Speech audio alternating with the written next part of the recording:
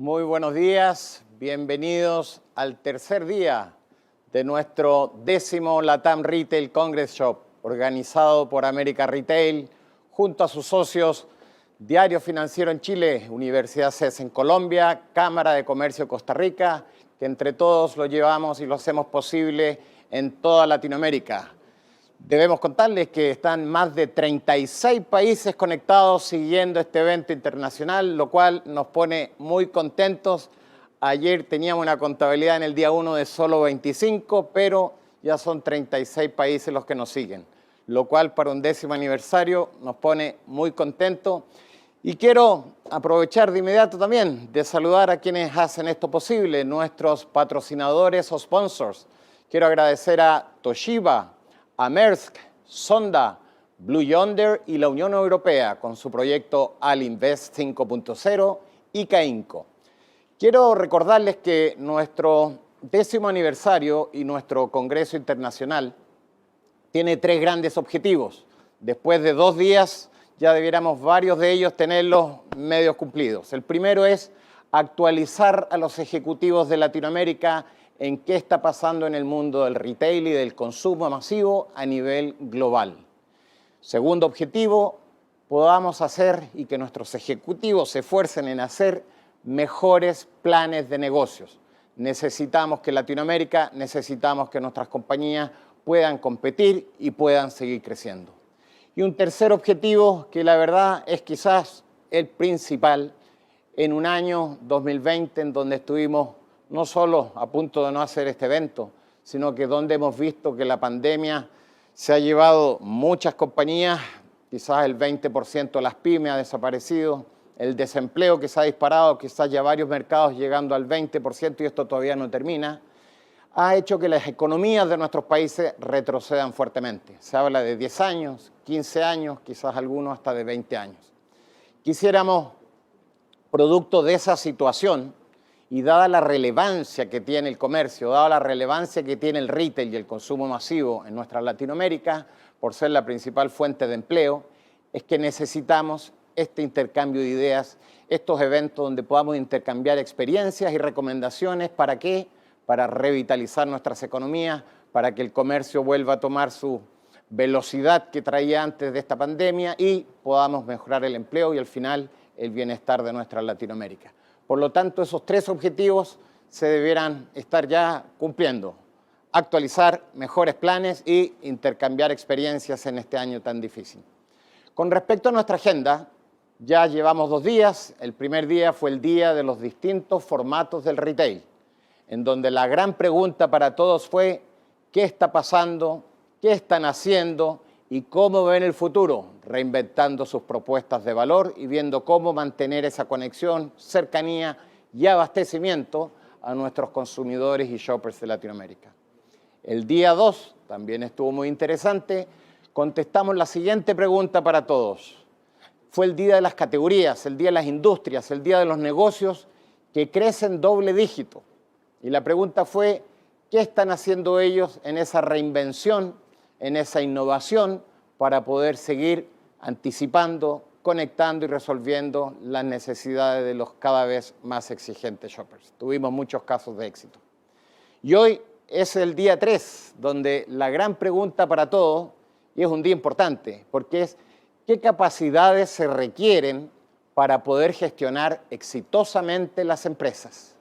Y producto de ello vamos a estar con 16 conferencias relacionadas a múltiples miradas con respecto a esas capacidades que se requieren, desde qué tecnologías, vamos a hablar de neuromarketing, vamos a hablar de geointeligencia, vamos a hablar de experiencia llevada a automatización en tiendas con tecnologías, vamos a hablar de la última milla, vamos a tener el visual merchandising, ejemplos exitosos de distintas marcas importantes en el mundo. Es un día, de nuevo, 3 horas de la mañana, 3 horas de la tarde. Les pedimos nuevamente toda la flexibilidad y la comprensión. Tenemos que conectar nuevamente para hacer nuestras conexiones con 16 expositores de distintos lugares. Por lo tanto, entre conferencia y conferencia, iremos unos segundos a buscar esa conexión. Esta mañana tenemos las siguientes presentaciones. Vamos a iniciarnos con Cantar. Cantar nos va a hacer una presentación de qué está pasando en una de las industrias y en uno de los canales que más se ha comentado quizás en este congreso, que es el mejoramiento del hogar. El hecho de que tengan a toda la población pasando 24 horas en casa ha producido una revolución, un boom allá adentro. Y vamos a tener a Cantar haciendo esa apertura. Después vamos a seguir con una compañía, una marca importante a nivel global, nos enorgullece tenerla en este 10º aniversario, es nada menos que H&M. H&M nos va a hacer una presentación. Después vamos a seguir con Maersk, experto en logística y supply chain, toda la cadena de suministro internacional. Seguimos con Toshiba. Y quiero dejar de inmediato claro, esa presentación, la de Toshiba, también va a tener la opción no solo de español e inglés, va a ser transmitida en portugués. Y es por eso que en su lobby, en donde están las botoneras, hoy día se ha activado también el idioma portugués. Pero solo va a funcionar para la presentación que nos va a hacer Bill Campbell de Toshiba. Después de Toshiba vamos a entrar a Última Milla. Vamos a tener a Rappi, su CEO desde Brasil. Vamos a tener a CongresShop, su CEO desde México. Y después vamos a seguir con Blue Yonder, expertos en inteligencia artificial, estimaciones de la demanda. Tendremos a su vicepresidente de Latinoamérica, don Miguel Álvarez. Y terminaremos la mañana con Sonda, compañía que también sigue teniendo mucho éxito a nivel latinoamericano e internacional, que traerá uno de sus clientes, que es Diebold Nixdorf. Tenemos entonces nuevamente una apretada agenda. Los invito, sí, entre conferencia y conferencia, a que visiten el stand de los distintos patrocinadores, están ahí mismo en ese lobby. También está la sala de preguntas. Al término de cada conferencia, se le pide al expositor que también se cambie de sala, va a la sala de conferencia, que es el lugar donde van a tener solo preguntas y respuestas quienes deseen. Y también se les recuerda, como otro botón que está importante, que es el networking. Todas las personas que estén conectadas debieran estar disponibles para recibir o enviar mensajes. No podemos asegurarte que todos ellos serán respondidos, sin embargo, ahí tendrán acceso para hacer incluso quienes quieran conectarse y puedan conectarse hasta videoconferencia entre ustedes. Así que, dicho eso, queremos iniciar nuestro tercer y último día de nuestro 10º aniversario del Latam Retail CongresShop de América Retail. Señores, espero que tengan una excelente jornada, que se cumplan los objetivos y vamos de inmediato a dar paso entonces a nuestro primer invitado. Él está sentado en este momento en Canadá, es de Cantar y su nombre es Amar Sirik, que nos va a hablar justamente de tendencias y su experiencia en mejoramiento del hogar. Amar, desde Santiago, gracias y saludos y bienvenidos a Canadá, el único expositor de Canadá en este evento que tiene 50 conferencias. Adelante, Amar. Welcome. Thank you very much, Pablo, and welcome everyone. And thank you for having me over. And thank you, Pablo, for introducing. And again, my name is Amar Singh. I'm with Kantar. I lead the home improvement channel as well as health and wellness for North America. And when we talked to Pablo and my colleague Dave Marcotte about what would be new and exciting for all the attendees here to learn from one of the strongest retail channels in North America. It was home improvement. It's like, home improvement is one unique channel. It's been super resilient throughout the crises, since the pandemic outbreak.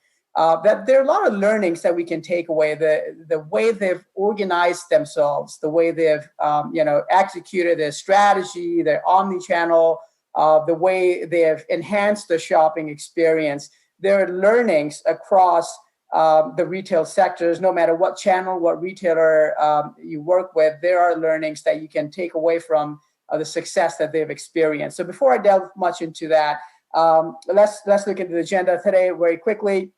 We're going to talk about the two main retailers within the home improvement channel, which are Home Depot and Lowe's in North America. Just talk about how they are realigning their strategy to address the current pandemic that we're going through. And then we'll talk about how they've optimized the shopper experience. to engage shoppers, to personalize deals and enhance their engagement with them. And then we'll talk about some learnings that you can take away and hopefully actionable enough for you to find growth and incrementality in these tough times. So let's delve right into it. So you may have seen this slide from Dave Marcotte's presentation yesterday, but it's worth mentioning here that both Home Depot and Lowe's have had an exceptional year so far. When we look at all the retailers, the one thing, we see the revenues grown tremendously. For Home Depot, their earnings are great. For Lowe's, it's a little lower because of the increasing, the SG&A costs with keeping the store sanitized, paying bonuses to the employees. But overall, like the revenue has been solid, and we can see the inventory levels are going up again. But the one thing retailers, may not know well how to deal with a pandemic, but the one thing they do know how to deal with a recession and how to prepare for economic uncertainty. And how they do it is by enhancing the cash on hand.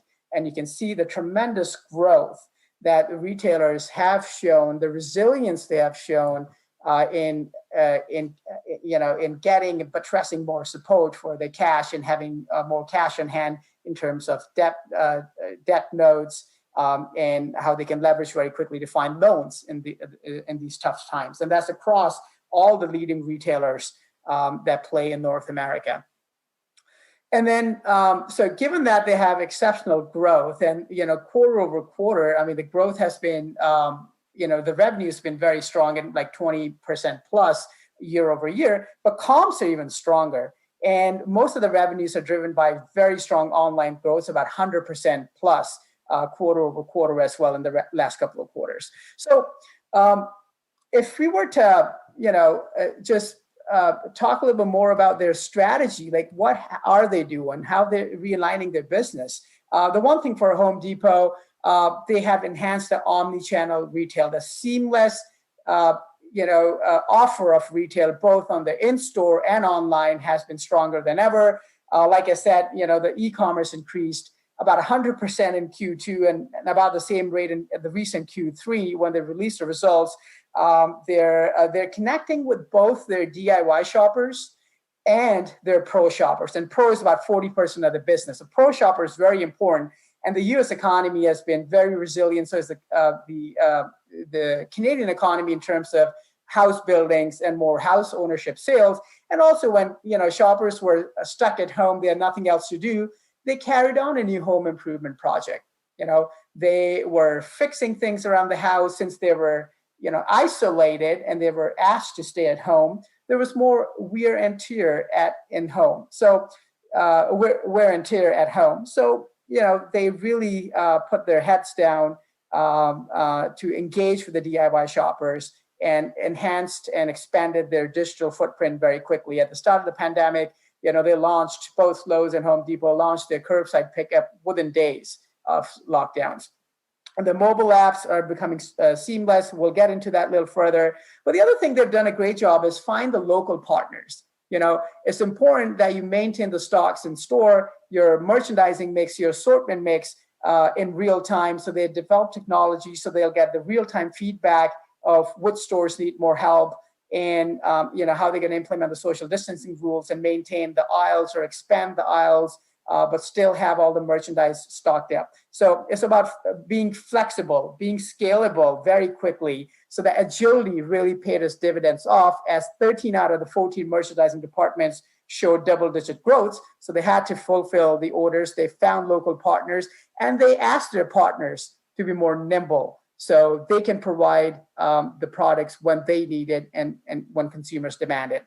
And commitment to safety, both in-store and with the employees, giving them, managing the store traffic, mandating masks and facial coverings. Although in some regions in the U.S. there was a bit of a disconnect with what politicians were saying versus what the CDC, the National Health Guidelines, were asking consumers to do. But Home Depot, Lowe's, both they showed a commitment to keeping the employees and shoppers safe, so they can feel secure when they're in store and as well when they're ordering online to come pick up their orders from store. So moving on to Lowe's, and Lowe's' strategy has been very interesting. They've been trying to rebuild the business, revamp the business since they got the new CEO come in. Marvin Allison's done a great job.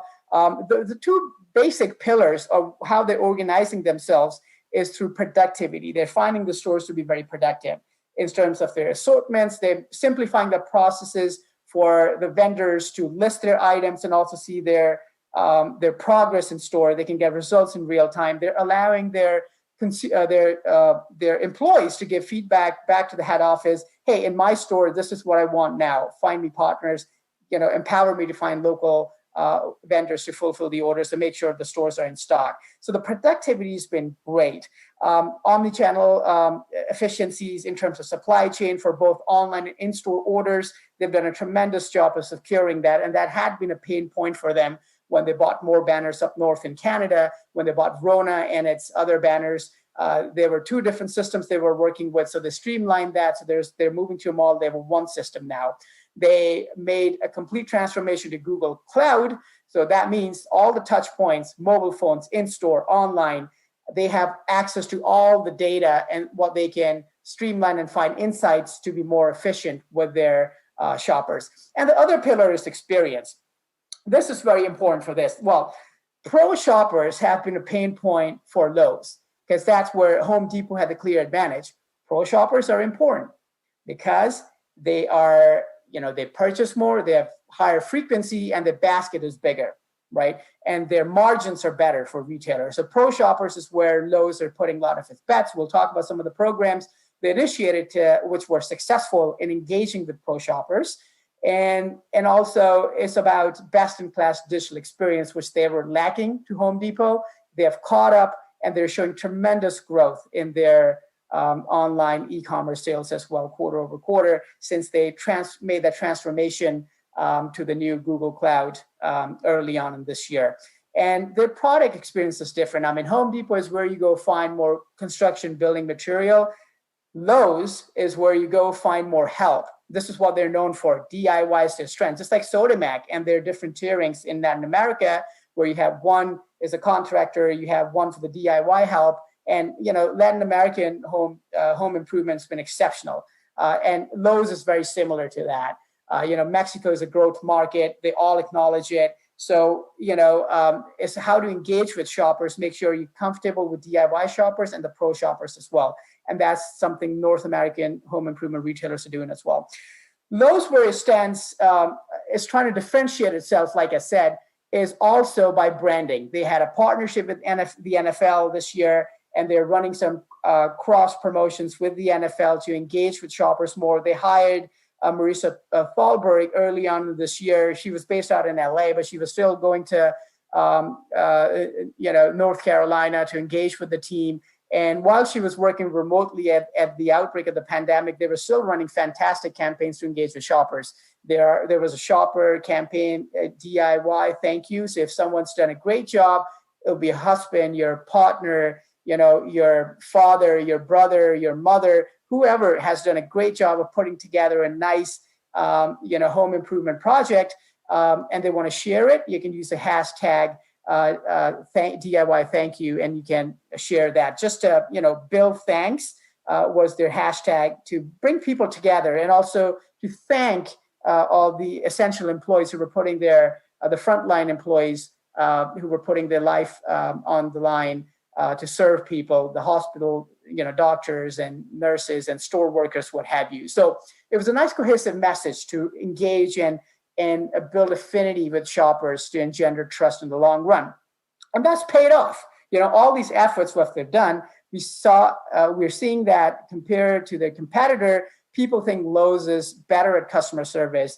They provide a more pleasant shopping experience. And also what Lowe's has done now, they're moving all their back-end operations to front of the store. So they're making sure that their back-end to front end associate split is moving from 40-60 to 60-40. So 60% of the people in store, the associates, they're actually helping consumers find the products they need and the help they want inside the store. So it's more engaging with them, and that's how they're trying to differentiate. So, At Kantar, we look at 4 different pillars to determine shopper experience success. The one of that is steering.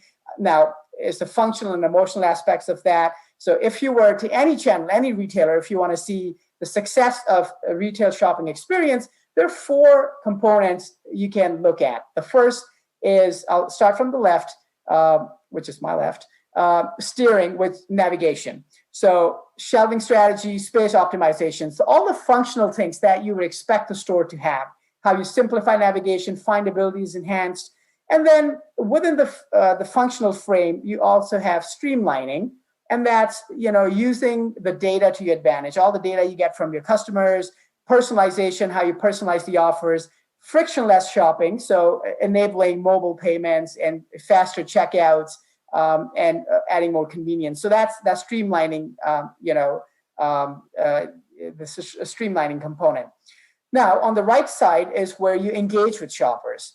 Just like with anything, you have functional engagement, and then you have emotional engagement as sensory. It's the element of touch. When you go and touch and feel things in the store, you handle things, the shelf support, talking materials, the marketing material, all those things, they come into sensory. And the last one is stimulate, the right bottom. And that's the element of surprise. You go to a store, you expect the store to delight you. That's what makes a shopping trip, fun. So the enjoyability factor, it's inspirational. You learn new things, you discover new things. And then it's digital integration that you can seamlessly shop in store and online, right? So, and those are the more components. And across all these 4 pillars of enhancing shopper, driving retail shopping experience, both Home Depot and Lowe's have done an exceptional job. And what we're going to do today, we're going to go through some of the examples that we think they've done a good job of engaging with the shoppers and enhancing and optimizing their shopping experience. So let's start with steering. So this is the front of the store. I mean, there were constraints. You had to make the aisles wider. The front of the store was shrinking. So what basically, Home Depot and Lowe's did, they made sure that the front end of the store is convenient. What they were doing is they were moving all the innovations to the front of the store where shoppers had to wait to get in the checkout lanes. They had the demarcations or where they have to stand before they reach a cashier or the self-checkout counter. And along the path, they showcased all the merchandising, all the high value items that shoppers can find right away. And that was successful. I mean, instead of shoppers finding the new innovations in the center of the store and the perimeters, they brought everything up to the front of the store to help them and inspire them. So that was one great achievement, and that really engaged shoppers right up front and moved the items. The second was about promoting the items they were in high demand. All of a sudden, when the pandemic struck, everyone just went to the stores and they cleared the shelves in grocery stores, but they also went to home improvement stores because they were finding new items which were keeping them busy. They bought all the groceries, but now they had to find more appliances, kitchen appliances, which they needed to cook.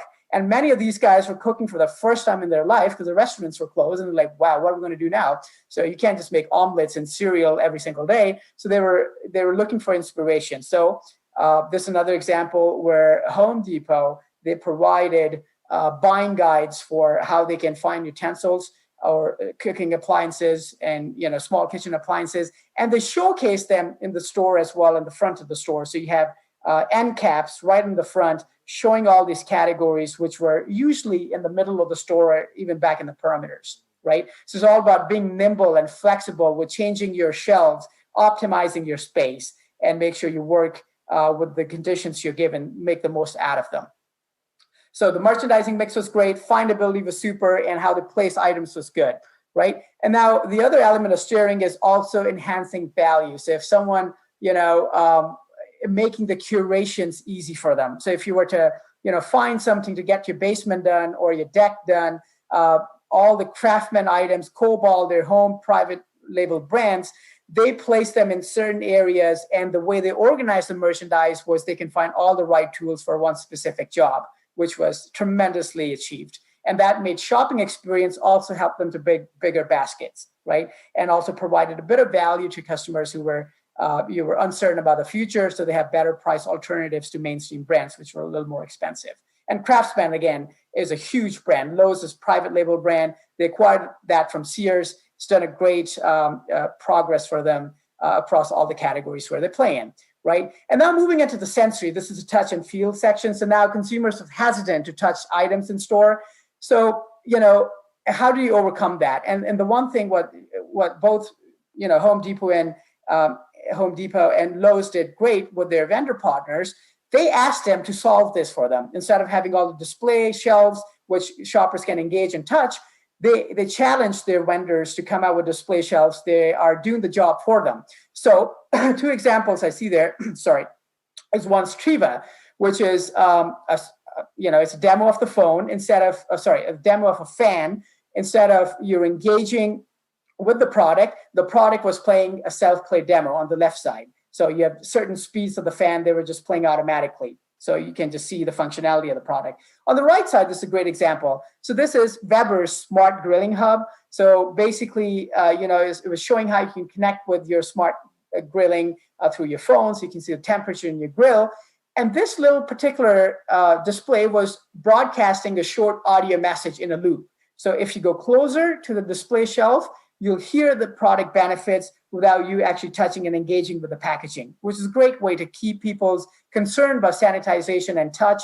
And, and given the pandemic, you had to keep your hands clean. They just overcame that by providing more inspiration through the multimedia touch points. So, giving that sensory experience where you can engage with the product without even touching it. Okay. And then the other thing is the transformation to digital labels now, especially on the whites category, the white goods, as we call them, the appliances. The traditional word is white goods. So high resolution displays, they're completely electronic. They implemented through, this is Lowe's, by the way, they implemented through all their appliance section.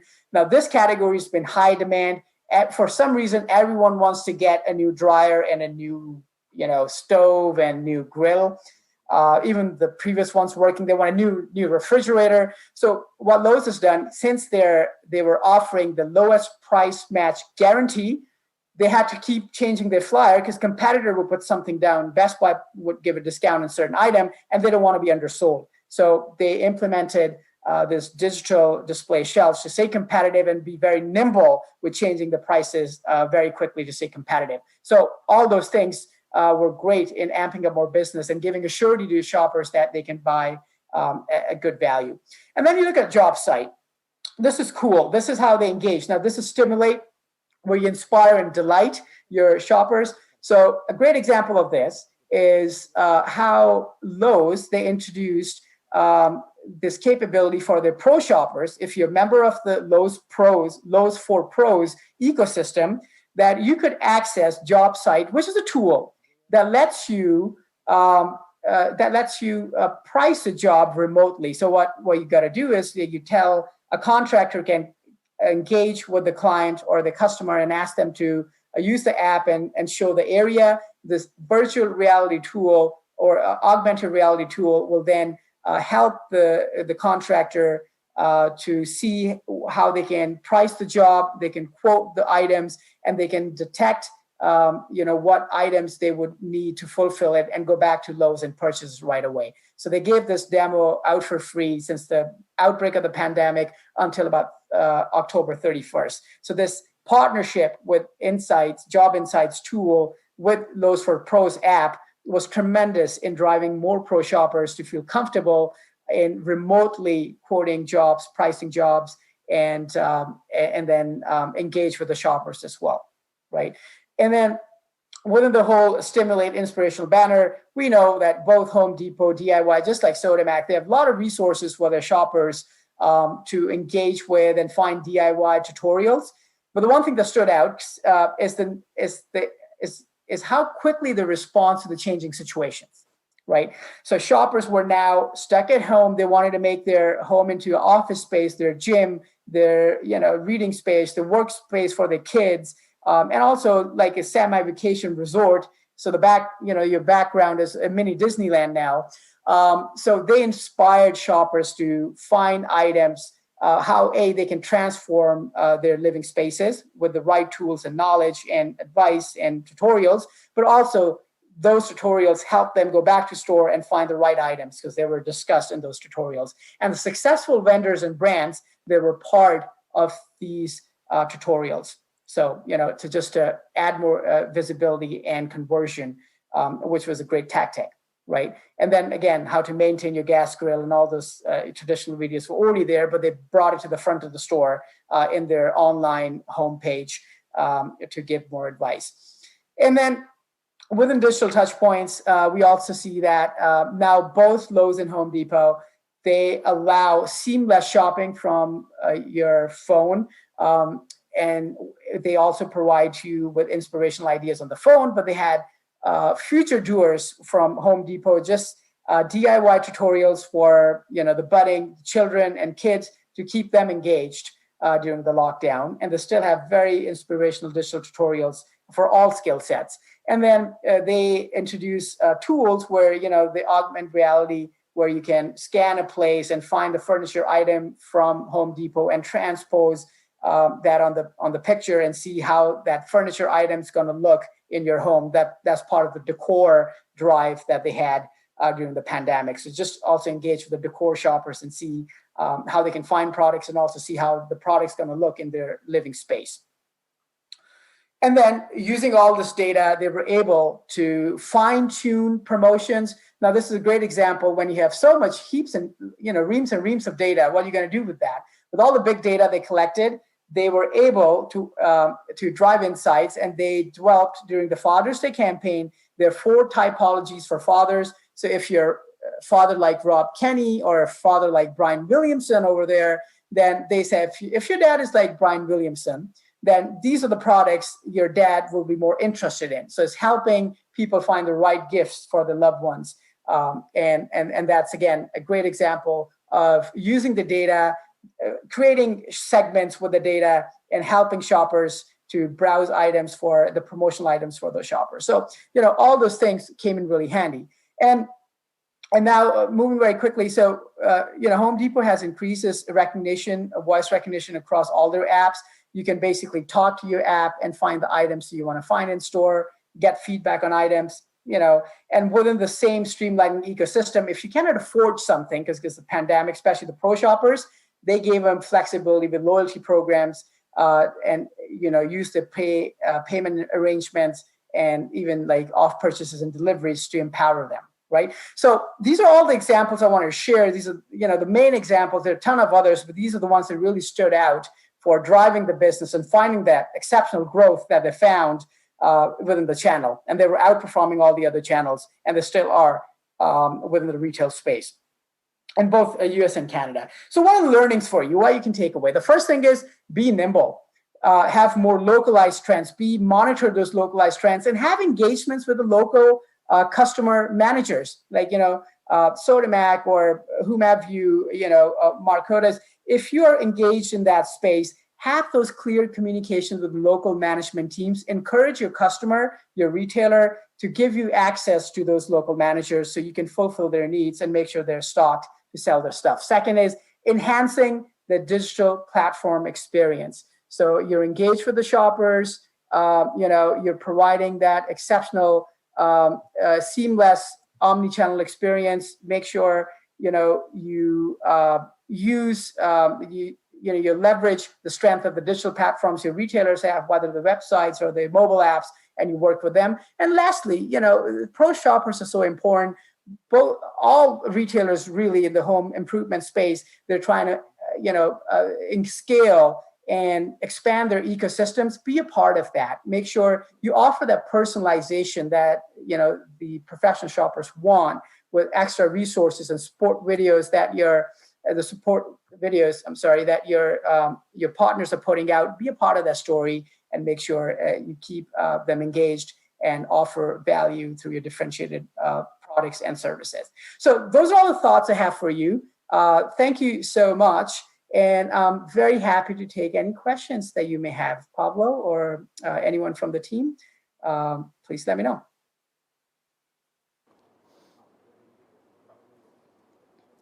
Muchas gracias, Amar. Excelente. Claramente nuestros amigos de Kantar tienen muy buena información, muy buen acceso a todo ese tema que es tendencias, insights, que son el input fundamental a la hora de hacer planes de negocios. Así que bueno, queda clarísimo después de esta primera conferencia que el tema del mejoramiento del hogar es una categoría, es una industria y no es solo lo que tradicionalmente venía estando dentro del mejoramiento del hogar. Todas las necesidades se han llevado a que se requieran de una forma distinta y hoy se están viviendo, usando, comiendo, consumiendo en los hogares. Por lo tanto, hay mucho aprendizaje que llevar a otros canales y a otras industrias y categorías. Nuestro próximo invitado es de una compañía de renombre internacional, H&M. La verdad que es una compañía que es un lujo poder decir que vamos a tener H&M en este congreso. Vamos a tener nada menos que al Senior Vice President de Global Logistics. Cuando hablamos del Senior Vice President Global Logistics, quiero decir algo de esta compañía. Esta compañía juega en el mundo de la moda y cuando decimos que juega en el mundo de la moda, es importante recordar un poquito para hacer esta introducción qué ha pasado en el mundo de la moda. El mundo de la moda, el mundo del fashion, se movía por muchos años con 4 grandes colecciones: los veranos, primaveras, otoños e inviernos. Sin embargo, la competencia, sin embargo, la aparición en los últimos años de lo que llamamos el fast, ¿han escuchado? Value Fast Fashion. Estas prendas, esta moda que por un bajo costo y con mucha rapidez ha llevado a que ya no sean solo 4 colecciones, sino que puedan ser 12 colecciones, es decir, todos los meses otro lanzamiento, todos los meses cambio de vitrina. Hoy día no es solo 12 meses, 24 colecciones. Eso ha hecho que muchos jugadores digan, wow, es difícil competir cada 15 días lanzando nuevos productos, cambiando vitrina, entrenando el equipo. Pero hay compañías que no lo hacen solo 24 veces al año. Hay compañías, y H&M es una de esas, que se acerca a hacer este tipo de lanzamiento casi todas las semanas del año. Todas las semanas hay novedades en las tiendas. Por lo tanto, ustedes se imaginan, no solo desde el punto de vista del shopper, que antes iba 4 veces al año a ese tipo de tienda, o hoy día navegaba 4 veces al año. Hoy día han hecho de que esa persona vaya 20 veces al año a esa página, 15 o 20 veces al año a su tienda. Ese es el poder del Value Fast Fashion. Veremos con pandemia, si después de la pandemia siguen existiendo estas ventas impulsivas a mejor precio y con colecciones que te llegan a cada rato. Por lo tanto, la logística que hay detrás para llegar todas las semanas a todo el mundo con esta cantidad de inventarios y de colecciones es algo que me imagino que nuestro invitado de ahora debe ser un experto en cómo hacerlo. Por lo tanto, quiero dejar con ustedes de inmediato a Mats Samuels, quien es el vicepresidente de Logística Global de H&M. Mats, muchas gracias por estar con nosotros. Desde Chile, un gran saludo. Okay, guys. Thank you, Paolo. I guess I am live. We have some technical issue here, but I hope you guys can hear me. But thank you. My name is Mats Samuelsson, and I'm glad to be here talking about H&M. So right now I'm sitting in Stockholm, Sweden. Next. So what is H&M? H&M is a Swedish-based company. I take a very short introduction about H&M, who was founded in 1947. 1964, we have our first store outside Sweden, and 1968. Actually, the name of the company was Hennes from the beginning, and 1968, our founder would like to have a really nice location, so he bought another company called Maurits, and now the name come up, Hennes and Maurits. But I guess people who knows us most of the time call us H&M. We went into the stock market in Sweden in 1974. Next. Today we are in 74 markets, actually 76. This is a little bit old figures. We have more than 5,000 stores.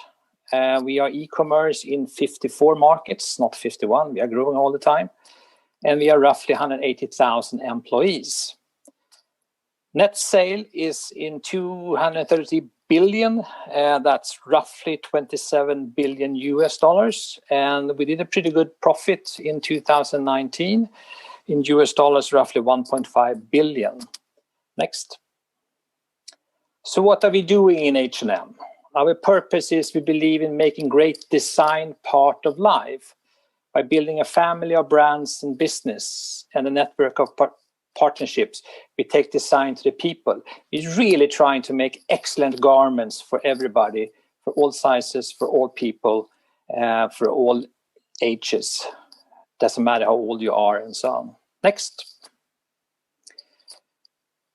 To be able to do this, the company has to grow, and we also have to live up to the way we are doing our thing, the way we are thinking with everything. And for us, customer is always first. Whatever we do, we always think about our customer. We also very value-driven culture in the company, and sustainability. Sustainability is really, really the pillar, one of the strongest things we always talk about in the company. You can say we have been passing 3 waves. We have globalization, open up store all over the world. We have digitalization, online, and now we are in the 3rd wave, sustainability. So sustainability are extremely important for us. And also long term, we would like to stay here. We should be here. We should try to change the world together with long-term business. Next. Our brands, you probably heard about H&M, but we also have sister brands or smaller brands called COS, Weekday, Monkey, H&M Home, Other Stories, Arket, and A-Found. We are not all over the world with all these brands. H&M are the ones most countries, but we are picking up and we are growing a lot with these other brands also. Next. And as I said, together, we really think that we have a sustainable fashion for the future. That's something that we really, really are aiming for. And how do we do that? Next. Our ambition, a company of our size and scale, has responsibility as well as a great opportunity to lead the change towards a more sustainable fashion and design future. That's the word coming from our head of sustainability in the group. And really, that's what we are aiming for. With the size we are, that we really should try to change the world, change the way we are working, and change the future. Next.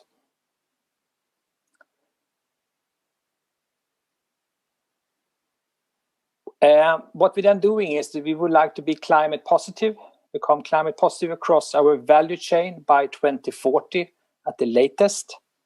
We would like to have 96% of electricity used in our own operation should come from renewable sources.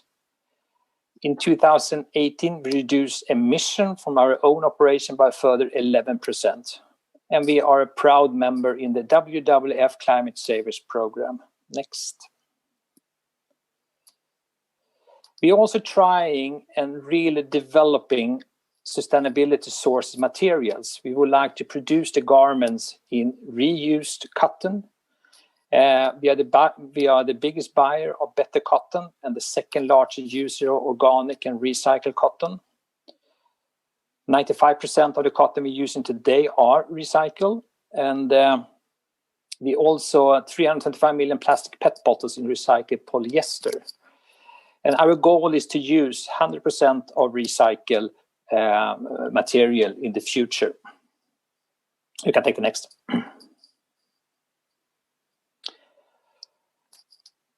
We were the first fashion company who launched global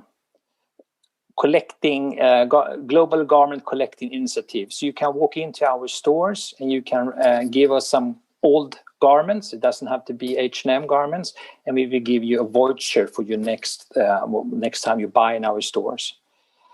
This has also spread to our brands, so they're also starting to do this in a bigger way. And 2018, we collected more than roughly 21,000 tons of textiles to reuse. And since we started with this, we have collected more than 57,000 tons. And these fabrics we are then reusing, and that's what we're then using for new garments. we actually have a collection, a special collection that we call reused. That was the whole collection was from these garments that we have taken back. Next. Supply chain. With the size we are working with more than 760 commercial product suppliers. And together they have more than 1,800 factories. And together they employ more than 1.6 million people in these factories. We don't own any own factories. We are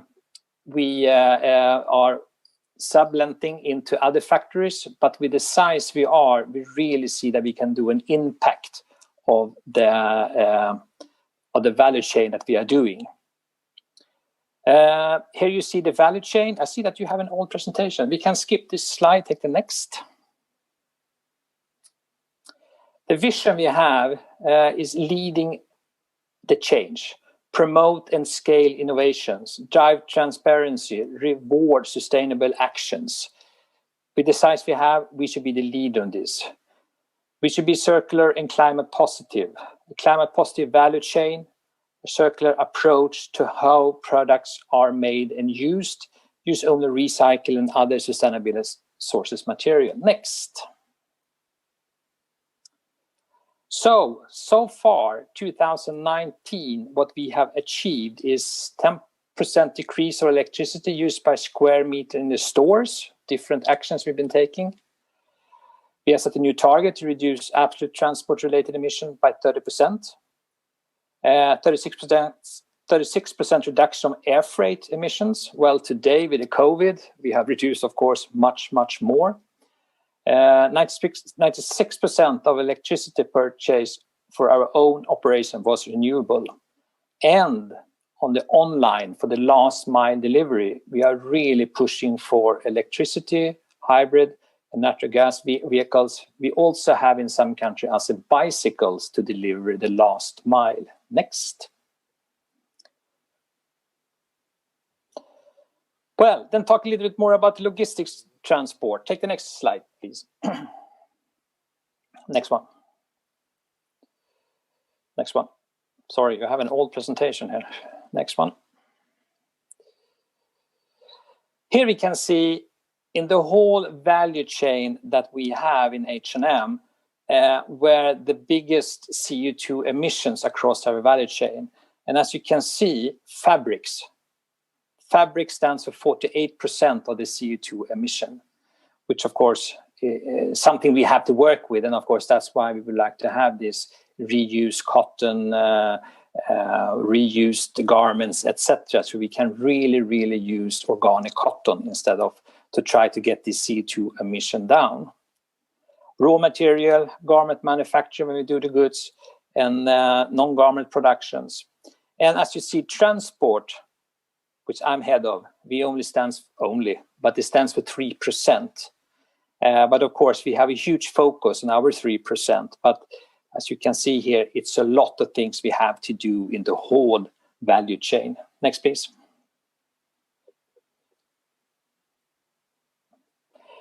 Here is just an example. We have the CO2 emission mode of transport. This is from Shanghai to Hamburg. It's like a 55 CBM, it's like a 40-feet container.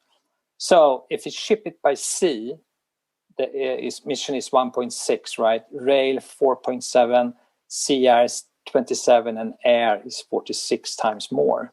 So, of course, we should not use air, and we should really try to use ocean as much as possible. On the right side, you see the air. Of course, you see the red is the cost. And you see how much more expensive air is. And of course, we get the goods home very quickly. Sea air, rail, and ocean. You can see the difference there. So, and today we all know with the COVID that air is extremely, I think the rates are up more than 200%. So we are really cutting down on the air freight. But this is an interesting way of looking at this, and also interesting to see how this is how we H&M is doing it. Compared to our competitors, who's then using much more air than what we are doing. So we have different business models. Interesting. Next. And here you can see the quick facts about us. that we are using ocean 81%. I think today with the COVID, we're more than 90% of all our cargo are going by the sea. Rail 13, sea 2, sea air, sorry, and air 4. Well, air is down to 1 today, and sea air is maybe 1.2, 1.3, and that's actually bigger than air, which never happened before. We are working with more than 1,600 pair ports.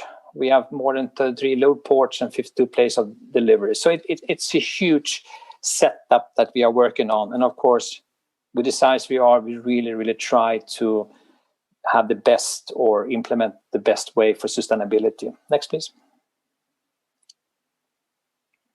Take the next one. We are really looking into renewable fuel strategy. We promote second generation renewable fuel. We promote electric vehicles. We promote LNG, CNG. We also promote lowest cost over time. But we also are very clear on avoiding potential negative environmental and health impacts, what that could be with the renewable fuel. It's a lot of new things popping up out there, and we really have to know where it's coming from and how it works. Next, please. To be able to improve and to work with other companies, we are a very active member in different areas. There is a path coalition in North Europe. We are an active member in Clean Cargo. We are actually in the board for Clean Cargo, and we are one of the founders of the Sustainable Air Freight Initiative, SAFA. It was one of the buyers who really pushed hard that we should have the same setup as for Clean Cargo, as for air, as for sea, as for air. Green Freight Asia, Network Transport Measurement, and Global Logistic Emission Council. So we're very active in these different forums and push hard for the environment. Next step. Next one. We do a lot of different projects, and I think one of the largest one, and I think probably one of them that we are most proud of, is that we did together with Maersk, we entered biofuel initiative. We use cooking oil is collecting across Europe and proceed into biofuel. The biofuel is carbon neutral, enabling a zero emission ocean transportation. H&M together with we actually in November, I'm standing down there on the picture, and I'm actually bunkering this huge, I think it was 7,000 or 20,000 TEU ship from Maersk, and we committed us to transport more than 20,000 TEU on this biofuel, which we are extremely proud of. Story says when you are passing a bridge and the ship is sailing under you, you can feel the smell from the pipes of the cooking oil. You should feel the franchise taste. I don't know if that's true or not. It's time for a short video from this biofuel project. So please start the video.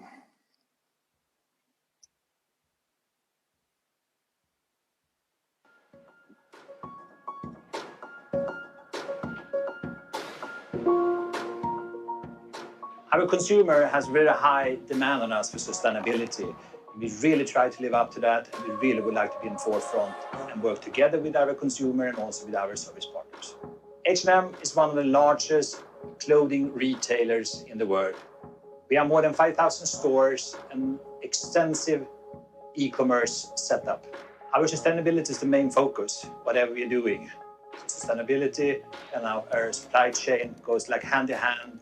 We have to put high goals, which we try to achieve. So we're very tough on it, and we also put a huge demand of our service providers in supply chain to fulfill our requirements. Both Maersk and H&M are members in Clean Cargo. We're pushing a lot of questions in the forefront.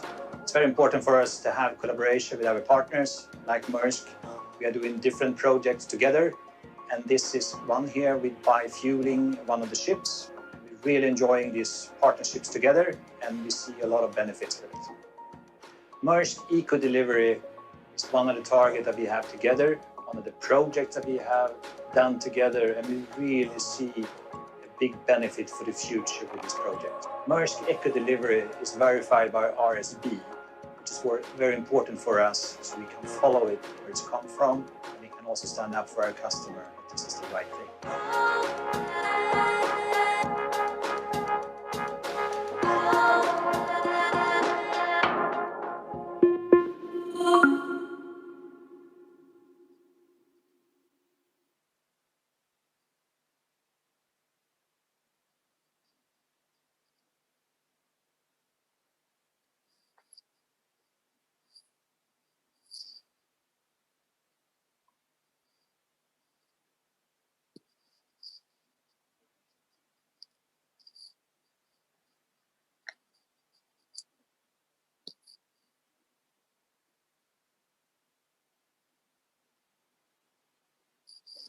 Okay, that was all from me from H&M. Thank you very much for listening, and thanks for having me here. Thank you.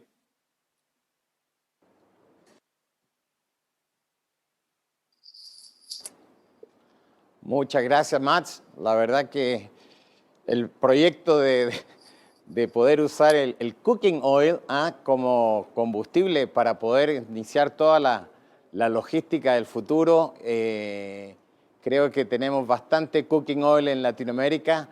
Creo que ese proyecto que están trabajando junto a Maersk es realmente algo que quisiéramos escuchar más, pero muchas gracias nuevamente. Ha resultado perfecto la transmisión desde Suecia y qué bueno que tuvimos a H&M. De continuar, quiero volver a agradecer a nuestros patrocinadores porque justamente uno de ellos, que es Maersk, quien es el que viene a continuación, es quien nos ha permitido tener esta mañana a H&M compartiendo con nosotros. Nuestros patrocinadores, saben, son Toshiba, Maersk, Sonda, Blue Yonder, Unión Europea, Alinvest 5.0 y Cainco. Así que agradeciéndoles a ellos y agradeciéndole a quienes permiten llevar esto a todos los países, queremos iniciar nuestra próxima conferencia.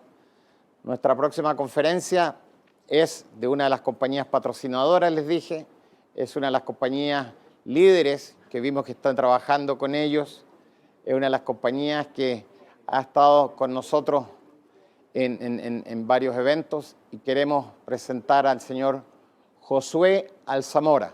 Josué Alzamora es el Global Head de la vertical que ellos llaman Lifestyle, de la compañía que su nombre completo es AP Møller Maersk, y él está en Dinamarca, así que estamos tratando de hacer la conexión, segundo país nórdico que tenemos este momento, lo teníamos hace un momento ahí en el aire, con Suecia nos tomó 20 segundos la conexión, a ver si Dinamarca, que está al ladito, nos resulta, pero si no logro hacerlo hablar, vamos unos segundos a comerciales, o lo tenemos. Josué, ¿estamos?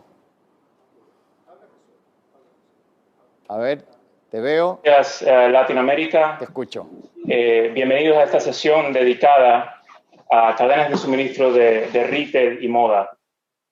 Hoy tengo el placer de presentarles y le quiero dar las gracias primeramente por estar aquí con nosotros, tomarse el tiempo de unirse a esta sesión. Hoy voy a presentarles en inglés, dada la audiencia internacional que tenemos con nosotros, y también de que la presentación está en inglés. My name is José Alzamora. I'm the global head of the lifestyle vertical at Maersk. And I've been 20 years in the logistics and transport industry across Latin America, North America, and Europe, very much focused on supply chains and our customer businesses. As such, I've had the chance to really be especially close to retail and fashion supply chains along the way. Now, to give a very brief introduction to Maersk. Maersk is a logistics and transport company dedicated to connecting and simplifying the supply chains for our customers. And Maersk is in the process of transformation. And as such, transformation is actually a shared agenda. We see that transformation is not something only about Maersk. Along the same lines, in the last few years, we have noticed very clearly how many of our customers are in the same process of transformation or are in some degree of transformation for their own business. So with that, I want to point out a specific project that we launched earlier in 2020, focused around specifically transformation together with Bloomberg, called Transforming While Performing. And I just want to leave you with one topic that we found was a unifying topic around all of the transformations that we see across customers. And that is that many of these transformations are actually leaning on the subject of adapting in order to meet the customer needs. The businesses have a need to adapt, but when we think about the business as a whole, we need to think right away about supply chains, because supply chains are very close to the final consumer and to the customer. So when we think about transformations and on a scale of a business, we need to think right away about supply chains. And now I want to talk about the transformation we have gone through and continue to go through at Maersk. But I want to talk about it in the context of the transformation that I see also in the industries of retail and fashion. If we look at the client centricity, I have had first-hand experience in working with many of our customers within retail and fashion, and can say that I have seen over the past years how their strategies have been increasingly shaped around the consumer, both on a corporate level, but also specifically when it comes to logistics and supply chains. So it has been an important lever for companies to focus attention and take some action that I will go through a bit later. The second point is the service portfolio. And here I can correlate this to the number of sales channels that are now present in a business. And when it comes to supply chains, of course, there is a need to adapt a business to serve all of these customers that are now accessing different sales channels to buy. So there is a need to adapt in that sense. The third point on digital transformation is something that we have seen across various customers. It's crucial in order to enable scalability in an increasingly complex scenario across the supply chain. And I will also talk about that a bit later. And then from the standpoint of Maersk, it's very similar what we're going through. Our client centricity is basically to make sure that we get closer to the strategy of our clients. We are shaping our organization with more teams across different departments in the organization to make sure that we have that depth and that level of understanding of the different industries. For example, for retail, for automotive, for chemicals. In terms of the service portfolio, we are expanding and enhancing that portfolio based on the fact that our customers have been asking for it, have been asking for further integration. And that is also a response and part of the journey we're going through. And the digital transformation, of course, that we have a number of initiatives I can point out towards. For example, the one with IBM around blockchain. But in essence, the takeaway here is the fact that transformation is actually around us, both from our customers and also at Maersk. And now I want to talk a bit about the trends that are influencing retail and fashion supply chains, at least the most prominent ones. But before I get there, I want to pause in this snapshot, which is part of a broader survey that we made together with the intelligence unit of The Economist very recently, actually. In this survey that we made to 450 companies across retail, fashion, and consumer businesses, we asked one question, which was challenging situations or challenging topics facing retail supply chains. And the first three with the highest ranks with 41% was high fluctuation in customer demands, lack of flexibility, and then meeting customer expectations. Now, if we look at the three together, we can think of increasing complexity. And that is actually what I want to talk about as we go into the trends. There is an increasing complexity in supply chains. There is more fluctuation than ever, and I will explain a little bit why that is. And of course, there needs to be more adaptability as we face those fluctuations in order to meet customer needs.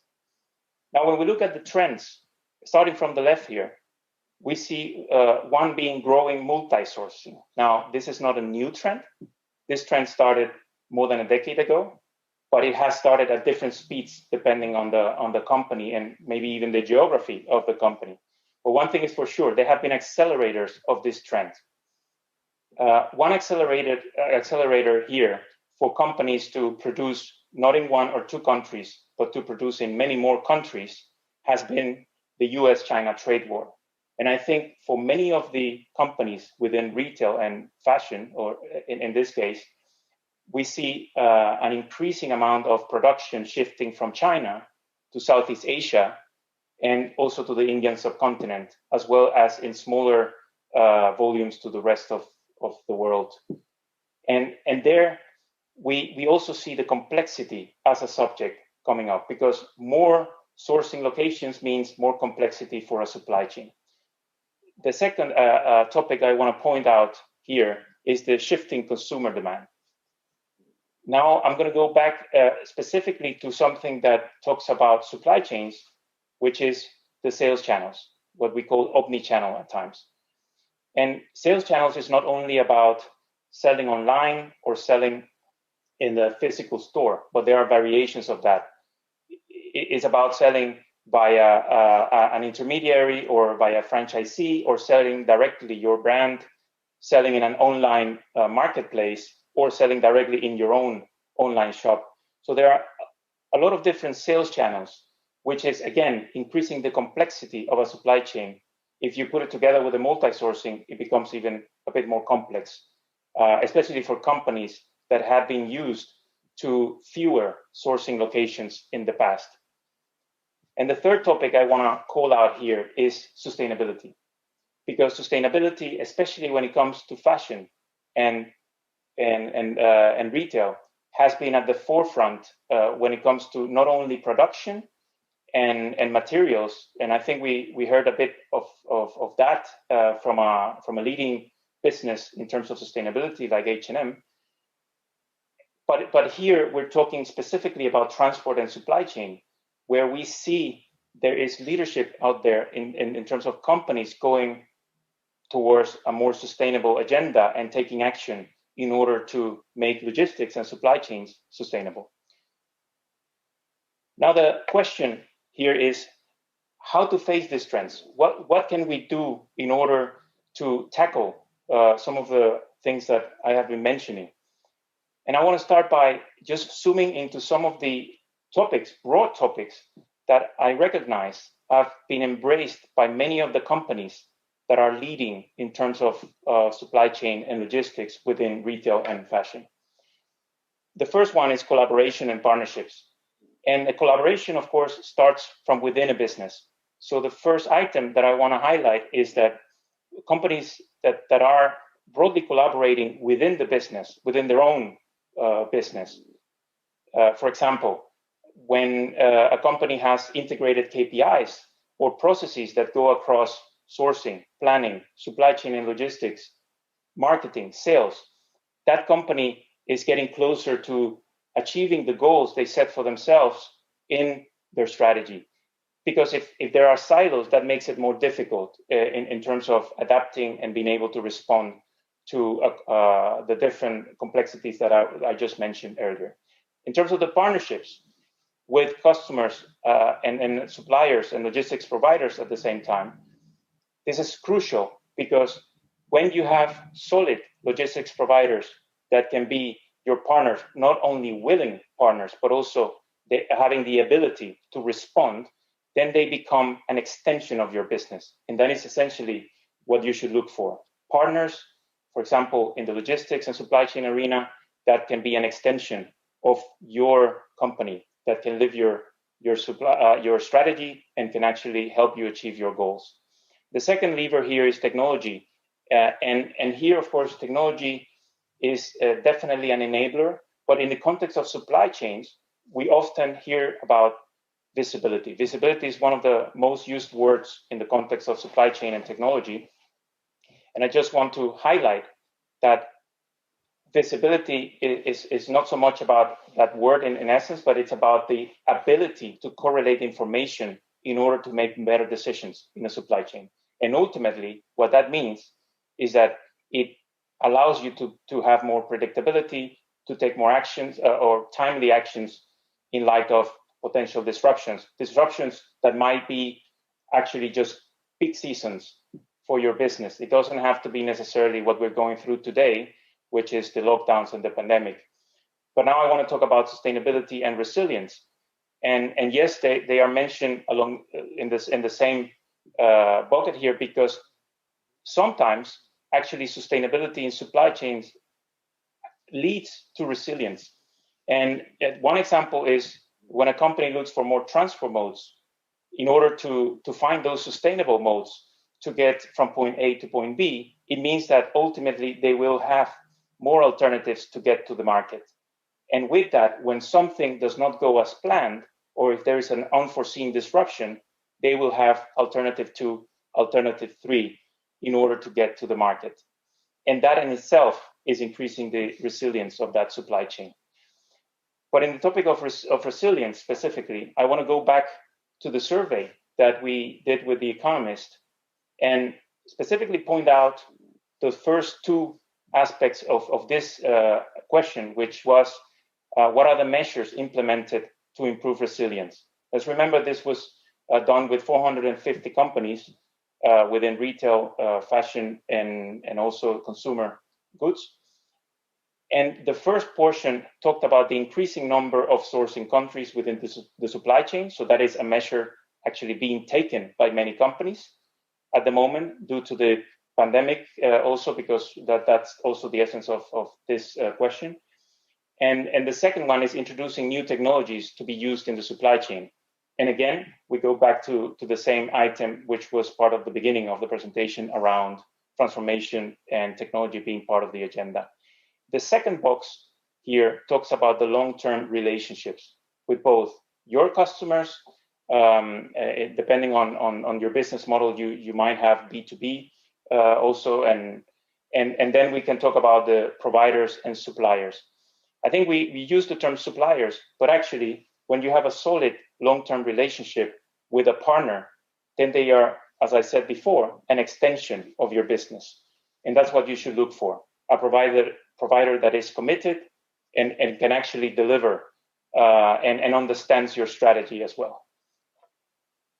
And then with that, I want to give you a snapshot of some of the groups within the sustainable arena. And as I mentioned earlier, we talked about collaboration and sustainability in different ways. But here I want to talk about collaboration specifically around sustainability.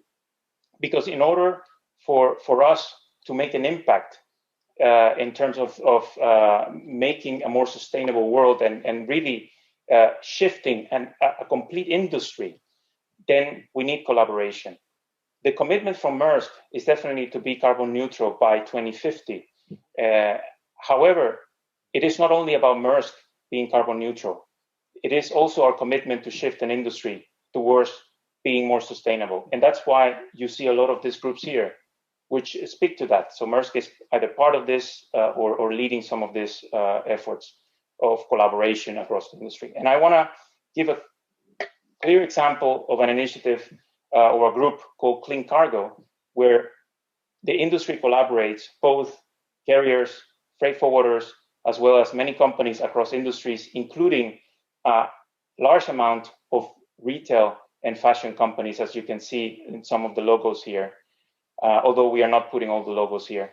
It represents 85% of all container shipments represented here in this group. And this is the group that looks into best practice sharing, innovation, and inspiration on sustainability within supply chains and logistics. And we have methodologies that are verified so that we can benchmark across. And then with that, I want to leave you with a few takeaways based on the presentation from today. And the first thing I want to point out, again, is that complexity is an increase. And complexity is here to stay when it comes to supply chains. So reducing complexity as such is something that we sometimes hear or even say. However, retail and fashion supply chains will continue to have more complexity, especially as we see an increase in online sales and the demand for different sales channels. The same consumer might want to buy today online, but in 2 weeks or next week might want to go to a store when that is possible, of course. But in essence, this is also a complexity in terms of predicting how consumer demand and customers will actually want to purchase, which then permeates the whole supply chain. Then in terms of the response to this, or the real question here is, how do we harness that complexity? And the second point talks to that. The long-term partnerships and the technology that you can deploy in your business and in your supply chains will simply add flexibility and resilience to your business and to your supply chain, which I mentioned earlier as well. And then the third point here is that the sustainability agenda and the action needed around sustainability is already being taken. Consumers are asking for this and are willing to actually select brands or products in relation to how sustainable a company or a brand is. So this is a big differentiator and a big ask from consumers as well and customers. And I want to leave you with the last thought here, which is that supply chains are not meant to be just the cost in the balance sheet. Supply chains that are really strong, and we have a lot of experience with customers and companies that are leading in terms of their supply chains globally, they are an enabler for business growth directly. So I want to leave you with that thought, because it is really important to note that the supply chains are really a core component of a business and a core component of the ability of a business to grow. And then with that, I want to leave you with a number of reports and articles that you will have access to if you visit the shop within the conference site. You will find the Maersk logo, and then you can go directly to some of the links in case you want to download or look into some of these aspects of some of the topics I've been mentioning during the session. And with that, I want to thank you very much again for being part of the session. I want to thank the organizers for making this possible. And yeah, I just want to say thank you again, and have a very good day, and stay safe, everyone. Muchas gracias, Josué Zamora, desde Dinamarca, empresa líder en logística, y él a cargo de la vertical Lifestyles. La verdad que con esta nueva presentación o conferencia se siguen aclarando cuáles son las recomendaciones. No solo que supply chain es una ventaja competitiva y no hay que verlo como parte del costo. Efectivamente, para poder estar en todo el mundo todas las semanas hay mucho más detrás.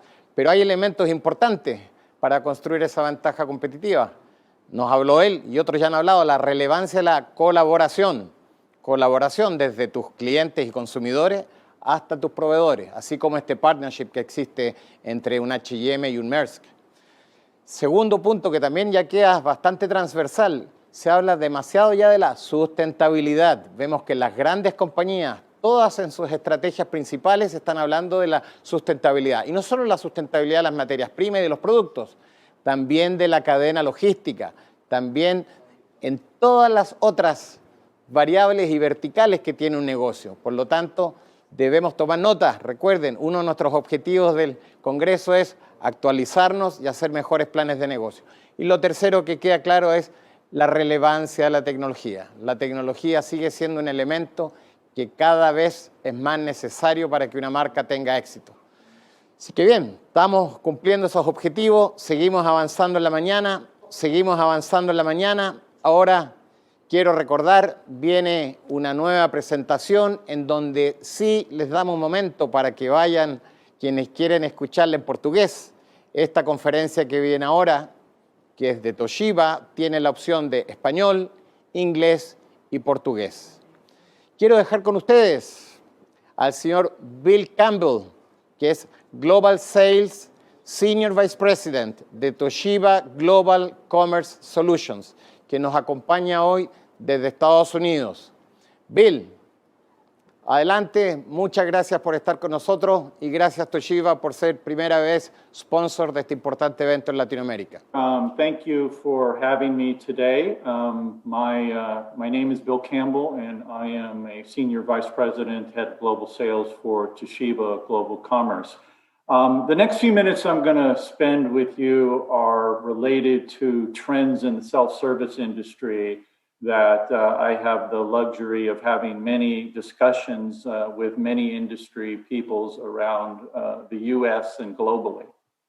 A little bit about myself. I am, as I said, responsible for global sales within Toshiba, but I've also been in the industry for quite some time in a lot of different technology companies, as well as being a retailer and a chief information officer for retail as well. So my expertise spans technology, store operations, and various retail systems, as you can imagine my job entails. So what I want to do today is talk to you about some of the trends we experience and some of the challenges that we face as a retail industry. Lots of forces and factors are going on in the market today, but a very common theme amongst our retailers and people I talk to is the need to react in a much faster way than they ever have before. Lots of things like agility come in due to competitive pressures. Other aspects of the business want faster replies to customer demand. And of course, there's always the question. Esta reunión está siendo grabada. Do you build? Do you buy? Do you extend what you have? Exactly how do you create an agile environment in the technology side that responds to your customers and your internal demand? Of course, COVID has placed a whole new emphasis on that and really turned the business model upside down for a lot of retailers. And we'll talk about that during my presentation. What most people encounter is a very complex retail environment that was built over 20 or 30 years. Most of it, if you've ever seen a total picture of all the data flows within a common retail environment, it's made up of many hundred different systems, some bought, some built, some people don't even recall how they are all put together. But if you look at them holistically, you can understand that retail is far more complex than most people give it credit for. So if you want to change anything or you want to make it faster, you probably are touching dozens of systems that are in play for all the data that flows within an organization. Another aspect of people tend to overgeneralize the word retail. Retail is very specific and really made up of 6 or 7 different subverticals. Each of them have different transactional aspects that are slightly different from one another and highly specialized. For instance, in a grocery environment, massive amounts of data and transactions as opposed to hospitality, which is much less and have different aspects of need. And likewise with all of the different subverticals within retail. So I tell people all the time that you can't just generalize, when you talk about retail. It has to be specific by subvertical, and you have to define the differences that are in one subvertical versus another. A question often asked of us is, what is the right tool to conduct a transaction? There are many different tools, whether it be a typical front end, whether it be a self-service device, whether it be a self-checkout device, whether it be a mobile device. And of course, what COVID has really brought to light is the buy online, pickup in store aspect of a transaction. You know, who would have thought that was the primary transaction that would be happening in a pandemic world? But all of these type of transaction mechanisms are in play and in various forms of transformation inside of retail. A lot of our clients and other clients globally are looking at re-architecting the front end in what's called front-end transformation. You will see this model of an actual store that was built by a retailer to suggest that what used to be an attended front end, with a majority of the front end being with cashiers and attended lanes, now being a self-service or self-checkout dominant front end. So labor and the need to serve your customer in a very different way than what is a typical front end attended mode to a very centric self-service and self-checkout mode. One thing I will want to discuss also is the differences between self-checkout and self-service. They are not the same, and we'll talk about that in one moment. So far in FY19 and FY20, there is a record year for shipments with SCO for self-checkout by providers like us and others globally, partly because of the pandemic, partly because of our customers' desire to re-architect the front end, as we talked about. Self-checkout is really in its third or fourth evolution as a product set. So they've gotten much smarter, much better, much more intuitive.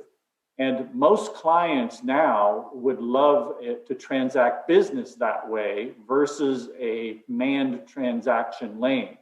So the ability to offer multiple choices to your client base is really an important thing for you to provide the experience that they're looking for today. And as I stated, front-end transformation, while it's not unique to one subvertical within retail, the differences are there related to what constitutes a self-service device versus a self-checkout. If you think about it this way, self-checkout is a form of self-service, but it has intelligence, weight database security, and usually enterprise management capabilities for somebody who has a large number of the stores that wants to deploy self-checkout and manage them from a central perspective, as opposed to self-service, which could be just a construct of componentry minus all of the intelligence. But we have a variety of these that, depending on the retail subvertical, that they are looking at implementing, and even so much to have a very extreme self-service, meaning very few manned lanes with the majority of the front end being self-checkout. So a lot of experimentation going on in subverticals. And this is really a global phenomenon for us. Now, what also has happened in the retail industry is a series of trends that have caused substantial disruption in the industry. The empowerment of consumers is ever growing, and they are demanding to have a choice to essentially transact and check out in a manner that they deem appropriate. So no longer is it acceptable to just offer even a self-checkout or a manned environment. They want mobile, they want varieties of self-service, they want cash and cashless, and they want a manned lane. So the choice of how they check out is determined by them, not by the retailers. If I could also look at the disruption of discounters versus everyone. Companies like Lidl and Aldi in Europe and other high discount entities have really brought price to the forefront and are really attacking the full service retailers that didn't rely on price as their strategy. Technology is playing a large disruptor in most of the industry globally.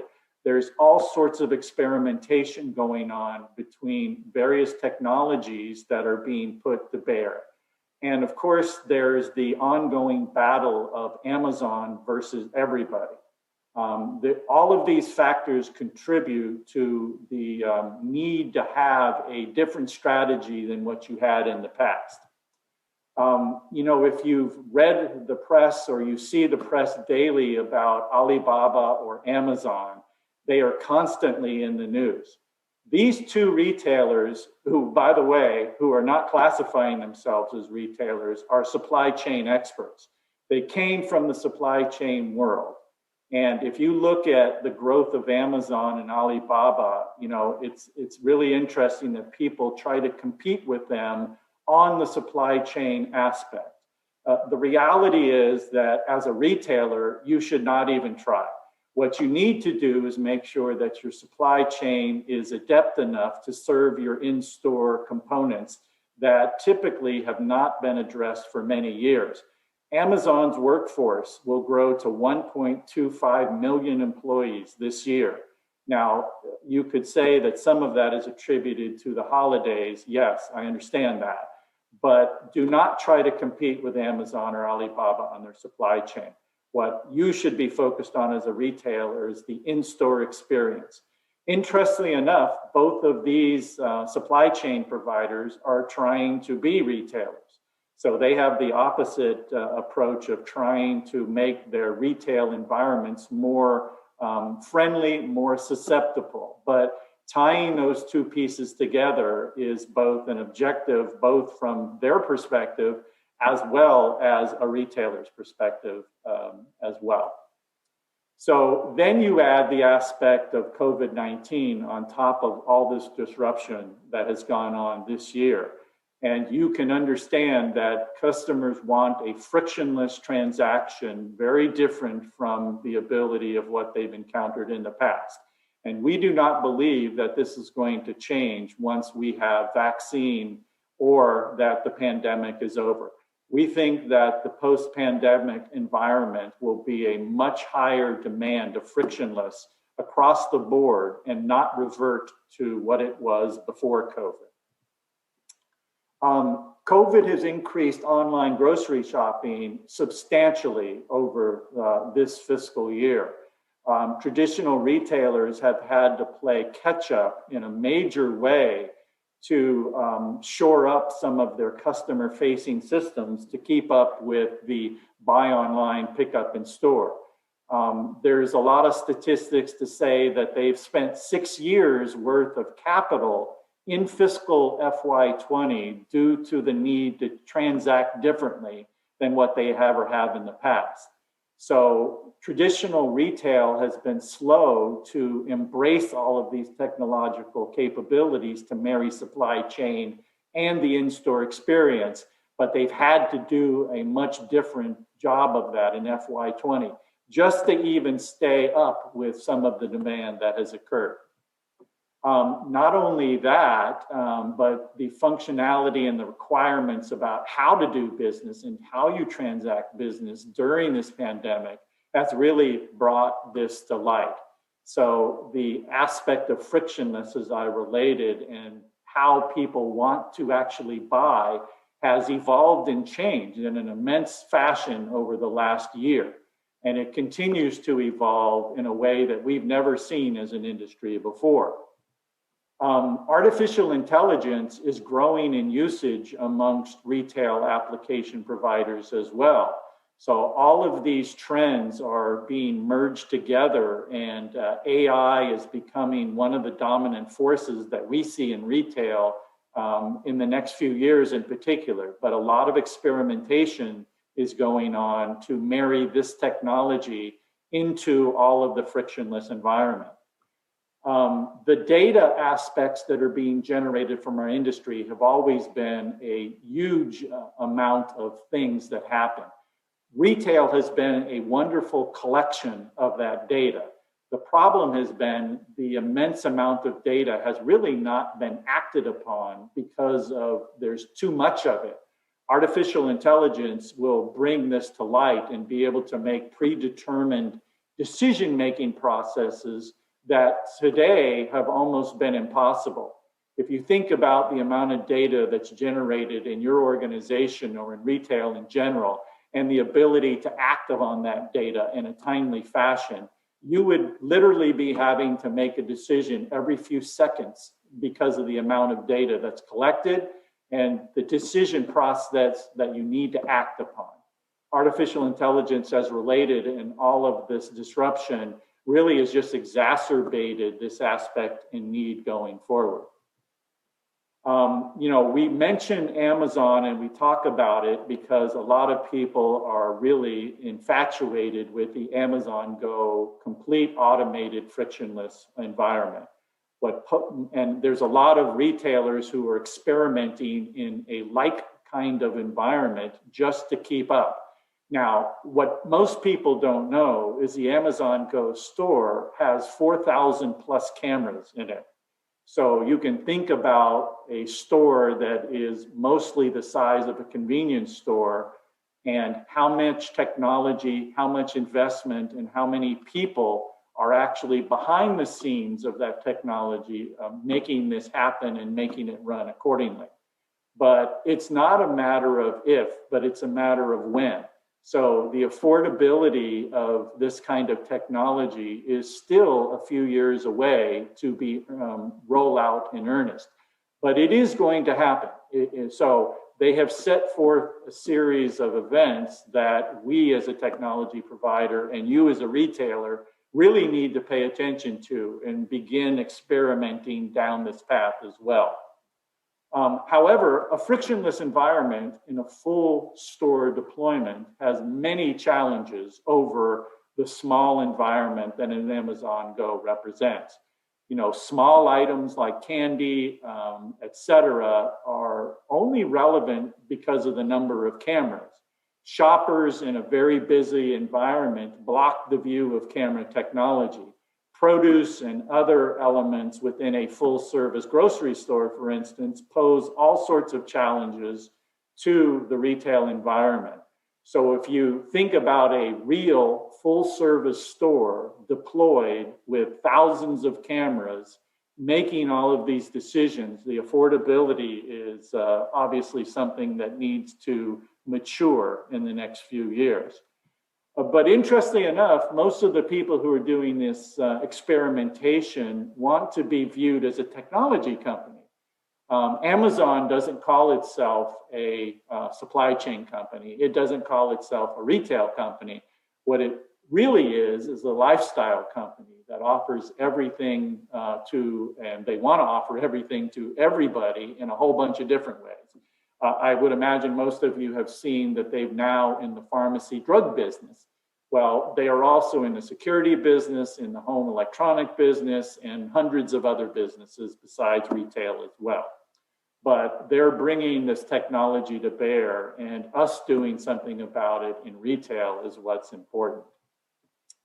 So to sum that up, a seamless store solution is an assembly of a variety of technologies, not just self-checkout or self-service, but AI components, loss prevention components, actionable insights on all the data that's being generated, and of course, camera technologies.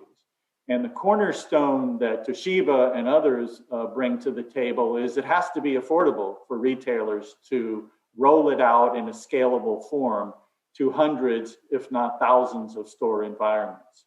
So we're going to show you a little bit of that journey and how these technologies kind of weave together. We view it as an evolution. The evolution begins from a manned environment, experimentation on self-service and self-checkout technologies, all the way through the continuum of AI, data, and camera technologies.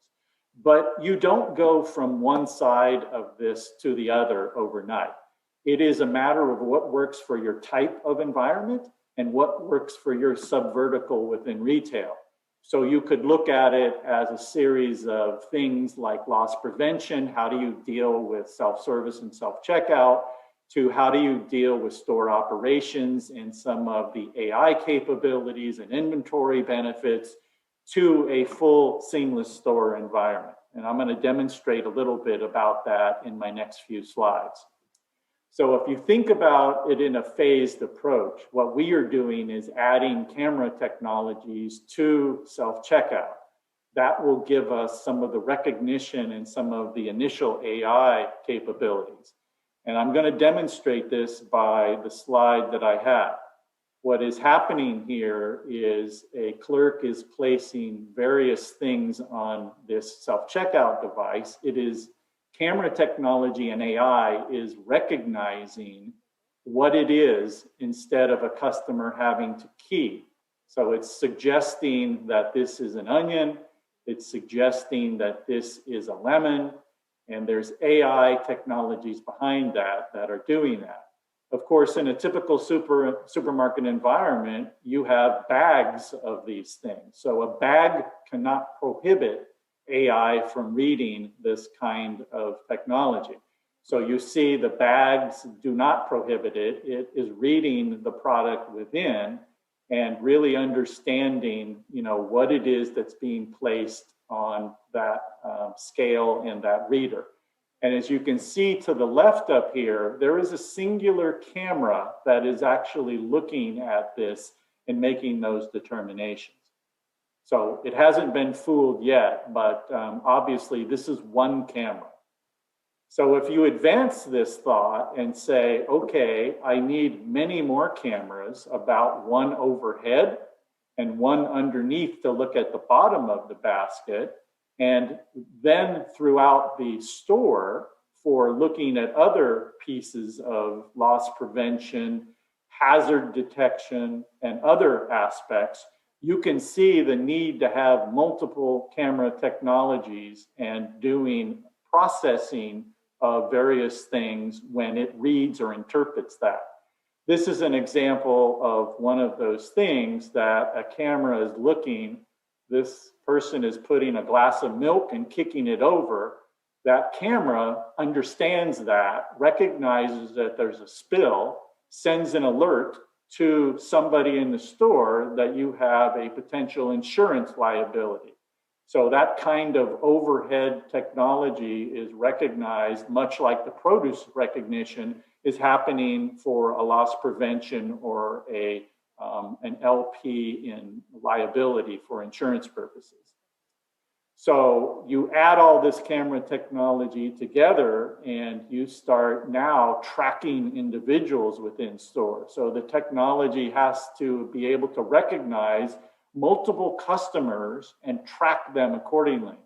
As you can see in this graphic, these technologies are recognizing a customer on each side, tracking their whereabouts and movements, and understanding where they are and what they're doing within an environment. Additionally, what we are also doing is placing sensor technology underneath products. So when somebody comes and lifts up something from the shelf allocation space, we can track it to an individual that the camera has identified and essentially ring it up in their basket. If they put it down somewhere else, it recognizes that. It can be used for out of stocks. It can be used for if you put that item in a different location, it can recognize that, or the shelf needs to be restocked, and a variety of different things from a in-store capability.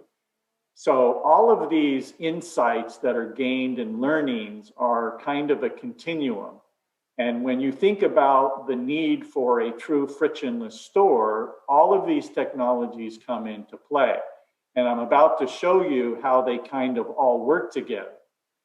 This environment is a person comes in, this is kind of the handheld that it knows. So she has picked up an item, the sensor pad recognizes that. It actually is, she puts them in her basket. It actually is creating her shopping list. Down here, you can see multiple people that are being tracked in the store. She goes to the checkout with a QR code. The technology reads that QR code in a frictionless way, rings up her item. Essentially, in this case, it could be ringing up to a card on file.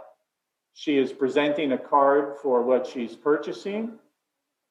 She's inserting that card for the payment side of things. And of course, you know, this transaction is all captured in video, captured electronically, captured in a variety of different ways to do insights and a variety of things for this customer, and out she goes. This is the dream of a true frictionless environment, to have all of this happening in a very dynamic fashion, in a very consistent way with reliability, et cetera. So what can you do with all of these trends? My suggestion, and what we tell retailers, is to innovate and do it now. Depending on what type of retailer you are, or an advisor to the industry, you are the experts in the in-store experience. However, your customers demand options, and they demand options to have choices on how they are to check out. If you only think it's one or two, I would suggest that is not the case with most customer experiences that I run into. We are the experts, so obviously to implement such a technology takes practice, and it takes the operationalization of how you do that for your environment. There's a lot of experimentation going on right now with cameras, self-checkout, self-service, mobile, cash, dual-use convertible lanes, et cetera, et cetera. But what you cannot do is do nothing, because companies and the market forces that are in our industry are really pushing ahead on these technologies, and customers demand. In 1952 was the first scanning lane that was put into retail, believe it or not. Not great, 50-some years ago or 60-some years ago. In 1992, self-checkout started to come to market. And maybe in 2022, it is a robot, for all I know. But a lot of evolution has occurred and will continue to be evolving in a much faster fashion than ever before. So your job is to support and be an expert and move these technologies forward with people like us and others. Why Toshiba? We have a lot of different clients that are in various parts of this continuum. We obviously have world-class solutions to help this happen. We are experts in retail as well, and we can supplement your retail knowledge with the technological experimentation that we have going on globally. Thank you very much for your time, and I appreciate your attention today. Thank you. Muchas gracias, Bill. La verdad que no deja de sorprender vuestra compañía, Toshiba, cómo siguen experimentando, cómo siguen innovando y cómo siguen al final mejorando la experiencia, y por lo que vimos hoy en toda la tienda, no solo las cajas registradoras, sino que con sensores e inteligencia artificial pueden capturar información, insights y medir todo tipo de indicadores de una forma increíble. Ojalá esto no sea solo el dream, como decía recién Bill Campbell, sino que ese dream, a través de toda la experimentación que hacen ellos en el mundo, puede hacerse realidad. Por lo tanto, la invitación queda a experimentar, a pilotear todas estas tecnologías, porque ya son parte del día de hoy, no solo de futuro, no solo de dreams. Por lo tanto, gracias, muchas gracias Toshiba y a Bill Campbell, Global Sales, Senior VP de Toshiba Global Commerce Solutions. Así que vamos ahora con nuestra próxima conferencia, que es desde Brasil. Ya estamos dentro de Latinoamérica, así que esperemos que la conexión vaya cada vez fluyendo mejor. Pasamos ya por Dinamarca, Suecia, Estados Unidos, entramos en Brasil para después seguir con México. Con nosotros ahora Ana Paula Bogus, que es la Global Head of Business de Rappi en Brasil. Ana Paula, bienvenida a nuestro 10º aniversario del Latam Retail CongresShop.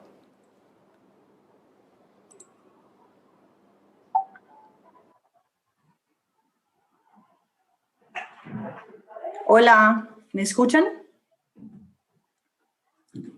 ¿Todo bien? Bueno, un gusto estar acá con ustedes. Soy Ana Bogus, soy directora global de Rappi y es un placer enorme estar acá en este momento con ustedes. Voy a hablar un poquito entonces de Rappi. la super app de América Latina, contar un poquito a ustedes la historia de nosotros y después estaré junto con ustedes en una sesión para preguntas si es necesario. Listo.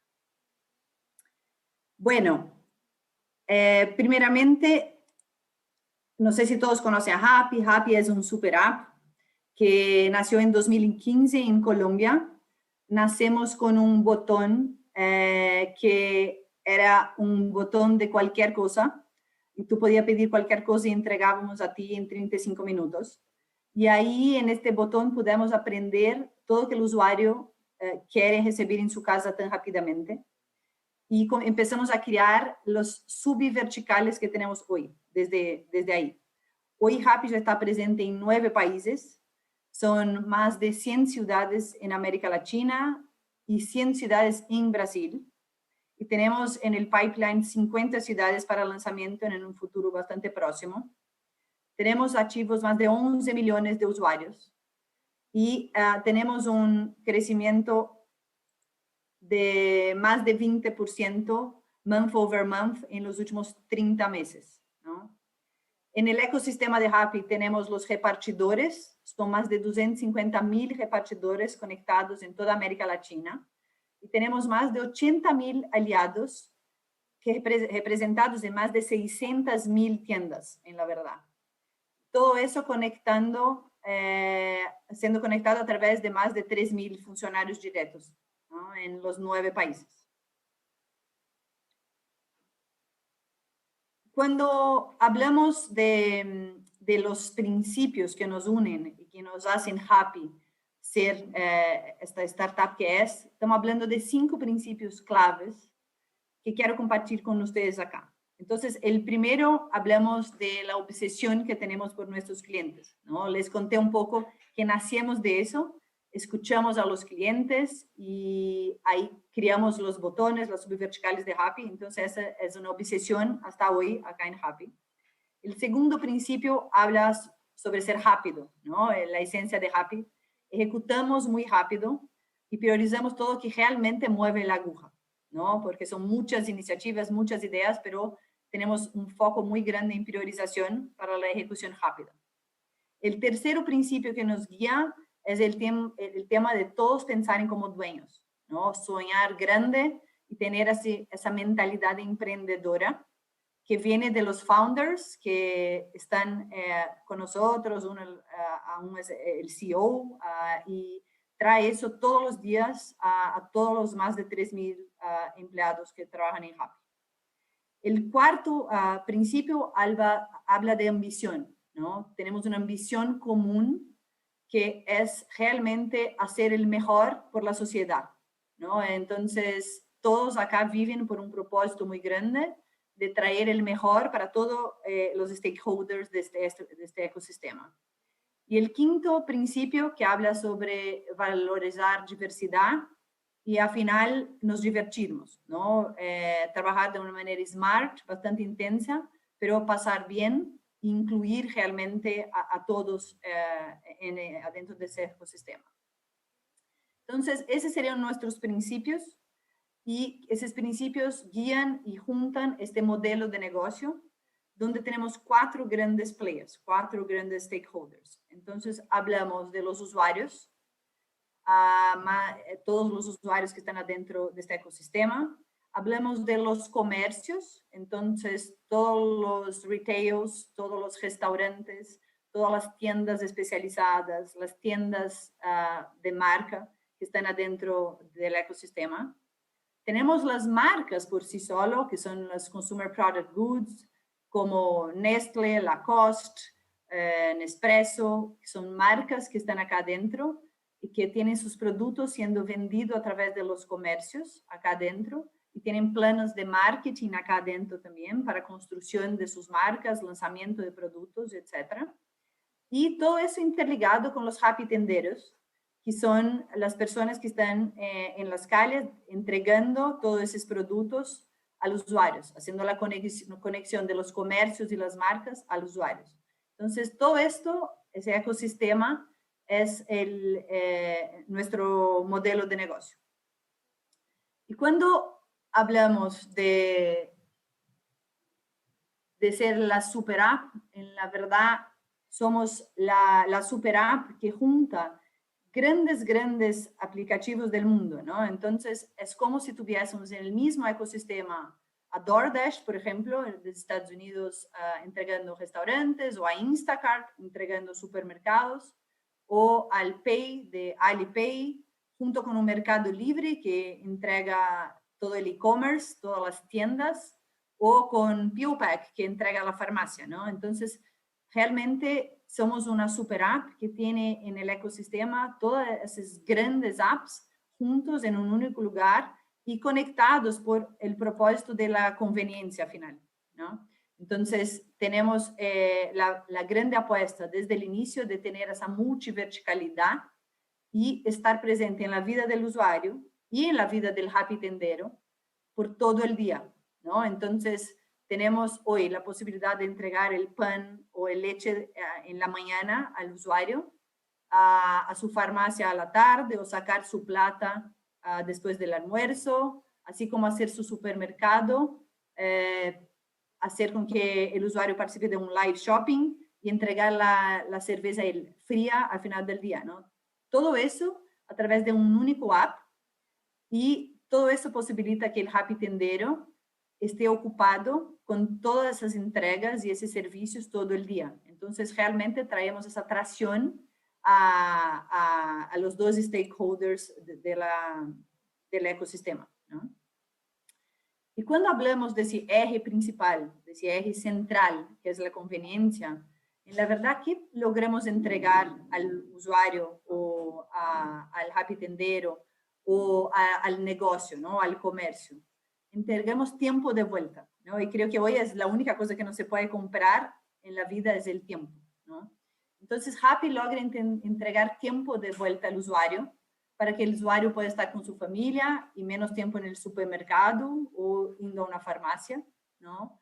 Logra entregar tiempo al repartidor, porque en la verdad tiene el día bastante ocupado con el tema de más entregas, logrando tener más ingresos extras, y puede tener un manejo de su horario mucho más flexible, poder estudiar, poder tener un second job, ¿no? Entonces, hacemos esa parte para ayudar al repartidor. Y cuando hablamos del negocio del aliado, el negocio del aliado, el comercio, no es el digital, ¿no? Y muchos comercios, en la verdad, tampoco saben hacer el digital. Entonces, nuestro papel como un partner es realmente ayudar que el comercio pueda estar focalizado en su business, en operar su tienda, en operar su restaurante, su cardápio, su menú, y que nosotros nos ocupamos por realmente ingresar a él en el mundo digital y cuidar de sus órdenes y cuidar de su servicio digital de la mejor manera posible.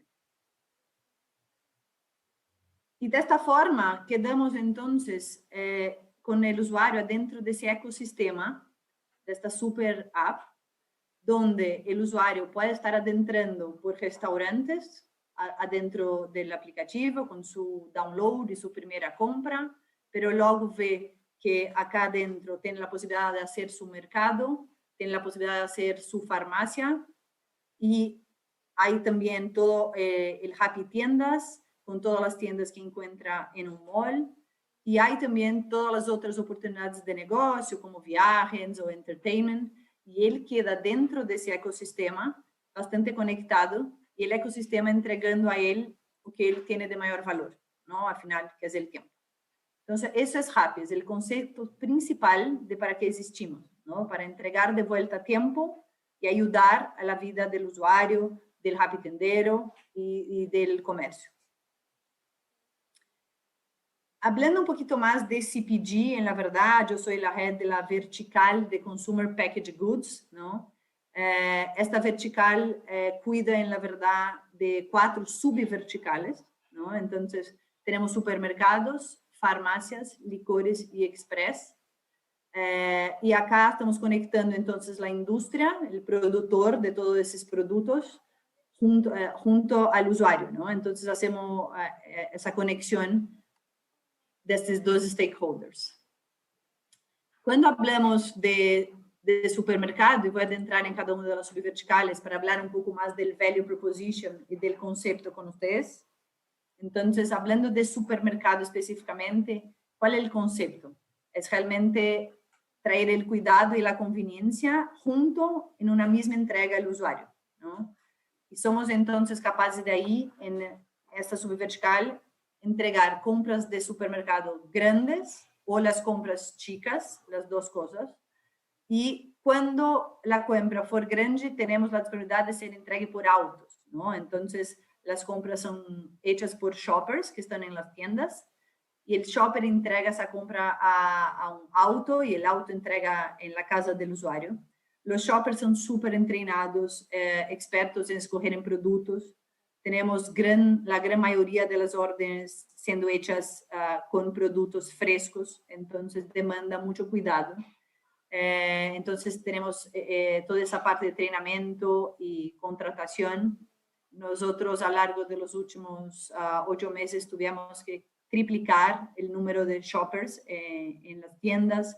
Entonces fue un trabajo bastante intenso de training y de preparo para que estas personas estén listas para hacer de la mejor manera posible esas órdenes. Y tenemos la posibilidad de entregar esas órdenes en el mismo día, que llamamos de now, o programar su envío, ¿no? En un slot para horas después o hasta mismo días o semanas después, ¿no? Entonces, de la mejor manera posible, entender la necesidad de economía de tiempo del usuario y entregar esto. Cuando hablamos de la vertical de farmacias, estamos hablando del concepto de entregar todos los productos que están en la farmacia de una manera muy, muy rápida, ¿no? Entonces, una mamá, en la verdad, cuando está en su casa sola con su hijo y necesita un remedio o un pañal, no puede salir para hacer eso y necesita aquel medicamento, aquel producto en el momento exacto. Entonces, Rappi en muchos países cuenta con ese servicio de farmacias 24/7, ¿no? Tenemos las farmacias favoritas, las más importantes de todas las ciudades y entregamos de todo, desde los medicamentos, pero también pasando por cuidado personal, para bebé, productos y snacks y con mucha velocidad, que sabemos la urgencia de cuando alguien necesita de una farmacia, tiene, ¿no? Al final. Cuando hablamos de licores, en licores el concepto en la verdad es que te llevamos todo que existe adentro de esa categoría, ¿no? Entonces, te llevamos desde tu vino preferido a tu cerveza fría a consumo inmediato. También en varias ciudades tenemos el servicio 24/7 de cerveza fría principalmente. Entonces, tenemos la conveniencia de poder hacer esa entrega rápidamente. Y tenemos opciones de tiendas más diversas imposibles. Entonces, desde tiendas especializadas en vinos, las más como trendies de las ciudades, así como también las más populares que venden realmente la cerveza helada, veloz, para que llegue rápidamente al consumo, ¿no? Entonces, ese es el concepto y el valor ofrecido en la subvertical de licores. Cuando hablamos de Express, que es la cuarta subvertical adentro de CPG, estamos hablando del concepto de conveniencia final, ¿no? Entonces, rapidez, conveniencia, entrega en menos de 35 minutos. Y acá se puede entregar un ingrediente de una receta o algo que te faltó en la compra del supermercado o un antojo en minutos, ¿no? Y hacemos hasta 10 productos, ¿no? Entonces, esas compras express son hechas por el Rappi tendero de moto, no de auto, y entonces tienen un límite de 10 productos para que él pueda hacer esa compra de una manera eficiente y rápida. Entonces, esas son las 4 subverticales adentro de CPG, ¿no? De Consumer Packaged Goods. ¿Y cómo fue, la verdad, CPG en el año de 2020, ¿no? Entonces, como una curiosidad, las categorías más pedidas por el usuario, en la verdad, este año fueron frutas y vegetales. Vimos el crecimiento de productos frescos adentro del basket de una manera bastante fuerte. Y snacks, aguas y bebidas, ¿no? Entonces, también productos de necesidad básica como aguas y bebidas, creciendo bastante en el basket de CPG en 2020. Tuvimos más de 70,000 nuevos usuarios en septiembre comparado con como 20,000 nuevos usuarios en febrero. Y el mercado de retail en América Latina, un mercado de 450 billones de dólares, sabemos que es uno de los mayores mercados. Y la penetración de e-commerce en la verdad de retail es alrededor de 0,5%.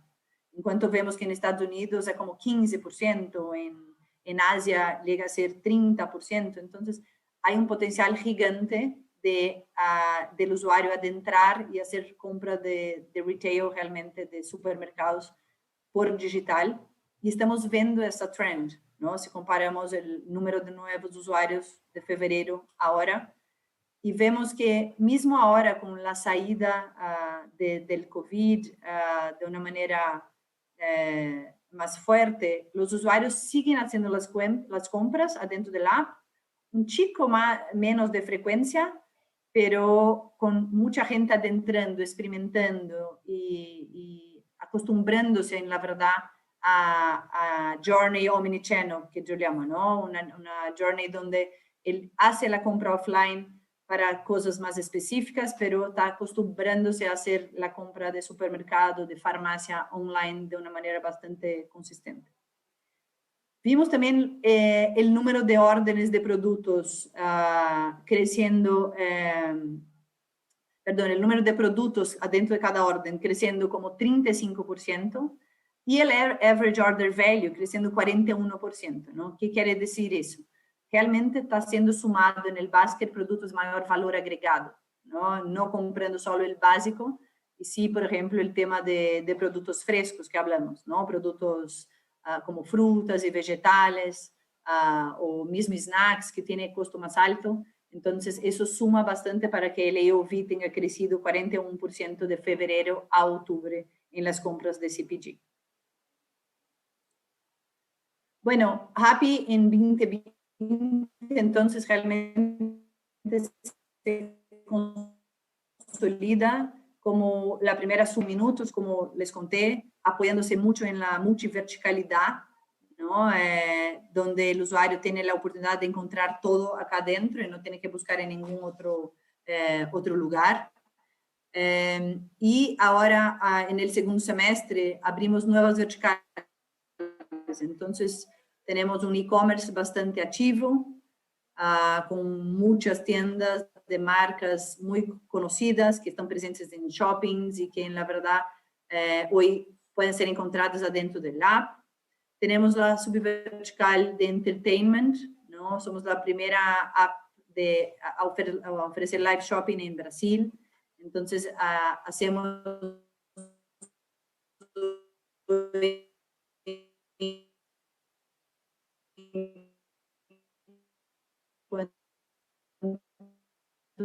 tú estás haciendo una compra de supermercado, dando las subverticales adentro de ese ecosistema. Tenemos unas subverticales de chefs, donde los chefs hablan de una receta y al mismo tiempo tú puedes comprar los ingredientes y que lleguen 30 minutos en tu casa y tú puedes hacer junto con el chef la receta. Entonces, el concepto de nuevo de ecosistema. Y la subvertical de travel, que fue la última subvertical que lanzamos, donde tú podrías comprar tu ticket aéreo, ganar descuentos, que también puede ser Happy Credit, y que tú puedes usar en otras subverticales, y así tener el concepto realmente de ecosistema cada vez más fuerte y conectado. Y bueno, continuamos con el proceso de expansión geográfica y de establecimientos. Acá tenemos un ejemplo de la base de partners que tenemos con nosotros, los retailers que están en el app, desde supermercados como Superama o como 7-Eleven, Mambo, Santa Lucía, Irota, licores. Entonces, muchos supermercados, los mayores supermercados de todos los 9 países donde estamos presentes. Las farmacias igual. Entonces, acá tenemos una Farmacity, Farmatodo, así también como Drogaría São Paulo o Droga Raia en Brasil. Restaurantes también, tenemos una gama de restaurantes muy premium, así como también los restaurantes del day by day que hablamos, ¿no? Entonces, una combinación de un restaurante que tú vas a pedir una vez por semana, para el otro que tú tal vez puedas pedir para el almuerzo, para tu hijo, con más frecuencia, y el e-commerce con toda la gama de marcas que hablé con ustedes, desde marcas de electrónicos como una Samsung, pero pasando por todo lo que es pets. Tenemos una subvertical muy fuerte de pets para todos los 9 países, o chocolates o cosas para tu casa, como Casas Idea. Entonces, cada vez más ayudando al retail que está con su tienda abierta a sumarse en el retail digital, ¿no? Entonces, de esa forma, construimos ese ecosistema juntos y traer el tiempo de vuelta. Al final, es eso que estamos todos buscando, ¿no? Eso que tenía para compartir con ustedes. Un gusto tener esta oportunidad y creo que ahora estaremos disponibles 10 minutos más en un otro link, ¿no? Pero muchas gracias. Muchas gracias, Ana. La verdad que con todas esas alianzas y con esa claridad de los beneficios que trae el tener ese acceso a los productos cada vez más amplios solo en 30 minutos en la casa, es algo que es parte de la nueva propuesta, es parte de lo que hoy se le exige a cada marca. Así que gracias nuevamente y vamos con nuestro próximo. Nuestro próximo también está en este mundo de la última milla, también está tratando de llevar cada vez más categorías. Vuelve a salir aquí la relevancia, ya lo he dicho varias veces, la colaboración y los partnerships que debemos tener las marcas. No debemos pensar que nosotros somos la solución y que nosotros debemos correr y generar sistemas y fuerzas de venta o fuerzas de logística y distribución propias para poder llegar a los hogares. Hoy día hay una serie de socios, hay una serie de empresas que ya lideran en marketplaces, hay una serie de empresas que ya lideran en última milla, hay una serie de empresas que ya lideran con tecnologías dentro de la tienda para generar experiencia. Por lo tanto, pilotear también ha salido, no podemos quedarnos sin hacer nada. Innovación es un tema, hacer pruebas y explorar, como hace un momento nos decía Bill Campbell desde Toshiba. Hay tecnología para hacer todo tipo de pruebas y para que ese espacio sea un buen lugar, pero de la misma forma que hay en tienda, hay también tecnologías para llegar a las casas. Así que bueno, un gran ejemplo lo que nos comenta Rappi, cómo han ido ya no solo a la hora de almuerzo con la pizza y la hamburguesa, sino que nos mostraron ahí de 7 de la mañana a 7 de la tarde, cuando la verdad que el plan de todos ellos hoy día es ser la solución las 24 horas del día. Entonces, ahora seguimos con México. Veamos cómo nos van con las conexiones con México. Tenemos ahora al número 1 de otro gran actor que se llama CongresShop. CongresShop es una empresa que ustedes deben saber, estuvo en las manos, casi la adquirió Walmart, no resultó que se adquiriera por ese lado y finalmente fue Uber. Uber, la compañía que está adquiriendo a CongresShop, también es una aplicación logística, servicio de entrega a domicilio en 30 minutos. Y bueno, y CongresShop en esta alianza sigue avanzando. Hoy día supongo que nos contarán en la presentación cuáles son sus otros mercados, pero debemos esperar lo mismo. Toda Latinoamérica y más allá de Latinoamérica van a salir estas aplicaciones porque se ha convertido en una necesidad. Aquí seguimos teniendo siempre presente todos los planes de negocios que estamos hablando en este congreso. ¿Quién es el jefe? El consumidor. Los dueños de casa, los hogares piden y nosotros debemos correr. Así que bajo esa línea es que tenemos que ajustar nuestros planes. Quienes todavía no entran al e-commerce, tarde, mal. Quien todavía no entra a la última milla, tarde, mal. Necesitamos poder subirnos. Así que vamos a empezar a conectarnos con Marinus van Gestel. Él es el head de CongresShop en México. Él ha vivido ya en varios países de Latinoamérica, pero él es europeo y está también desarrollando este proyecto en México. Veamos si es que lo tenemos en línea. Marinus, ¿estás ahí desde el DF de México? Adelante. Muchas gracias y un gusto a todos. Soy Marinus, Country Manager de CongresShop México y hoy me encantaría compartir con ustedes sobre mi visión del futuro de online groceries. Antes de partir, para los que no nos conocen, CongresShop es una app que lleva tus pedidos de supermercado y tiendas especiales a tu domicilio en 60 minutos. Y hoy en día ya CongresShop está en 8 países. Hace un poco más de 5 años empezó en Chile y México y últimamente ha expandido a muchos países como por ejemplo Estados Unidos, Brasil, Colombia y varios otros. Y en el caso de México, ya entregamos millones de pedidos al año en 12 ciudades del país, siendo las principales Ciudad de México y Monterrey. Hablando un poco de nuestros clientes, tenemos en México más que 1 millón de usuarios registrados. Un 70% son mujeres, que típicamente tienen entre los 25 y 50 años, viven en familia, trabajan de un nivel socioeconómico medio alto a alto, y un ticket promedio como de los 50 a 80 dólares. Y CongresShop no es, digamos, dueño de ningún inventario. Trabajamos como para crear un ecosistema. Y aquí en México ya tenemos más que 1000 tiendas live en CongresShop.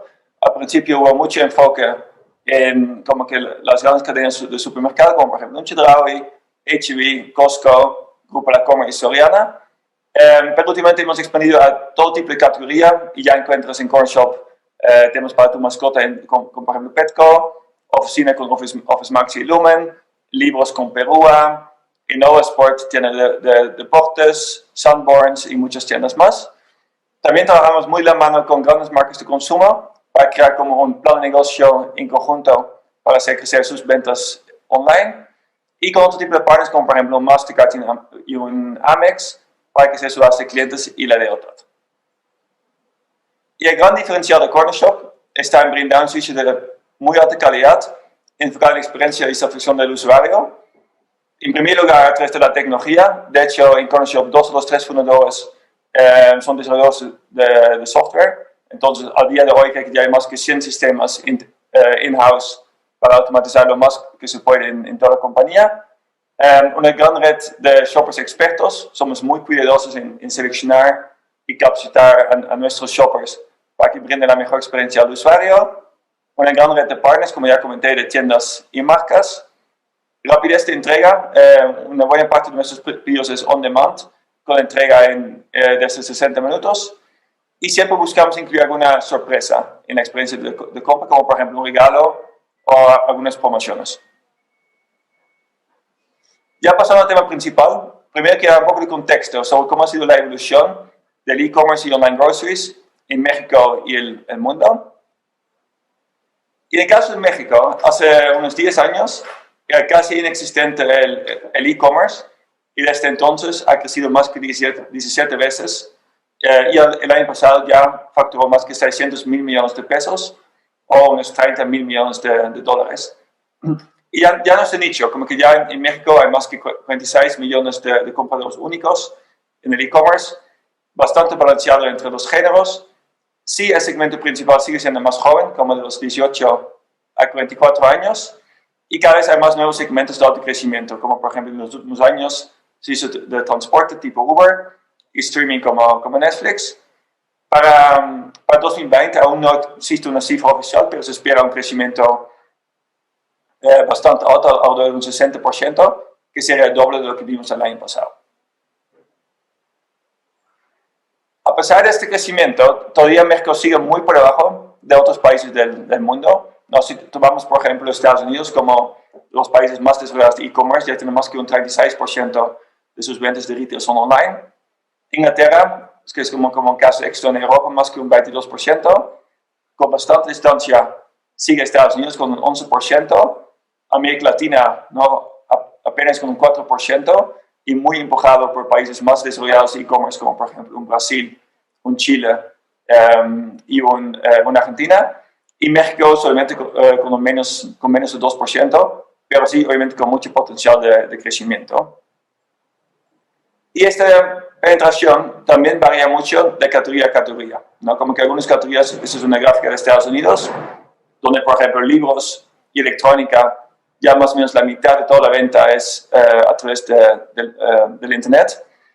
Y de último está comida y bebida. Como el año pasado, solo el 2% de la venta total era online, pero sí es la categoría que más rápido ha crecido y estamos viendo, ¿no?, ya como un punto de inflexión.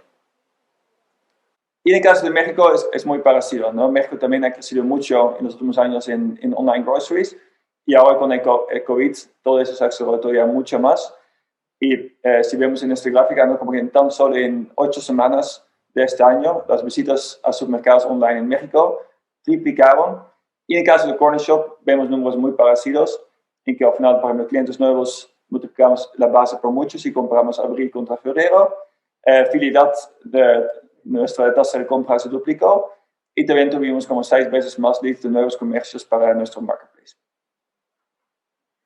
En este mundo de online groceries hay como 4 tipos de jugadores principales que están compitiendo en este espacio. En primer lugar, las grandes cadenas de supermercado, como por ejemplo un Walmart, un Carrefour, un Tesco, ¿no? Y un Chedraui. Para ellos todavía gran parte de su venta depende de la tienda física, pero están apostando mucho a su canal online con una estrategia más omnicanal. Después los last milers, como el caso de CongresShop, o también un Instacart en Estados Unidos, un Meituan en China. Lo que nosotros hacemos es como crear un ecosistema en que conectamos a shoppers, tiendas y clientes finales, y generamos como para las tiendas un canal adicional de entrega on demand, y para los clientes una app en que encuentran de todo. Después las grandes plataformas de e-commerce, como por ejemplo un Amazon, un Mercado Libre y un Alibaba, que antes se enfocaban mucho en general merchandise, pero cada vez más están apostando a online groceries. Obviamente que Amazon ha conocido su compra de Whole Foods en Estados Unidos. También Mercado Libre ya lanzó su supermercado libre, con un catálogo cada vez más grande y entregas más rápidas, ¿no? Al cliente final. Y Alibaba ya es dueño de un supermercado en China y tiene varias participaciones en otros supermercados online en este país. Y por último, los jugadores como de supermercados 100% online, que tienen como una cadena integrada desde la parte de picking en sus bodegas hasta la logística al cliente final. Son algunos ejemplos como Ocado en Inglaterra, un Fresh Direct en Estados Unidos y un Mercado que está en México y Colombia. Ya pasando a la parte del futuro de online groceries, me gustaría partir primero con un video que muestra un poco sobre el nacimiento de esta industria.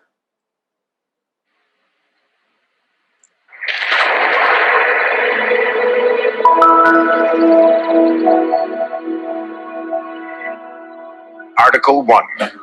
You have the right to remain where you are. You have the right to a weekend, the right to avoid parking lots, the right to spend more time with your family. You have the right to come home from work and find something good waiting for you in the fridge.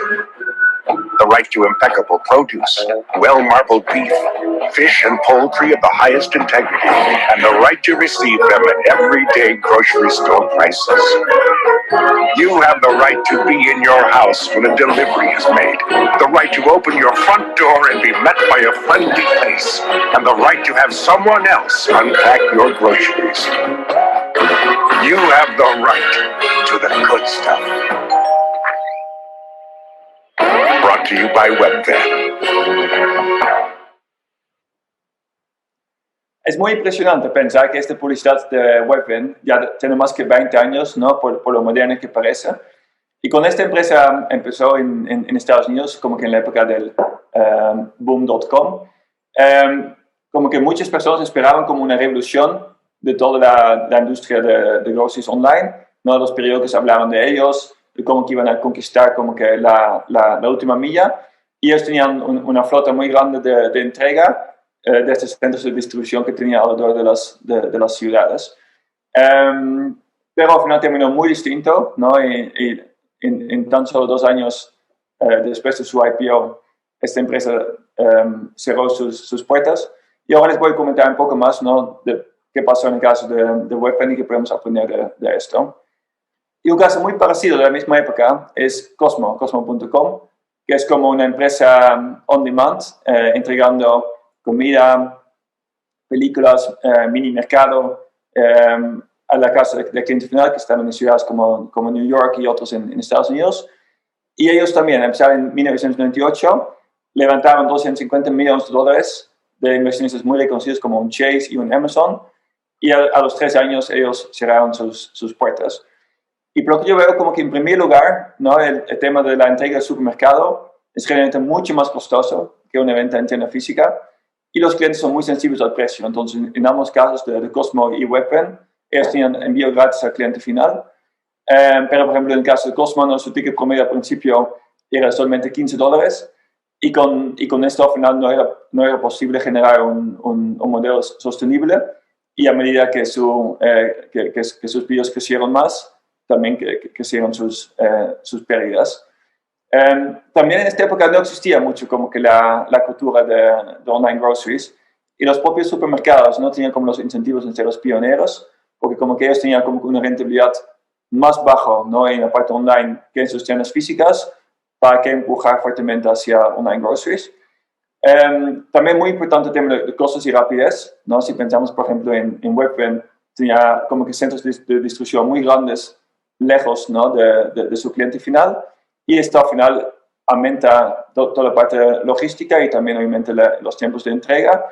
Y en el caso de Amazon pasó algo muy parecido, que empezó en 2007, y que los primeros 6 años solamente estaba desde Seattle, y también lo hacían desde grandes centros de distribución con un catálogo muy grande, pero sin la rapidez al cliente final, y por fin cuando hicieron la compra de Whole Foods en 2017, empezó a despegar la parte de supermercado online para ellos.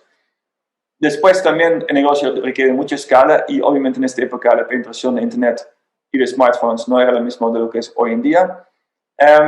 Y también a muchas personas les gusta la experiencia física, ¿no? Como que muchas personas que no compran online mencionan como motivos que les gusta seleccionar sus productos y ir físicamente a la tienda. Todo esto ahora está cambiando, y ya estamos viendo un crecimiento muy acelerado en la parte de online groceries.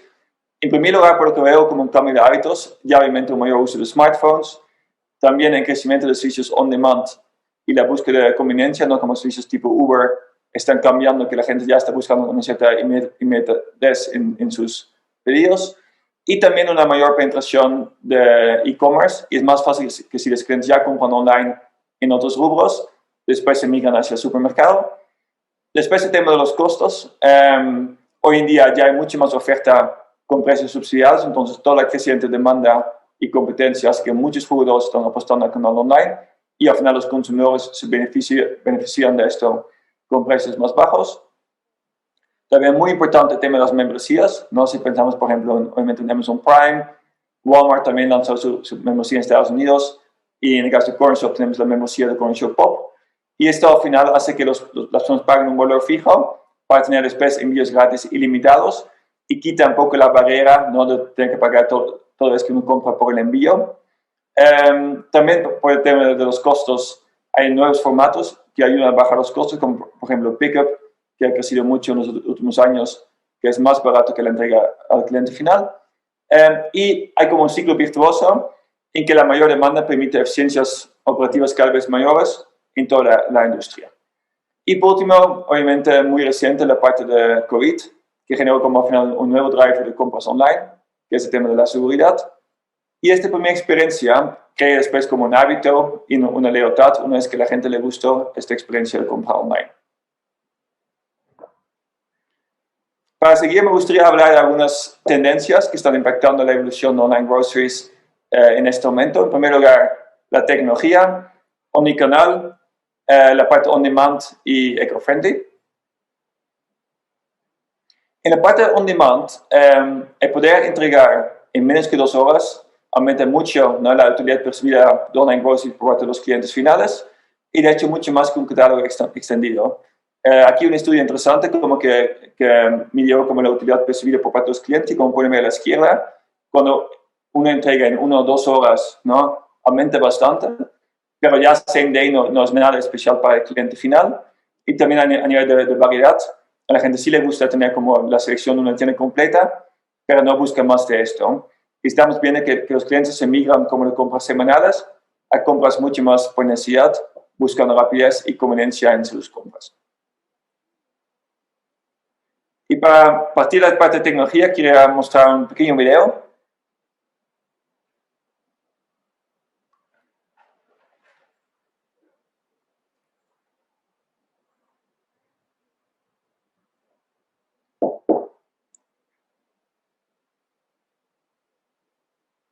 Me parece muy fascinante esta bodega 100% automatizada de Ocado, que es un supermercado online en Inglaterra, y que al final a través de robots no logran una gran cantidad de pedidos por semana. Sin embargo, en la mayoría del mundo aún no existe la densidad que uno requiere para este tipo de automatizaciones. Entonces yo recomiendo, antes de invertir fuertemente en tecnología, primero buscar otras maneras para mejorar la eficiencia. Y si pensamos, ¿no? para dar un ejemplo, por ejemplo, en una tienda de un supermercado, con esta tienda tiene pocos pedidos, como no sé, de 0 a 50 pedidos, generalmente lo que más conviene es una operación manual. Ya cuando supera los 50 hasta unos 500 pedidos, vale la pena empezar a hacer más optimizaciones en piso de venta, como por ejemplo un self-service checkout para aumentar la rapidez de los shoppers en el checkout. Más que 500, ya agregar un Grey Store, que es como una extensión a la tienda física 100% enfocado en los pedidos del e-commerce, con el que te algo de mayor rotación de la tienda. Ya con más que 1000, pensar en otras automatizaciones como por ejemplo el voice speaking, y que a través de audífonos los shoppers escuchan, digamos, dónde está el siguiente producto que tienen que buscar para hacer mucho más rápido todo el ruteo en la tienda. Y con más que 2000 pedidos, ya también considerar posiblemente un dark store con batch picking y otras mejoras en la logística. Y me parece interesante este ejemplo de Walmart, que no en los países más avanzados para online groceries, China, ya abrió más que 90 dark stores. Y ellos también empiezan con muy baja inversión, muy poca tecnología, y primero quieren asegurar que realmente funcionen bien los basics, como que la parte, ¿no? de la demanda, que el abastecimiento es constante, y una vez que hay suficiente flujo de pedidos, empiezan a incluir más automatizaciones en sus dark stores. Después la parte de omnicanalidad, yo personalmente sí creo que los supermercados físicos van a seguir siendo muy importantes en el futuro. En primer lugar, por la preferencia del consumidor, ¿no? Como que hay pocas personas que compran solo online su supermercado. Aquí un estudio interesante de Estados Unidos mostró, por ejemplo, que solamente 12% de las personas que compran online groceries lo usan para casi todas sus compras. O sea, la gran mayoría tiene como un híbrido, ¿no? Entre lo que compran en la tienda física y online. Después la parte de pickup, ¿no? Como pueden ver en la gráfica a la derecha, el valor percibido de entrega a la casa del cliente sí es más alto, ¿no? La gente prefiere delivery sobre pickup. Sin embargo, la gente es muy sensible al precio, y si uno cobra, por ejemplo, un fee extra de $10, muchos al final terminan optando por pickup, que es más económico que delivery a la casa del cliente final. Y, por ejemplo, en el caso de Estados Unidos, ¿no? De un estudio salió que más que la mitad de los consumidores compran online groceries a través de pickup. Y por último, la parte de eco-friendly, que cada vez, ¿no? Como que la conciencia de impacto al medio ambiente está cambiando los modelos de negocio. Y en primer lugar, por parte de las marcas, como que cada vez sienten más la necesidad de ampliar la oferta de productos amigables con el medio ambiente. Aquí un estudio demostró que ya más que un tercio de los consumidores en Estados Unidos está dispuesto a pagar un 5% más por los productos eco-friendly. También la parte de los empaques, ¿no? En el caso de CongresShop, fuimos de las primeras empresas a utilizar de manera masiva bolsas reutilizables, y también después lanzamos bolsas de papel. Y un estudio de McKinsey demuestra que un tercio de los consumidores en Estados Unidos considera muy importante, ¿no? La parte del empaque sustentable para su decisión de compra. Y por último, hay cada vez más iniciativas de vehículos eco-friendly para hacer la logística al cliente final. Obviamente un caso conocido es el de Amazon, que ya pidió 100,000 camiones eléctricos como parte de su estrategia de cero emisiones en 2040. Y para terminar, una frase de McKinsey que me encantó, que dice al final que los ganadores de online grocery van a ser las empresas que van a crear una experiencia al cliente increíble y consistente lo más pronto posible. Y en el caso de CongresShop estamos trabajando todos para llegar a esto. Muchísimas gracias. Les dejo también aquí mis contactos. Cualquier cosa estoy a su disposición. Un gusto. Muchas gracias, Marinus van Gestel, Head of CongresShop México. Disculpa a nuestra audiencia por la caída que tuvo Marinus esta mañana, pero Tremenda presentación de nuevos conceptos que cada vez están más claros de cómo funcionan estas aplicaciones, los beneficios que tienen. Excelente el capítulo entonces de Última Milla. Muy bien Rappi, muy bien CongresShop y todos ustedes que trabajan en consumo son aplicaciones de las que debemos aprender y lo más probable debemos participar, asociarnos para poder ser parte de esas marcas que llegan a los hogares en 30 minutos o máximo en 2 horas, como por ahí se decía. Tecnología, colaboración y sustentabilidad está en todas las presentaciones. Vamos rápidamente con ellos. Nuestro próximo invitado es Miguel Álvarez, vicepresidente de Blue Yonder, División Retail para Latinoamérica. Miguel, adelante. Hola a todos. Espero que cada uno de ustedes esté aprovechando al máximo este Retail Latam CongresShop 2020 que permite aprendizaje profundo de máquinas para apoyar la toma de decisiones operativas y tácticas al interior de la empresa. Y para comenzar me gustaría un poco sentar el contexto en que estas tecnologías aportan valor. Todos debemos reconocer que la mayoría de las decisiones profesionales y personales que hemos tomado en nuestra vida han sido basadas más bien en la intuición y generadas en un ámbito de alta incerteza. Y por lo tanto, creemos que aquí las tecnologías de inteligencia artificial no van a poder reemplazar esas decisiones que tomamos. Sin embargo, cuando nos movemos al ámbito de las empresas y del ámbito más profesional, como por ejemplo en cadenas de retail, en cadenas de suministro, sí podemos creer que la inteligencia artificial va a formar parte y va a colaborar mucho en ese tipo de tomas de decisiones que van a poder además consumir una gran cantidad de datos y de información para hacerlo. Y por lo tanto, creemos que acá se pueden lograr niveles de penetración cercanos al 100% en este tipo de toma de decisiones. Nuestros estudios nos han mostrado un poco que al interior de las empresas, la mayoría de las decisiones son tomadas en base a la experiencia, a lo que se llama la expertise, y logramos identificar que aproximadamente el 90% de ellas son más bien incluso una repetición de decisiones que yo tomé el mes pasado, la semana anterior o hace un año, o simplemente postergamos esa decisión y dejamos que la operación continúe como sigue operando. Solo un 9% de las decisiones se toman en base a reglas de negocio que fueron definidos en un contexto, pero que quizás para la situación específica que estamos abordando o para el escenario donde estamos trabajando no es la mejor solución que se puede tomar. Y solamente se identifica que el 1% de las decisiones conlleva un análisis profundo de los datos y un pensar en las mejores alternativas para tomar la decisión. Y por lo tanto, nosotros vemos que la inteligencia artificial va a permitir ayudar a que este 1% aumente a números cercanos al 100%, porque tiene las capacidades para poder analizar y profundizar el contexto, los datos y tomar y sugerir la mejor decisión o mejor curso de acción. Y para entender un poco también cómo estas tecnologías van a impactar lo que hacemos hoy día, me gustaría tocar los 3 fundamentos en los cuales estas tecnologías se basan. La primera de ellos es la gran cantidad de datos que necesitan para operar, especialmente en la etapa de entrenamientos de los modelos. Y por lo tanto ahí la tarea de cada una de las empresas es poder generar una base de conocimientos que permita alimentar y proveer toda la información que este tipo de herramientas necesitan. Por ejemplo, conocer toda la historia de promociones que tenemos, conocer muy profundamente los atributos y características de los productos, conocer o tener historial de los comportamientos de los consumidores va a ser fundamental para poder aportarle a estas herramientas para que generen las mejores y tomen las mejores decisiones. La segunda área que tenemos que reconocer que utilizan o en las cuales se basan estas tecnologías es la capacidad de procesamiento.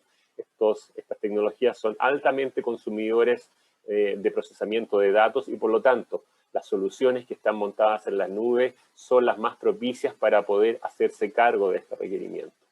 Y tercer área y tercer fundamento en la cual se basan las tecnologías de inteligencia artificial es la potencia y la calidad de los algoritmos que ocupan y la capacidad de los profesionales para interpretar y guiar estos algoritmos. Y ahí nosotros en Blue Yonder, que tenemos más de 10 años generando soluciones en inteligencia artificial y más de 35 generando soluciones en el ámbito de la cadena de suministro, creemos que podemos realmente hacer un aporte a cada una de las compañías. Y aquí me gustaría irme a un muy buen ejemplo donde estas tecnologías muestran la diferencia. Si nosotros nos vemos enfrentados en este caso particular a la determinación del surtido que una tienda ubicada en un barrio va a necesitar, lo más probable es que nuestra capacidad de análisis se centre en grandes números. Y a lo mejor identificamos que esta tienda está situada en una zona de alto ingreso económico y por lo tanto rápidamente vamos a tomar la decisión vamos a llegar a la conclusión de que vamos a ser clientes menos sensibles al precio y por lo tanto a lo mejor el surtido que nosotros decidamos para ese lugar va a ser un surtido de alto nivel, de alto margen, con productos más premium. Sin embargo, las tecnologías de inteligencia artificial son capaces de analizar todos los datos e identificar cosas que nosotros nos pasamos de alto. Por ejemplo, a lo mejor en esa zona también hay barrios o sectores de ingresos medianos o bajos y por lo tanto cuando tomamos la decisión de definir el surtido, debimos haber considerado ellos y a lo mejor hubiéramos tomado la decisión de agregar productos de menor valor al surtido o que están más especializados en ese tipo de clientes. Es un muy buen ejemplo de las capacidades de análisis de detalle, de datos, de pequeños detalles que este tipo de tecnologías aportan. Ahora, ¿por qué es importante el uso de estas tecnologías y la adopción de estas tecnologías para tanto los retailers como los distintos actores en la cadena de suministro? Y la respuesta es muy simple, es porque hay un valor económico detrás de ello. Este es un muy buen ejemplo de cómo una compañía, en este caso Amazon, apoyándose en herramientas de este tipo, logra mejorar su desempeño como compañía.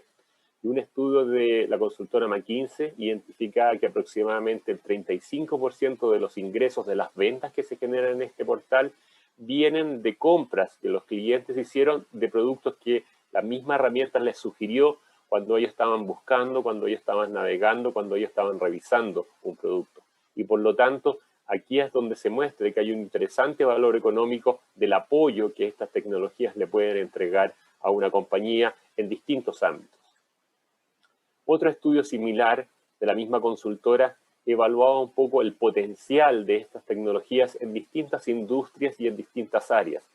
Y en el caso del área de operaciones y en particular de la cadena de suministro, estimaba que el valor económico a nivel mundial que estas tecnologías van a aportar va a estar del orden de 1.3 a 2 trillones de dólares. Y por lo tanto, se refuerza el mensaje de que la adopción y el uso de estas tecnologías va definitivamente a mejorar la operación de todas las industrias donde ustedes trabajan. ¿Y por qué lo hace?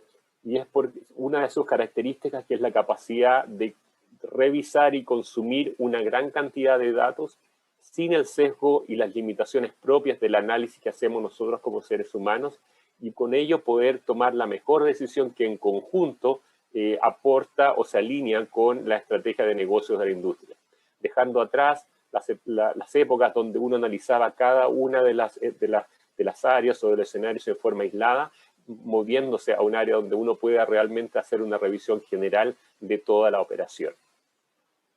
Y este beneficio que estas soluciones van a entregar, yo creo que también está bien entendido por los profesionales de esta industria. Y este fue un estudio que hicimos junto a Microsoft el año pasado, donde les consultábamos a ejecutivos de primera línea cuáles eran las 3 tecnologías que ellos creían que iban a aportar más valor a su negocio. Y en las respuestas en todos los continentes donde se hicieron estas preguntas, mostraron que inteligencia artificial y aprendizaje profundo era la tecnología donde más expectativas estaban puestas respecto al valor y al impacto que estas tecnologías iban a tener en su negocio.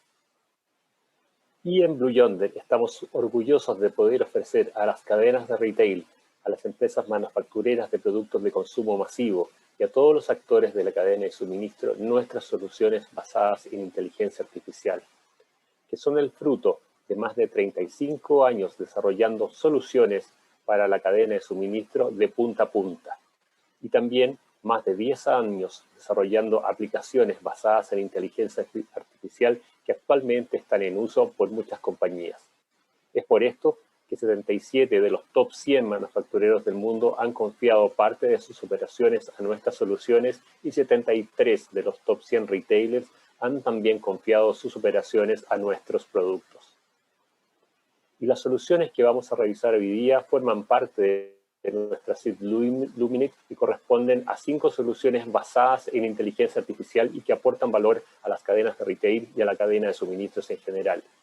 La primera de ellas es nuestra solución Luminate Demand Edge, que tiene la característica de poder generar el pronóstico de la demanda considerando más de 200 factores externos.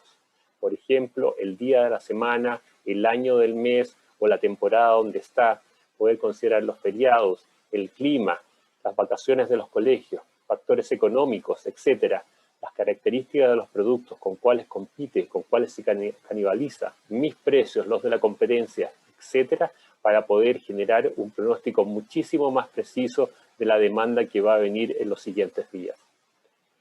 Una de las características fundamentales de esta solución es que es capaz de pesar y asignarle el correcto valor a los distintos factores que influencian el pronóstico de la demanda, considerando los efectos positivos y negativos que cada uno de ellos y ver cómo estos factores van cambiando su orden a través de las semanas.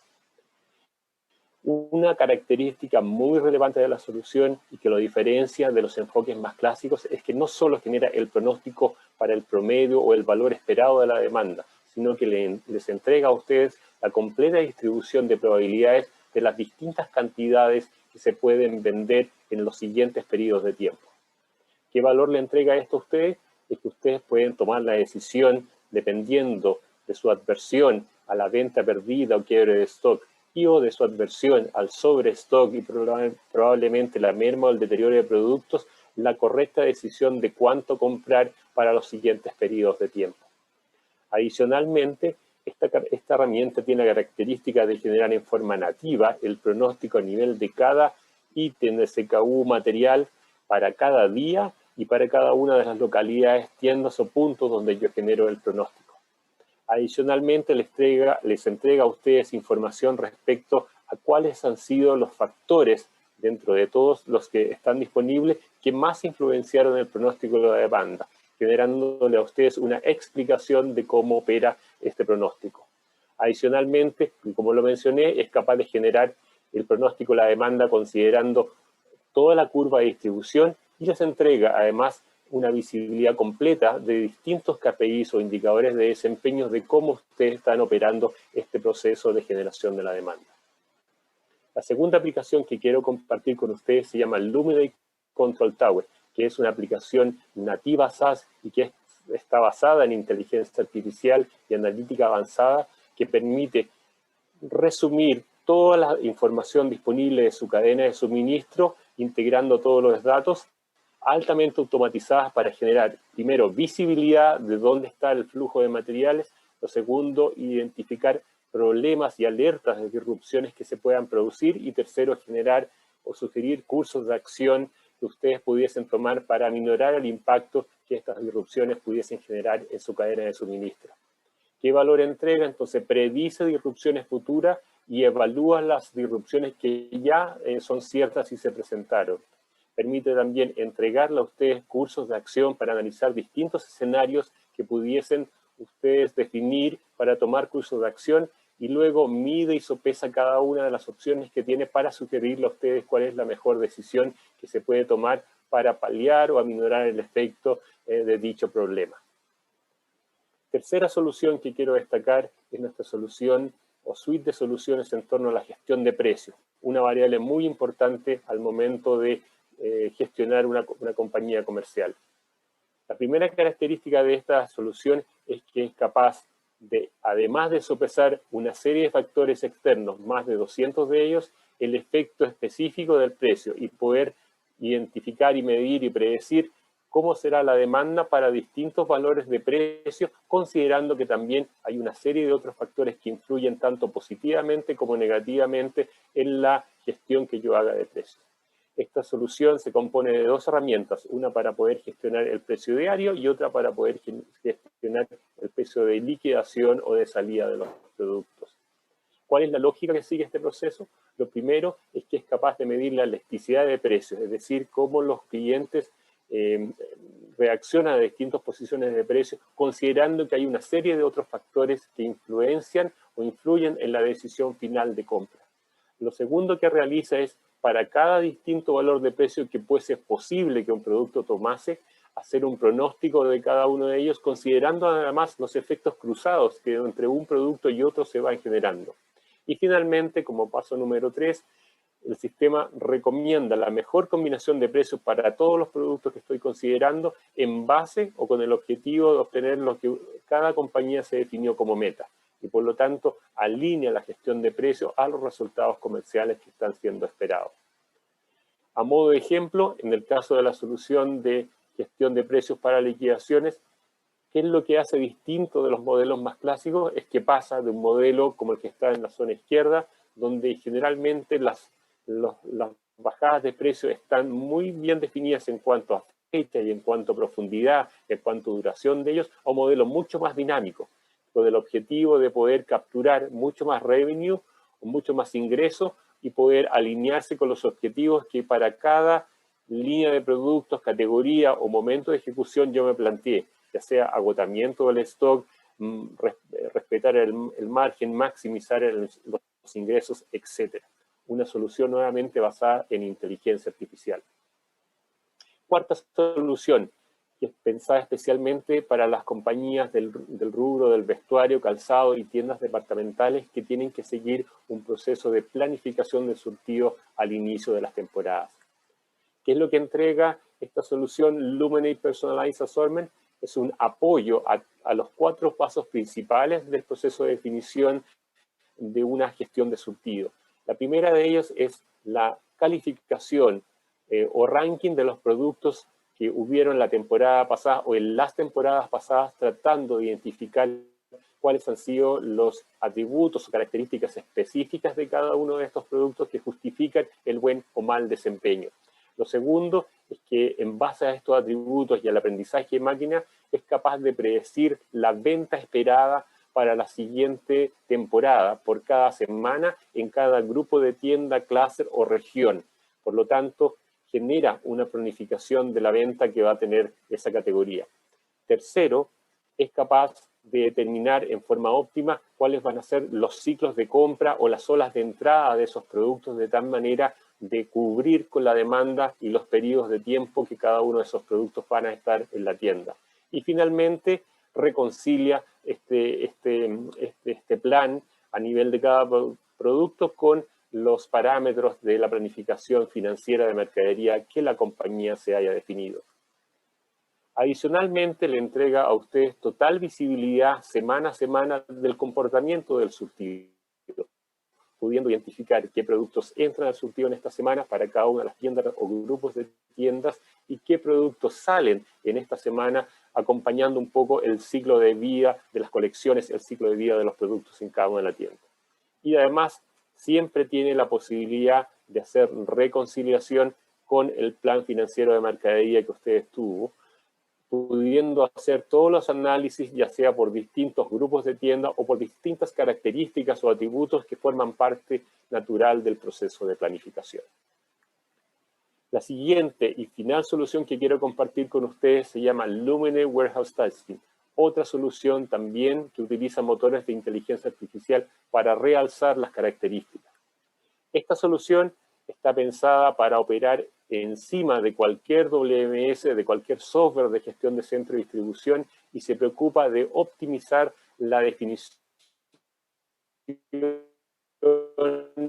la priorización y la ejecución de las tareas al interior de la opción. ¿Qué características tiene? Es que permite balancear las cargas de trabajo porque conoce los distintos recursos que están disponible y la productividad real que cada uno de esos recursos está teniendo al interior del centro de distribución. Segundo, genera en forma automática el escalamiento o aumento de la prioridad o el desescalamiento, disminución de prioridad de las distintas tareas que al interior de un centro de distribución se necesitan y se ejecutan para lograr los objetivos que como compañía ustedes se planearon. Además, Tercero, entiende el encadenamiento de tareas y por lo tanto es muy preciso en entender en qué momento hay que ejecutar cada tarea para que el resultado final sea el esperado. Y finalmente también permite y da las opciones de hacer simulaciones para poder evaluar distintos escenarios de recursos, priorización, tareas que al interior de un centro de distribución se están generando.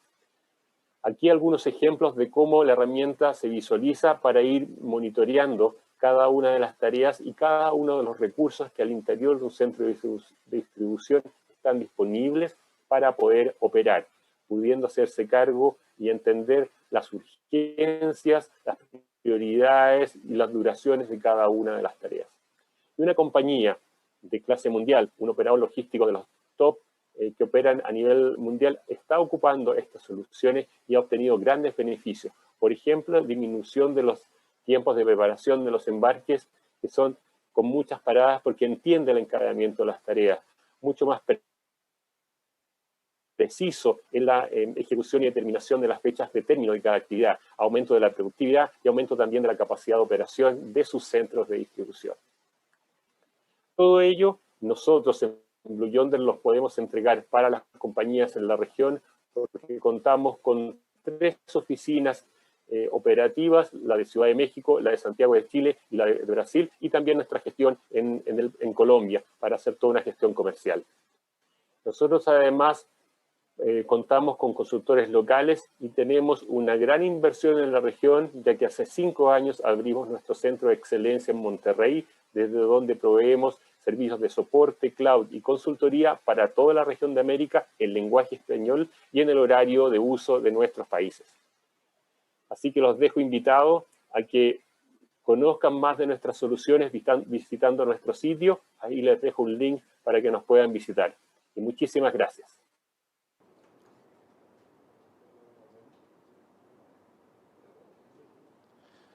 Muchas gracias, Miguel Álvarez, vicepresidente para Latinoamérica de Blue Yonder. Y vamos rápidamente a la última del bloque de la mañana. Vamos a presentar ahora a Mauricio Rinaldi. Mauricio Rinaldi es el vicepresidente corporativo de la división de retail de la compañía que se llama Sonda para Latinoamérica. Mauricio trae de invitado a Carl van Sydow, que es el director de self-service de la empresa en Estados Unidos, Diebold Nixdorf, quienes también van a compartir con nosotros cuáles son sus soluciones y cuáles son esas capacidades que hoy se requieren para poder gestionar exitosamente la empresa. Así que vamos entonces a nuestra última conferencia de esta mañana. Mauricio, adelante. Muchas gracias, Pablo. Buenos días a todos. Ustedes que están participando a esta edición del Latam CongresShop Retail. Vamos a hacer la presentación en inglés, dado que tenemos con nosotros la posibilidad de tener Carl von Sydow de Diebold Nixdorf, experto en todo lo que tiene que ver con autoservicio y con self-service. So, good morning to everybody. My name is Mauricio Rinaldi. I head the Latin American division of retail for Sonda, and with us is Carl von Sydow, Director of Self-Service for the Americas from Diebold Nixdorf. So today we're going to be talking about self-service automation of functionalities into the store. And just before going into the details of these topics, what we want to say is that, of course, retail has been going through a massive change since several years. And those changes have been driven mostly from the consumer. And the consumer, of course, has had important change in his life and the way he lives his life. And therefore, the way also he buys in the store or in the different channels. One of these patterns of this transformation in the retail has been the increase of online sales over the total sales done into the retail market. This has been increasing over time. In Latin America, it's around 7 to 10% of total sales. And during the pandemic, this increase has been even more important. In some countries, we actually doubled the percentage of online sales over total sales. In some countries, to over 50%. In Chile, for example, over 80%.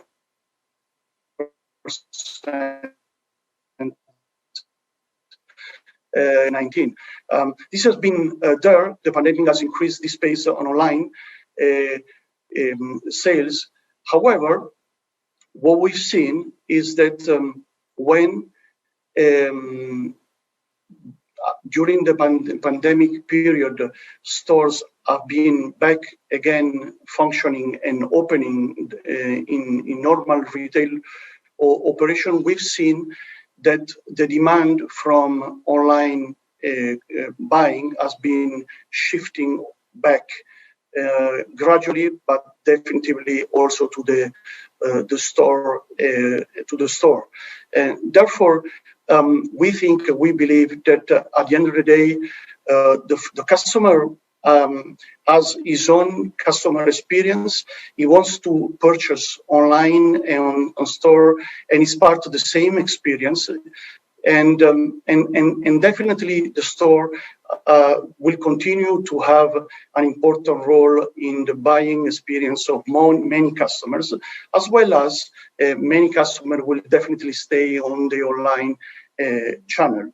That said, we still have a long way to go in ensuring that our customers have the same seamless experience, no matter they are online or are at the store. And they are demanding more and more experience at the store level. And this is what we're going to be focusing in the next minutes, in just giving some example taken from implementation project, but also practice that Carl has been going through in the Americas, but also in Europe, as Carl is originally from Sweden. So, Carl, back to you. Thank you very much, Maurizio. And first of all, I'm very happy and proud to be here together with Sonda today to talk with you about the retail environment. I will move forward here.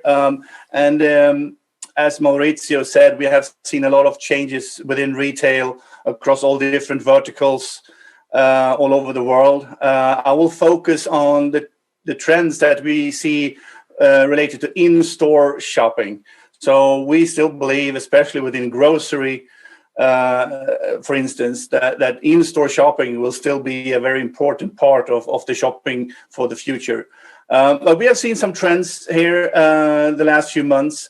The frequency when we go to the store has gone down. The basket size when we do go shopping has increased. The usage of cash is going down. The number of different customer journeys once you're at the store have increased, and the demand for fast customer journeys have increased. Customers, when they go to the store, they want to go in and out as fast as possible to minimize exposure, of course. This altogether has really increased the demand for self-service. And we have seen a lot of customers across the world where the increase in self-service has doubled even in some cases. It's worth noting that actually the first two trends, the shopping frequency and the basket size, were heading in the opposite direction before COVID. We were going to the stores more often and the prices got smaller and smaller. But COVID sort of all changed that. And there's a consensus within retail that these trends are here to stay for the foreseeable future. So what we see here on the screen, I think, is what we will have to face for the near future. The customer journeys. When we talk customer journeys, it's how do the customer go shopping in different ways, and the demand of having options instead of going to the traditional manned lanes have increased significantly. And that is what I will concentrate a little bit on. How have we tried to meet these new demands from both the retailer and the staff, and also from customers actually going to the store? First of all, we don't think that it's about throwing technology into a store and see what happens. We want to understand how the store processes work on store level. How does the customer journeys look like today? What room do we have to pain points or opportunities within the store processes that are existing today? And we have a process that we call store advisory services. It's like a process where we help the retailer to specifically look at transaction log data and the checkout processes that they have in the store. So we collect actual store data from a retailer. We put that store data into a tool that we have. We call it DNA. That stands for Diebold Nixdorf Analytics, playing with words. But it's a very sophisticated data warehouse analytics tool where we can look at actual store data from a retailer and identify exactly what's going on, the basket sizes, the customer demography, payment types, etc. And in this tool, we can also go in and simulate different scenarios. So we can take out conventional manned lanes and put in self-service, then run the same store data through the tool once more and see what happens in throughput, labor hours, etc., etc. So it's a very powerful tool based on actual transaction log data. And it's based on, of course, store visits and observations on store level. But it's very important to base all these decisions on facts rather than ideas. And when we once have this information and we can simulate different scenarios, we will present different proposals for the retailer. This is how we think you could do. We make a drawing on the actual floor level, like a 3D simulation, which we call a paper pilot. So instead of doing an actual pilot with a lot of money, we go in and do a paper pilot and simulate scenarios. And this is an example. On the top left, you can see the results from the paper pilot, how we suggested it should look like. And then you can see how the store looks like today with the self-checkouts in that particular area. It's all about finding the best way and the most cost-efficient way to identify, well, what are we going to do? What customer journeys are we wanting to offer our customers? So that's one consultative approach that we have. From our solution portfolio, we have a couple of years actually been developing a new range of products based on a new approach called more modular, more open, and more available. Flexibility is very important in openness. It's not like the traditional baskets to bag anymore. That was 10, 15 years ago. Now you have to have several different form factors, different self-service solutions to fit all these different customer journeys that we mentioned a few minutes ago. So the whole product portfolio has been influenced by this open, modular, and available approach. This is a complex picture, perhaps, but the basic message here is that we have three different head units, the top of the self-checkout, if you like, the screen or the brain. We have the Pro, which is the traditional baskets to bag, and then we have an Express and Express Max, which is a little bit more modern and contemporary design. Then we have different base units, and within this we have 4 different cash recyclers that you can mix and match between all these 3 different head units. So a very high flexibility from a hardware perspective. This is how it could look like. This is the EC Max on the left and the EC Express on the right. This is a self-checkout with a security scale and all the features that you have in a normal basket to bag. We also have a very open approach from a software perspective. We're not only looking at offering the software stack with the self-checkout, we're also opening the door for the incumbent POS provider and the retailer to take control of the software stack at the self-checkout and go to 2 different scenarios, 2 or 3, and take full control of the hardware. So software is also very open and flexible as well as the hardware. This modularity approach, availability and openness, won us the 10th largest retailer globally. I'm afraid I cannot disclose the name just yet, but It will come soon enough. It's the 10th largest retailer globally. It's the second largest self-checkout footprint globally. So it's a huge retailer. It's also the oldest customer to NCR for self-checkouts. And we just won that account from NCR. It's a huge win and a confirmation that our approach with modularity, availability, and openness is paying off. So that's the receipt from that sense. I would like to mention also a few words about Personal Shopper. Dynamic Personal Shopper is the name of our platform. It's a software platform based on a handheld device. You can have a store-provided device, or you can have your own smartphone device, bring your own device. There are some benefits for self-scanning or Personal Shopper. You will have much more control of the customer journey. It facilitates personalized promotions. It's a fact that hand scanning increased basket size. When a customer can have control of the transaction, the basket size increased with 10 to 20%. Also, it's an ideal customer journey based on COVID.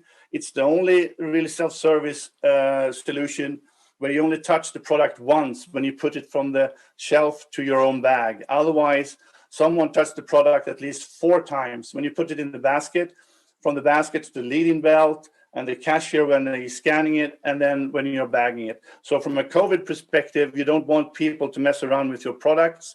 This is an ideal journey from that perspective.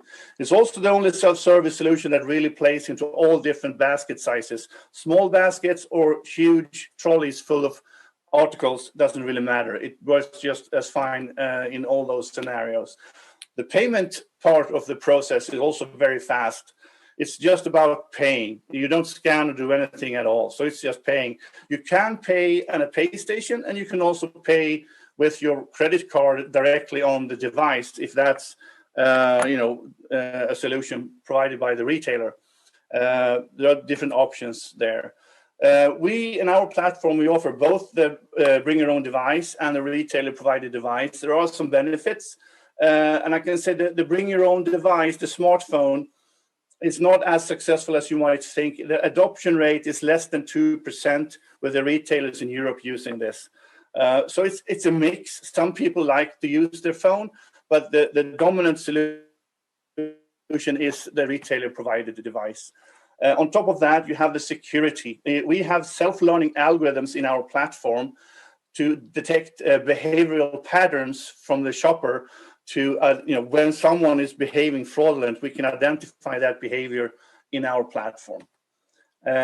So self-service, Personal Shopper, better service, lower front-end costs, a revenue uplift, and a better customer engagement is all what you can get if you use these solutions.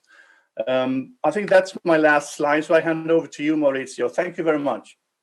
Thank you, Carl. Thank you very much. So as you've seen, there are several ways we can improve customer experience at the store level. Carl just gave some example. And at the end of the day, our vision is to deliver what we call a connected retail. Connected retail in his vision means, first of all, being connected with the final customer, with his experience, understand how he shops, where he shops, and how he wants to pay, and definitely providing to the customer different options in how to get their products at the store level. Connected retail means understanding the customer and the customer experience and connecting with that experience by providing technology at scales to deliver that experience. Thank you very much for everybody for assisting here, for attending, and have a good continuation of the CongresShop Latam. Muchas gracias, Mauricio. Muchas gracias, Carl. La verdad que se confirma, se valida la relevancia de las soluciones, la relevancia de las tecnologías que nos trae Sonda hoy día. Y todo detrás de la experiencia de los clientes. Son todas, si vemos, soluciones para hacer el Customer Journey para hacer el recorrido de compra de nuestros clientes, de nuestros consumidores en las tiendas, más rápido, más fácil, más agradable y todo en función de experiencia. Por lo tanto, todo este tema de soluciones y tecnología llegaron para quedarse y de nuevo, necesitamos no solo actualizarnos, que era lo que está detrás de uno de los objetivos de este, aplicarlas, conectarnos, usarlas, probarlas y de esa forma podremos tener mejores planes de negocio, podremos ofrecer a nuestros retailers y a nuestras marcas que puedan ser parte de esa solución y de esas experiencias. Pero tecnología ya no tiene vuelta atrás para nadie si quiere seguir vivo y tecnología en función de la experiencia. Gracias Mauricio Rinaldi, vicepresidente corporativo de retail para Sonda en Latinoamérica y obviamente su invitado especial, don Carl Fonsaido, que es director de autoservicios o de self-service de la compañía Diebold Nixdorf. Con eso estamos llegando al término de nuestra larga mañana, nuestro primer bloque del tercer y último día del 10º aniversario del Latam Retail CongresShop que trae América Retail para Latinoamérica junto a sus aliados. Muy buenas tardes, estamos de regreso aquí desde Santiago de Chile para toda Latinoamérica en el 10º aniversario del Latam Retail CongresShop que lo lleva a toda la región América Retail junto a sus aliados, Cámara de Comercio en Costa Rica, Diario Financiero en Chile, Universidad CES Colombia, para toda la región. Como les comentábamos esta mañana, más de 36 países ya teníamos conectados participando de este evento internacional, lo cual obviamente para un aniversario de 10 años nos enorgullece y nos dan ganas de que esto siga mejor que la mañana, que sea toda una experiencia y que se cumplan los tres objetivos. Actualizarnos de qué está pasando en el retail del mundo. 2, mejores planes de negocio en nuestras empresas en Latinoamérica. Y tercero, en un año tan difícil, que podamos compartir experiencias, compartir todos los aprendizajes que nos permitan recuperar el dinamismo de esta industria del comercio que es la principal generadora de empleo. Entramos entonces a nuestra agenda de la tarde. Tendremos 7 conferencias. Vamos de inmediato con la primera. Las primeras 2 están relacionadas al mundo del visual merchandising. Vamos a tener a Susana Castillo de México y a David López desde Estados Unidos compartiendo su experiencia en lo que es visual merchandising, que todos sabemos que ya no es solo la vitrina de la tienda física, sino que omnicanal, incluyendo todas las otras plataformas que ha traído la tecnología, el e-commerce y obviamente la obligación que nos ponen nuestros consumidores de mejorar la experiencia, mejorar la velocidad y mejorar todas las responsabilidades y exigencias que le ponemos a nuestras marcas. Dicho eso, vamos a empezar con Susana Castillo. Ella es presidente de la Asociación Latinoamericana de Visual Merchandising, que nos entregará la primera conferencia. Susana, México, adelante. Gracias.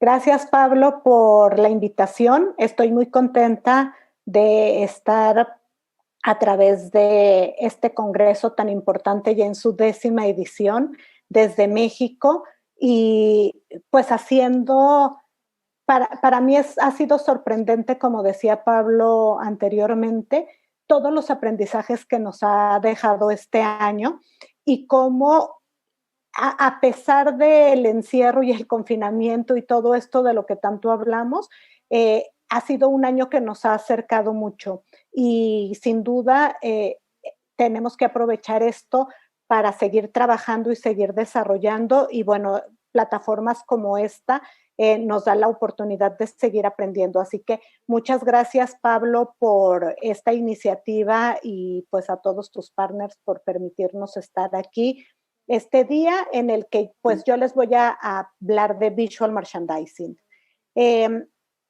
Yo creo que es un momento en el que visual merchandising tiene un poder transformador. ¿Qué está pasando en las tiendas? ¿Cuántas cortinas hemos visto bajar y cuántas tiendas hemos visto que están permaneciendo abiertas, pero que están sufriendo mucho en un tema de ventas? ¿Qué vamos a hacer? Tenemos que aprovechar los espacios que ya tenemos, los elementos con los que contamos y generar este poder transformador a través del visual merchandising, podemos ayudar al retail a transformarse y a convertirse en un espacio en el que el cliente quiera seguir viniendo a comprar.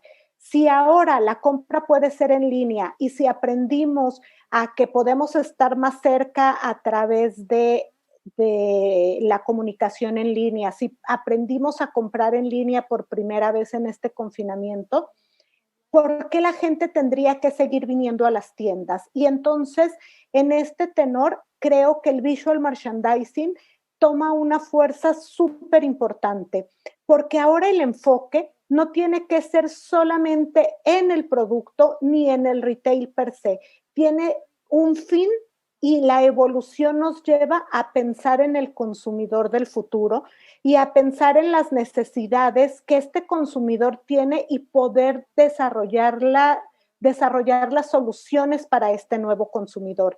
Hemos aprendido mucho y nos hemos hecho expertos en muchas cosas que antes pasaban desapercibidas para nosotros. Entonces, es muy importante que este nuevo enfoque que nosotros tenemos que darle al retail, lo podemos hacer a través del visual merchandising con elementos muy pequeños y ayudándonos entre todos en esta gran cadena de procesos de retail. Creo que es el tiempo, es el momento en el que los nuevos modelos de negocio van a surgir.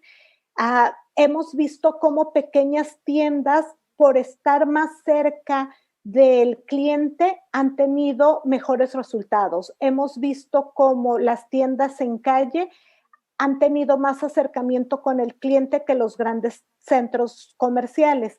Entonces, ¿qué está pasando con esto? Bueno, por ejemplo, IKEA, con su nueva modelo de tienda de calle, de barrio, como les están llamando ellos, pues están teniendo un nuevo modelo de negocio más pequeño, ubicado en diferentes lugares estratégicos para estar más cerca del cliente, no tener que desplazarse hasta las afueras de la ciudad, a estas grandes tiendas en donde tenemos que dedicar un día completo para ir, y empezamos a ver estos nuevos modelos que nos tienen que poner a pensar y que nos van haciendo como ir hilando hacia dónde se está moviendo el retail en función de estas nuevas necesidades y de pensar en el cliente al 100%.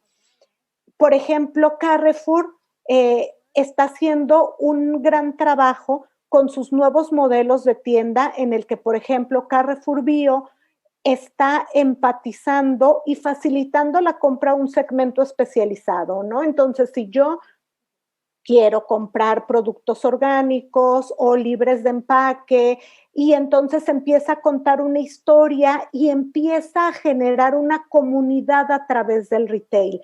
Yo creo que ese es el punto más importante con el que tenemos que trabajar a partir de ahora, generar esta comunidad a través de estos espacios comerciales, porque queremos seguir yendo a las tiendas. Aquí en México abren un centro comercial, abren una tienda y la gente se vuelca, hace fila, están ahí porque queremos tener este contacto humano, pero no queremos cualquier cosa, ni vamos a ir por lo mismo. Tenemos que pensar en qué extra le estamos dando al cliente. Y creo que el entenderlo y llegar a los nichos adecuados y pensar en este tema de generar una comunidad a través de un retail son de los temas más importantes. Seguimos con Carrefour y vemos que es el formato de mercado en donde también sigue simplificando las experiencias con un modelo diferente. Este año fue el Euroshop a principios de marzo, finales de febrero, y aproveché para hacer un análisis de tiendas en Madrid y en Berlín con un grupo de empresarios, y entonces estuvimos analizando cómo estaban evolucionando las tiendas, qué cosas teníamos en el Euroshop para empezar a aplicar, y creo que aplican perfectamente, aunque todavía el tema de la pandemia iba iniciando, creo que un tema muy importante en esto es que ya todos estos ejemplos que les estoy dando y esta conclusión que hice después de este viaje y que estoy compartiendo con ustedes, tiene mucho que ver con esta idea inicial de pensar en el cliente. El cliente se convierte en la columna vertebral del retail y si no lo hacemos así, seguramente vamos a ser de esas tiendas que tengan que empezar a bajar su cortina. Aprovechar nuestros locales de manera totalmente diferente. ¿Qué pasaba anteriormente? Que pensábamos de la puerta para adentro y no pensábamos tanto en la fachada, salvo en el escaparate. Pero ¿qué nos ha traído la pandemia? Pues que los espacios abiertos son mejores ahora porque no estamos en un espacio cerrado, porque estamos en un espacio ventilado y podemos aprovechar y debemos aprovechar todos estos espacios en los que pueda un cliente venir y sentarse, en lo que el otro entra a comprar, o puede venir a recoger un pedido que hizo por teléfono, por WhatsApp, en línea, en Facebook, en Instagram, y en todas estas modalidades que ahora empezamos a conocer a través de, pues, la búsqueda del seguir vendiendo. Y entonces estos espacios se empiezan a convertir en parte importante del retail. No es un espacio para vender, es un espacio para que el cliente se sienta acogido por la marca.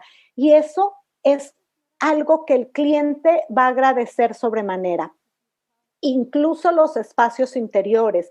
Yo como diseñadora de tiendas, cuando agarraba un local, un cliente y me decía, hazme este diseño, mira, tiene este patio, lo primero es cerrarlo y le caben 10,000 prendas más o 10,000 artículos más a este espacio.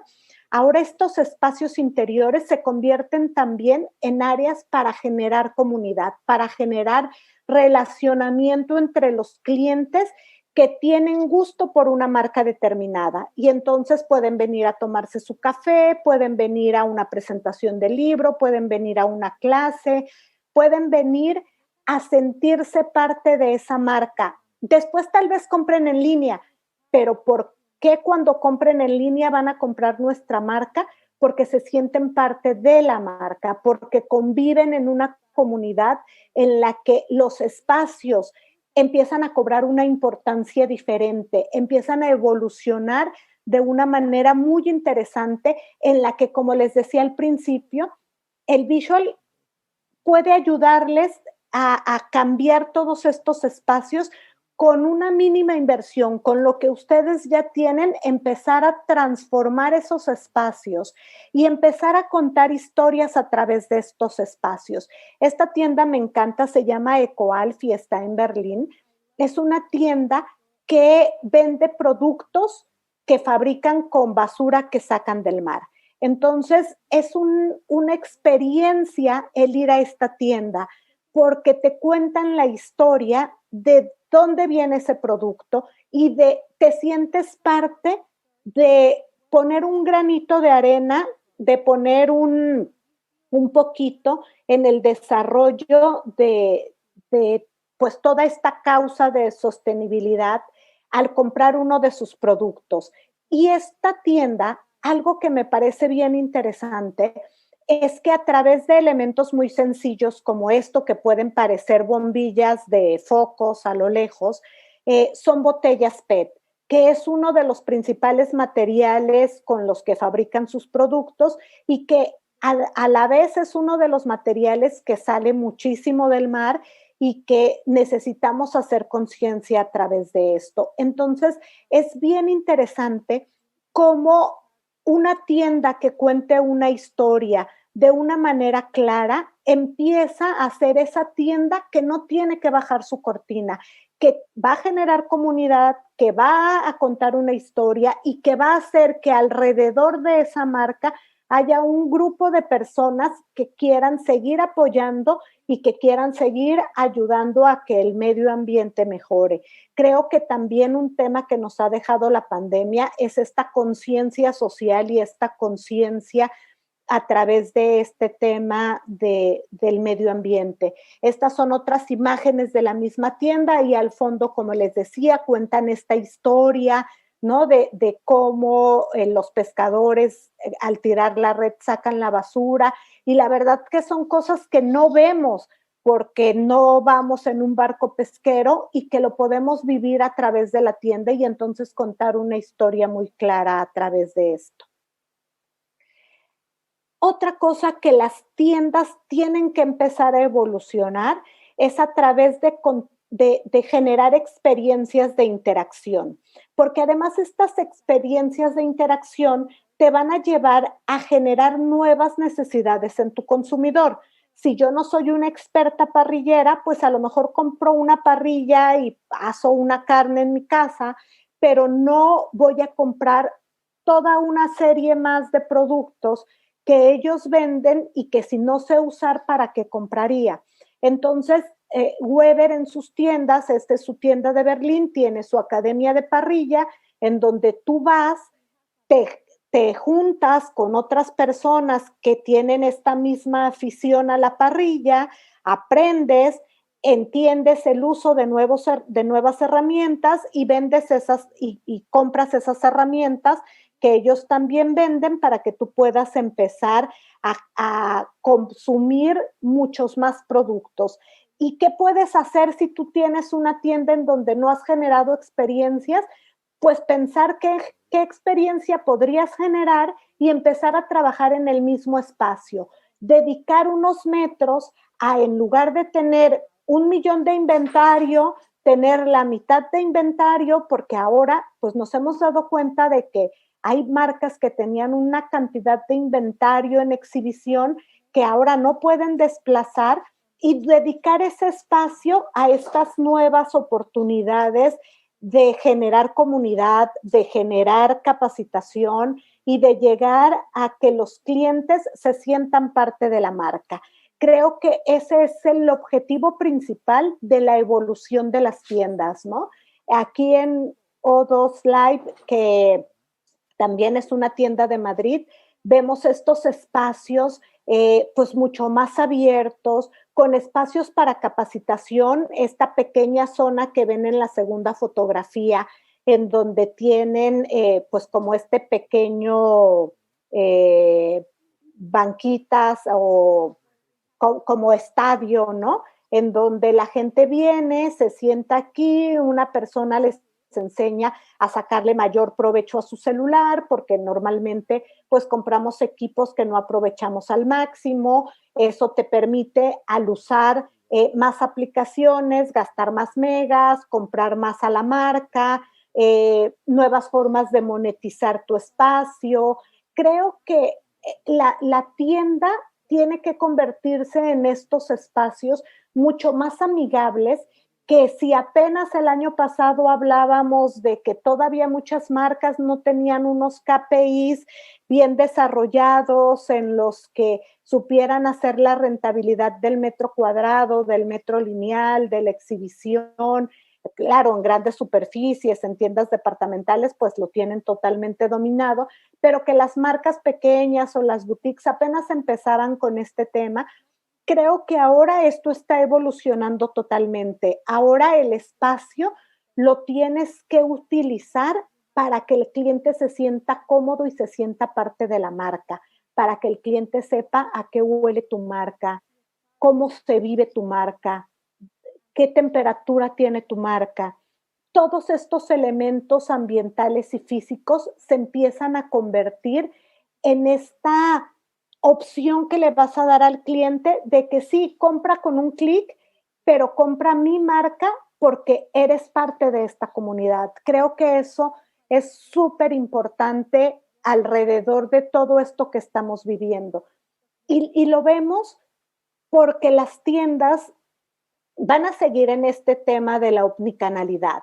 No, yo creo, en mi experiencia de más de 20 años en retail, de cientos de tiendas que he podido diseñar y que he podido montar y que he podido aperturar, y de campañas y de diferentes géneros, y del conocimiento que la asociación Latinoamericana de Visual Merchandising me ha dado de pues, conocer qué está pasando en toda Latinoamérica, me lleva a entender cómo está evolucionando el retail a través de todos estos elementos y a través de que no puedes dejar ninguno de todos estos elementos de omnicanalidad de lado.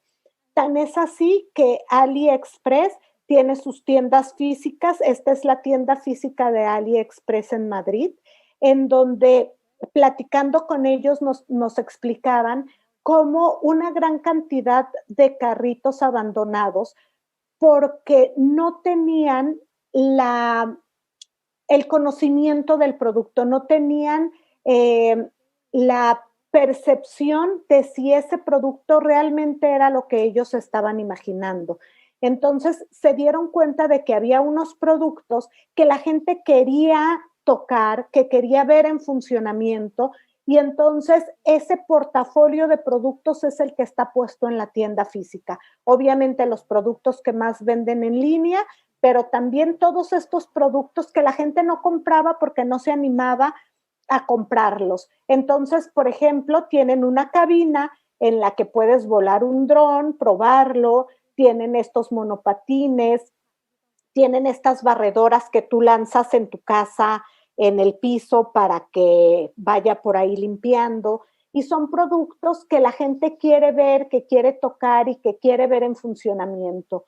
Entonces, yo estoy convencida de que la tienda física está evolucionando en este sentido, que el visual merchandising tiene que reestructurar el layout de las tiendas para que esta reestructura te lleve a tener estos espacios en donde la gente pueda probar el producto, pueda aprender a usar el producto, pueda aprender a hacer, como en el caso de la parrilla, aprender a utilizarlos y aprender a la necesidad de nuevas cosas.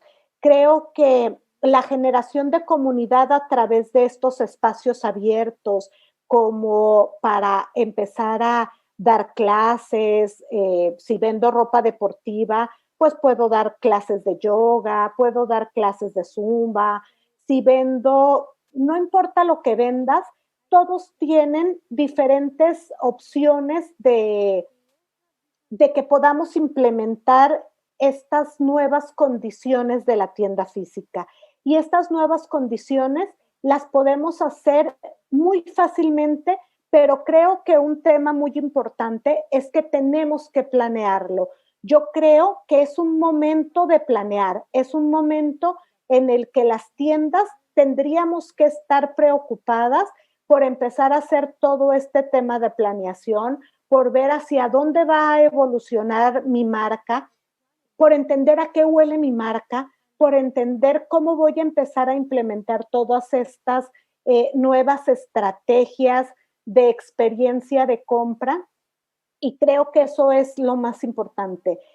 Yo en México ya estoy trabajando con esto, estoy desarrollando con una marca, no tengo todavía una tienda terminada para mostrarles, tal vez en una próxima ocasión pueda mostrarles, pero estamos trabajando en un tema en el que las tiendas se conviertan también en un elemento en el que tú puedas crear tu propio producto. El tema de personalización va a ser muy importante en esto. Entonces, pues sin duda, hay mucho por hacer. Yo creo que esta pandemia nos ha dejado muchas cosas malas, pero nos está dejando también esta posibilidad de reinventarnos, y es a lo que yo les invito, y aprovechar de esta maravillosa oportunidad que nos da el visual merchandising de reestructurar y recrear nuestras tiendas. Muchas gracias. Muchas gracias, Susana. Desde México, Susana Castillo, presidenta de la Asociación Latinoamericana de Visual Merchandising. Obviamente creo que todos coincidimos que debemos ver la pandemia, más allá de los problemas que ha traído, también como una gran oportunidad, y como bien dices, también una oportunidad de redefinir, reinventar, volver a darle vida a nuestras tiendas.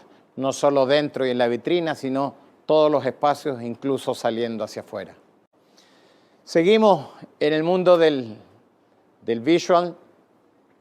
Tenemos, como les decía ahora, de la empresa Kendu, que es una empresa europea que tiene operaciones en distintos lugares, entre ellas Estados Unidos.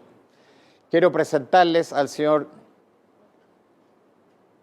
David López, que es quien está responsable de la operación de Estados Unidos para las principales marcas de la compañía Kendu, también en Visual Merchandising. Y lo interesante de David, y sobre todo recuerden, para el tema de las preguntas al término de cada presentación, recuerden tocar ese botón que dice Sala de Preguntas. La experiencia de Kendu es en múltiples industrias. Están en deportes, están en mejoramiento del hogar, están en fashion.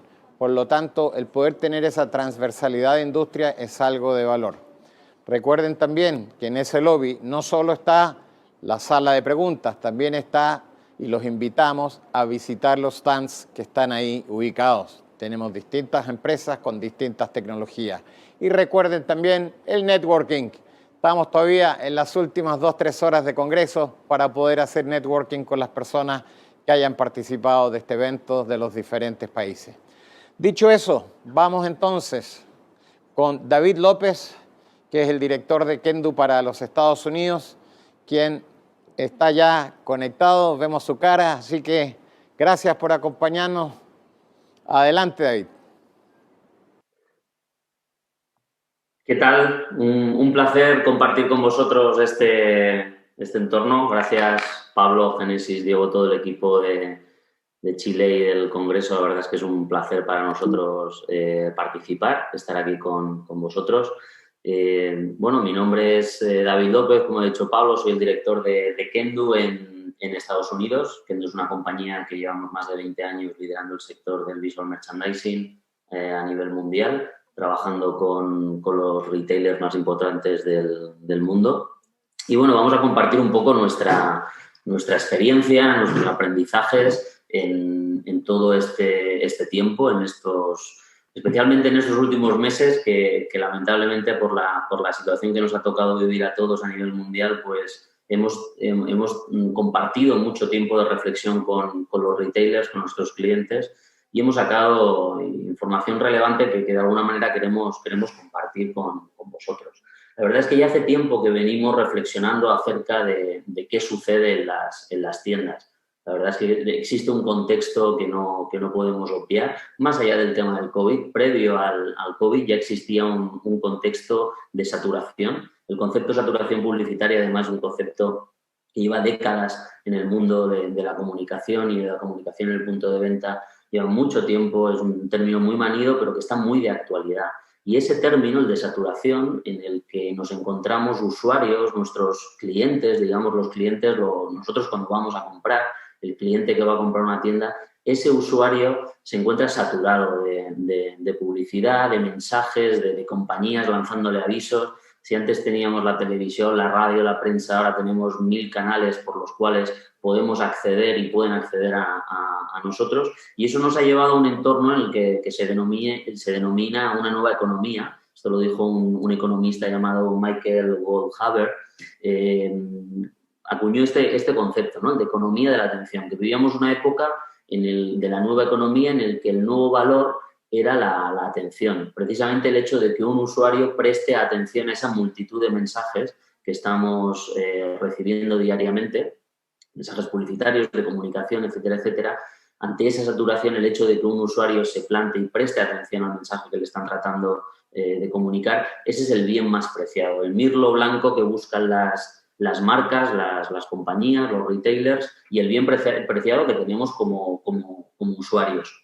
En ese sentido, cobra mayor importancia, si cabe, el punto de venta, ¿no? Pudiera parecer que en un entorno como este, la situación en la que tenemos el punto de venta, ya digo, previo al COVID, dejaba de tener importancia frente a la gran penetración que está teniendo el e-commerce, y nada más lejos de la realidad. Durante esta charla, aunque es breve, intentaré comentaros alguno de nuestros aprendizajes al respecto. Nosotros creemos que el futuro es hoy, que el futuro es ahora, Esto es también un tema muy manido, se ha comentado muchas veces, pero partiendo del contexto en el que estamos, ya digo, este cambio de paradigma que llevábamos años viendo este cambio de paradigma y especialmente en esta situación de COVID, como podíais ver anteriormente en el slide anterior, lanzábamos una pregunta, ¿no? Esa evolución de roles del diseñador de interiores a un diseñador más de user experience, que son conceptos user experience, user interface,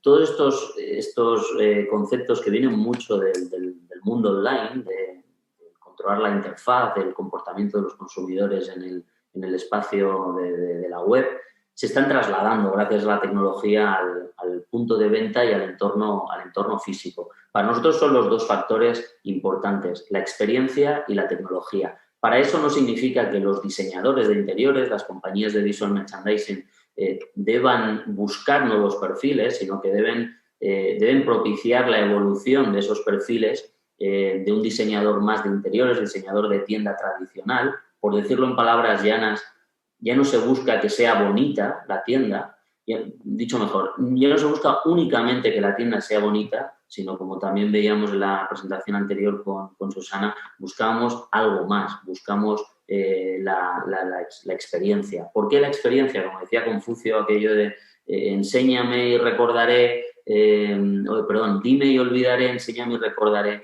hazme partícipe y entenderé. Bueno, pues es un poco lo que se decía, pues ya digo, desde Confucio, imaginaros si llevamos tiempo repitiendo lo mismo, ¿no? Un poco es entrar en ese entorno, como hemos visto casos anteriores que ha podido explicar Susana, yo voy a hablar de algunos otros, pero centrándome bastante en esa parte de experiencia y tecnología desde el punto de vista de una empresa como nosotros que trabajamos el visual merchandising y el diseño de tiendas para nuestros clientes. Siempre se ha hablado de diferentes tipos de diseño, como puede ser el diseño gráfico, el diseño espacial. Nosotros acuñamos este nuevo concepto que es el diseño interactivo. Y el diseño interactivo, además, basado en la tecnología que ya nos permite, de alguna manera, conocer el comportamiento del usuario en el punto de venta hasta el punto de poder medir el retorno de la inversión. Durante muchos años se ha tratado de hacer, se ha visto toda esta parte de utilizar el diseño o esa parte más interactiva del diseño como si fuera poner por poner. Es decir, la parte, digamos, más tecnológica, vamos a poner una pantalla. Y se ponía una pantalla pues por poner, porque quedaba bonita, porque daba sensación de modernidad. Yo tengo un amigo que siempre lleva el iWatch, el reloj este inteligente de Apple, pero solo mira la hora. Entonces, dices, bueno, ¿para qué lo dice? No, es que me da una imagen de modernidad. Bueno, pues, efectivamente le da una imagen de modernidad, pero en el punto de venta necesitamos algo más y necesitamos utilizar al máximo todas las posibilidades que nos ofrece, en ese caso el reloj, en ese caso la tecnología en el punto de venta y valorar el poner elementos tecnológicos con un objetivo, con el objetivo de mejorar la experiencia del usuario. Además, no siempre significa poner tecnología, sino también tener en cuenta que los usuarios ya llevan tecnología con ellos, como el teléfono móvil, un reloj inteligente, etcétera, etcétera. Todos estos elementos, especialmente el móvil, que nos permiten interactuar con el usuario. Voy a compartir algunos aprendizajes que hemos tenido nosotros en este tiempo. Algún caso de éxito vais a comprender un poco mejor lo que estoy tratando de transmitir. Este es un caso muy claro, ¿no? Una compañía como Paco Rabanne, del grupo Puig, es un proyecto en el que trabajamos hace unos años. Normalmente los muebles que se utilizan en este tipo de marcas son como los que veis. Igualmente, muchas veces se comenta aquello de que las compañías que venden perfumes al final venden agua embotellada y como es vender agua embotellada, al final la venden cara además, tienen mucho dinero para hacer promoción. Estos muebles son caros, están muy cuidados, cuidan mucho la imagen, la estética, llamar la atención del usuario. Pero ¿qué pasa si a estos muebles les damos un paso más allá? ¿Qué pasa si a estos muebles le damos inteligencia, le damos tecnología, le damos ese punto de experiencia? Ocurre esto. Os pongo el vídeo, ahora lo volvemos a revisar y lo comentamos.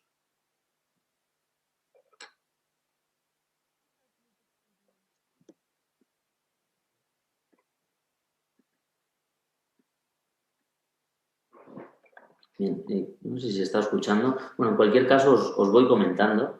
Este es el mismo mueble que hemos visto anteriormente, pero con tecnología. Con tecnología no puesta por poner, sino con tecnología que nos permite tener una experiencia, tener una interactuación con el usuario, interactuar con ellos, y nos permite además recopilar una serie de datos. Voy a ir al inicio de nuevo un segundo para que veamos. Lo primero que hace este mueble es, a través de una cámara, lanzar un call to action cuando hay, vais a ver aquí, lanza un call to action cuando hay un usuario delante. Hola, ¿cómo estás? Coge un producto. Disculpar por mi uso español del castellano, la palabra coger muchas veces sé que no es la misma acepción en todos los países. Get, vamos a decirlo así, agarrar un producto. Cuando agarras un producto, con unos pequeños tags RFID que tenemos debajo de cada producto, en la pantalla interactiva podemos interactuar con el usuario, saber en qué zonas está clicando. El usuario puede compartir información, puede consultar información, ver vídeos del producto. En este caso es un perfume, pero podríamos utilizar en cualquier perfume. Pero con las cámaras estamos captando mucho más.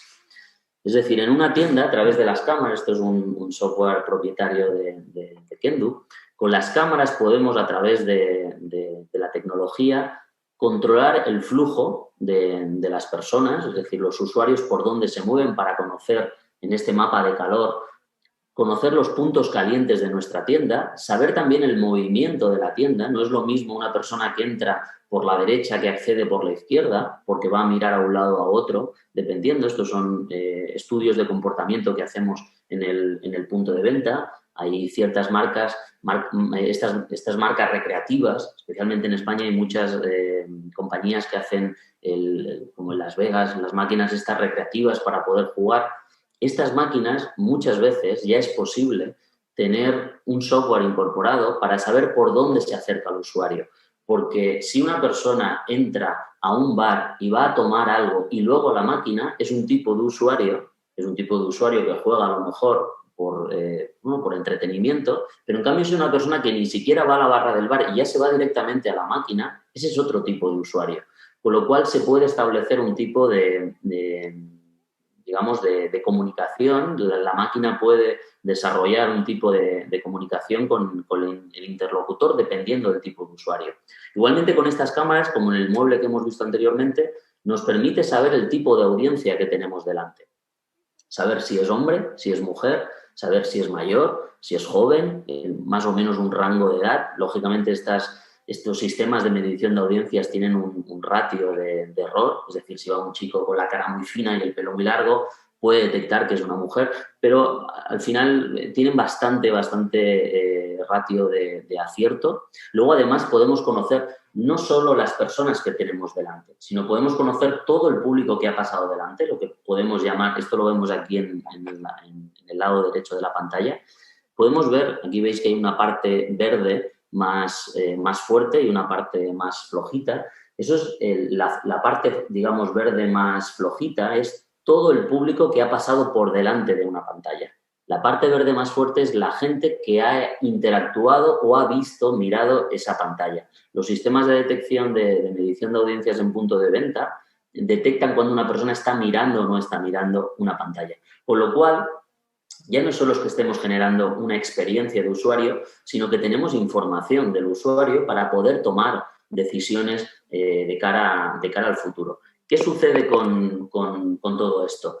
Anteriormente, hace muchos años, recordaréis muchos de vosotros, un libro muy famoso de Paco Underhill llamado ¿Por qué compramos? En él hacía un poco una reflexión de por qué el usuario compra, cómo se acerca a la tienda. Hace ya bastantes décadas, lógicamente ha tenido un desfase, los tiempos han cambiado, pero él explicaba en el libro, cuando le preguntaban qué metodología utilizó para conocer el comportamiento de los usuarios en el punto de venta y sacar esas conclusiones, él dijo que era muy fácil, que lo único que hacía era ponerse y apuntar con un papel y un boli.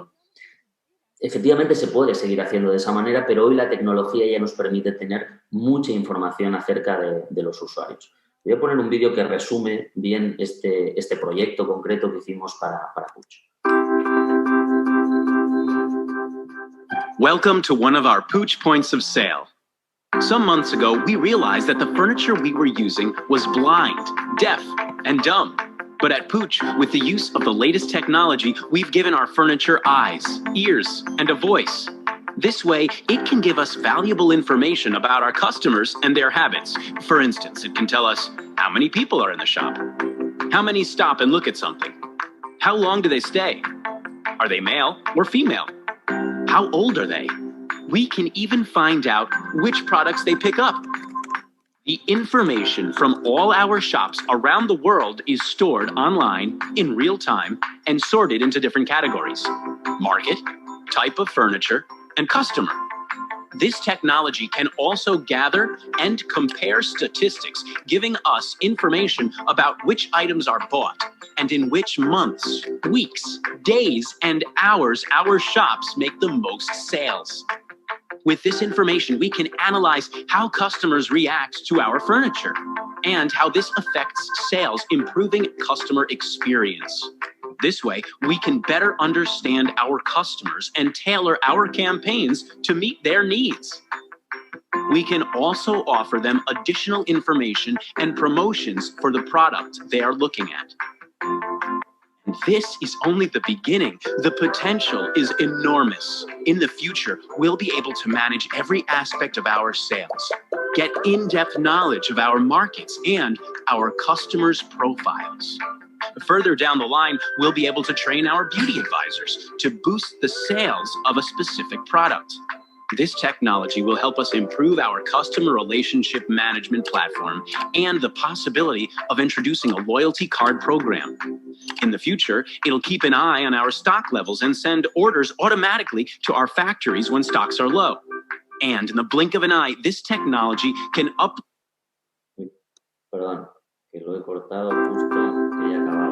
And we want to be the first to benefit from this revolutionary technology because at Pooch, the future is now. Disculpar que he cortado justo. Esto es un buen ejemplo de cómo todo el conocimiento que hemos ido adquiriendo con los años, con el boom del e-commerce y el marketing online, lo podemos traspasar al punto de venta físico. Aquí hay una reflexión muy buena que hace Lipovetsky acerca de la experiencia de compra. Lipovetsky comenta que el único momento en la vida en el que somos realmente dueños de todo lo que hacemos, somos realmente los reyes, es precisamente el momento de la compra. Igual que ocurre en otros entornos, en casa tienes a la pareja, en el trabajo pues tienes jefes, o tienes un comité de dirección, o tienes unos accionistas, siempre tienes algo. En casa incluso hay quien tenemos animales que están por encima de nosotros, las mascotas, yo tengo unos gatos y están por encima de mí siempre tienen prioridad.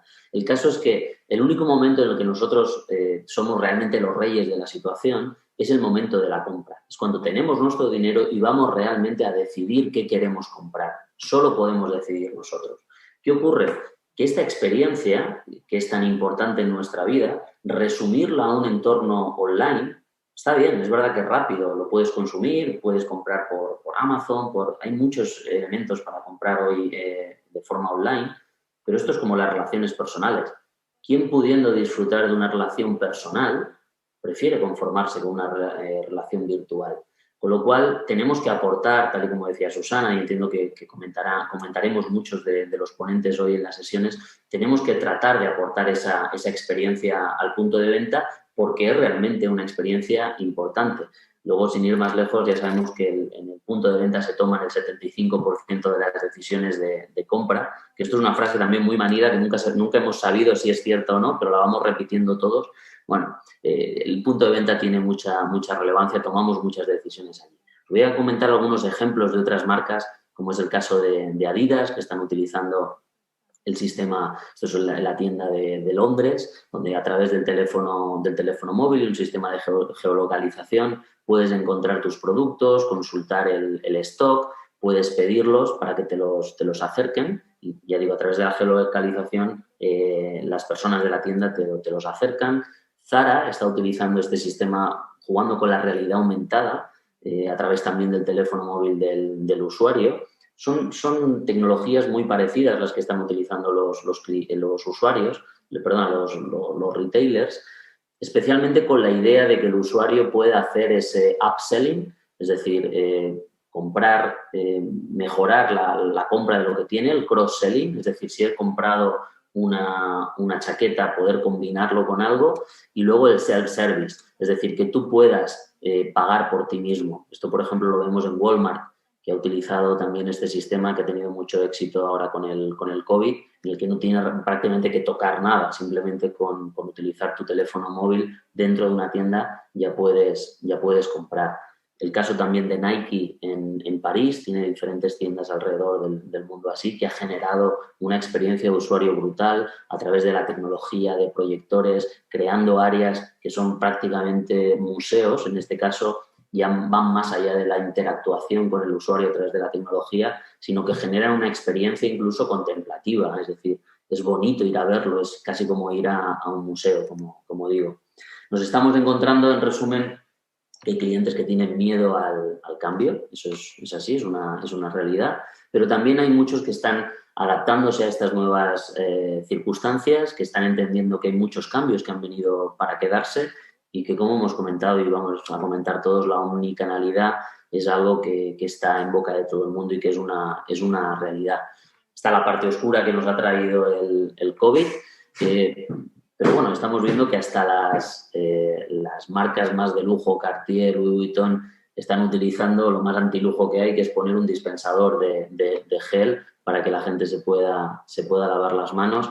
Bueno, a esto también estamos incorporando elementos. Aquí la tecnología también está ayudando. Ya hay elementos, a través de la cámara se puede detectar si una persona tiene fiebre o no tiene fiebre, los grados que tiene de fiebre, y podemos midiendo su temperatura saber si puede entrar o no. Podemos tener un contador de personas que delimita el número de personas que están dentro de la tienda, pero una vez más la experiencia y la tecnología nos ayudan a crear entornos más propicios para poder trabajar con nuestros usuarios en las tiendas.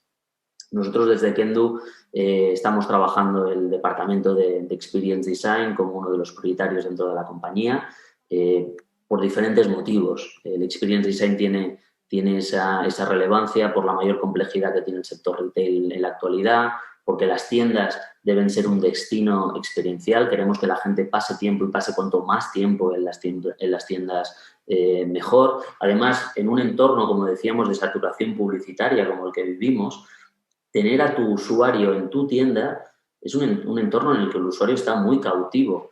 En todo el resto de medios, para poder llegar a tu usuario, el usuario necesita de alguna manera hacer algo. Necesita abrir el periódico, necesita encender la televisión, necesita encender la radio, abrir Instagram, estar en algún entorno. Sin embargo, el medio exterior, lo que se viene a denominar el out of home, en este caso el digital out of home, nos permite que un usuario estando en nuestra tienda ha decidido entrar en nuestra tienda, con lo cual lo tenemos cautivo para poder hacer una experiencia con él y que se convierta ya no solo en un comprador, sino en un prescriptor de nuestra marca. La omnicanalidad es la única respuesta, por eso nosotros hemos desarrollado este departamento dentro de la compañía y apostamos al 100%. Y luego, por último, los datos tienen que estar por encima de la intuición. Vemos muchas marcas a día de hoy que se dejan llevar por la intuición de lo que creen que va a suceder. Hoy en día es verdad que tenemos muchos datos, muchas maneras de medir, como hemos visto en el ejemplo de Puig, de medir el comportamiento del usuario en el punto de venta y con lo cual con esos datos tomar decisiones. Nosotros trabajamos de esta manera. Como os voy a compartir la presentación, estos minutos publicitarios los paso rápido, pero bueno, para que veáis algunas soluciones que hemos ido haciendo, como el asistente virtual. Estas son soluciones tecnológicas, la hemos implantado junto con la compañía española Mango. A través de una pantalla puedes preguntar, está muy vinculado con la inteligencia artificial, que es de lo más novedoso que estamos lanzando al mercado. Te ayuda en la asistencia de poder decir cómo se combinan diferentes productos. básicamente la tarea que hace un asistente virtual. Este es el Flowbox interactivo. Es un producto que hemos lanzado nuevo.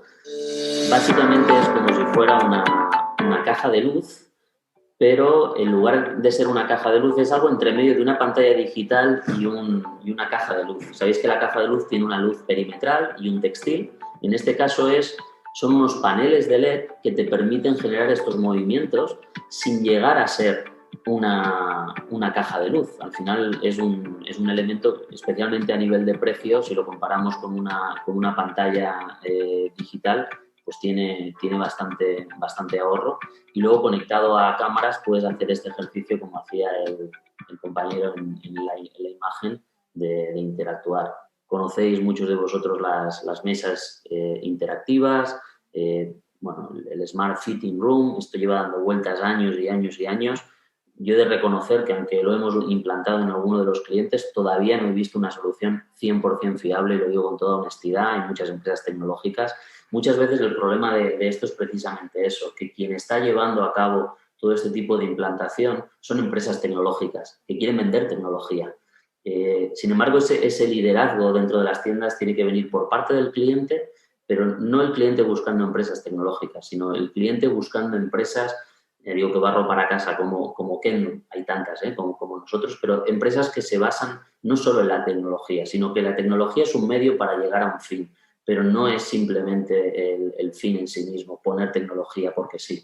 Nosotros a veces contamos con una tecnología, a veces contamos con otras, somos fabricantes de algunas, en otras contamos con terceros, pero no es poner tecnología porque sí. Nos basamos, como decía, en la experiencia, y a partir de ahí trazamos nuestra estrategia.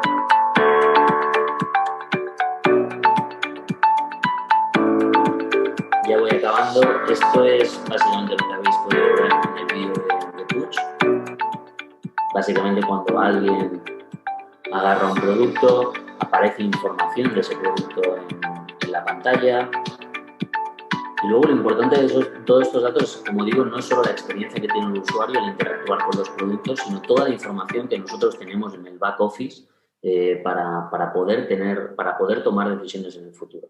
Bueno, he intentado ser muy rápido, disculpar por la brevedad y que no me haya podido extender mucho más. Como decimos, el retail no está muerto, el retail aburrido está muerto. Encantado de haber participado en este maravilloso congreso. Gracias una vez más a Pablo y a todo el equipo por la invitación y por contar con Kendu, y estamos a vuestra disposición. Muchas gracias. Muchas gracias, David, por tu valiosa presentación. Claramente el visual merchandising en todas las industrias sigue vivo, no está muerto, como tú dices, y también apoyándose en todo tipo de tecnologías. ¿Para qué? Experiencia. Necesitamos que todos los canales estén ofreciéndole a quien nos pone nota y a quien decide dónde se hace o no la compra, experiencia y visual merchandising transversal. Seguimos nuestra tarde. Recuerden que estamos en el Día de las Capacidades que se requieren para gestionar exitosamente una empresa. Y en esa misma línea continuamos ahora con el mundo de los analytics, el Customer Journey. Vamos a tener ahora una experta en comportamiento del consumidor. Todos esos momentos de la verdad, desde qué es lo que es el Customer Journey, entender bien desde el momento en que uno decide comprar una categoría hasta el momento en que uno entra a una tienda o entra a una página, y por todos esos pasos que tú vas pasando que llamamos el journey. Incluso la persona que viene ahora es experta en temas de tasa de conversión. ¿La tasa de conversión qué es? ¿Cuántas personas desde que pasan por el frente de una tienda a cuántas personas entran? ¿Cuántas personas de las que entran realmente compran? Todos esos indicadores, y así en todo ese Customer Journey tenemos a una líder mundial en estas materias. Ella es Ronnie Max, experta en Customer Journey Analytics. Ella nos acompaña hoy desde Estados Unidos. Estamos también aquí conectándonos en vivo con ella. Vemos su imagen. Estamos. Ronnie, bienvenida nuevamente. Start speaking now, right now. Okay, hello. Thank you, Paulo, for introducing me. and I'm gonna say hello to you guys from Florida, and thank you very much for letting me speak in this wonderful retail congress. I love Chile. I've always been to Chile, and I really like it. So today we're going to talk a little bit about the analytics behind everything that you've seen. You've seen an incredible amount of technologies and new ideas, but a lot of those technologies create data, and really to manage the store or create a physical store, you need to manage it with data. And this is the purpose of creating what we call the customer journey in-store with in-store analytics. And a lot of what you're going to see today comes from the online world, from a concept we call conversion optimization, which is how you optimize website. And another parts that you would see come from what we call product optimization, which is when you go into a software product, on how you optimize those products. And all of those techniques are now being mixed into the physical world and how we're thinking about this. So let's just dive into this process. And here we go. So the first thing is, why do you want to do in-store a customer journey? Well, this is a story, for instance, of a retailer that specializes in candy. And about a couple of years back, a decade ago, they were on the verge of bankruptcy. Why? Because they were trying to sell candy to children. Well, if you're a parent, you know that your number one priority is to have the children eat healthy food, not candy. And therefore, this specific product, that specific retail chain was in a great deal of problem. So they did a lot of rethinking, and they decided to change the buyer. And there's a difference here between what we call consumer, which is the person who actually uses the product, and the actual buyer, which in this particular case was the parent.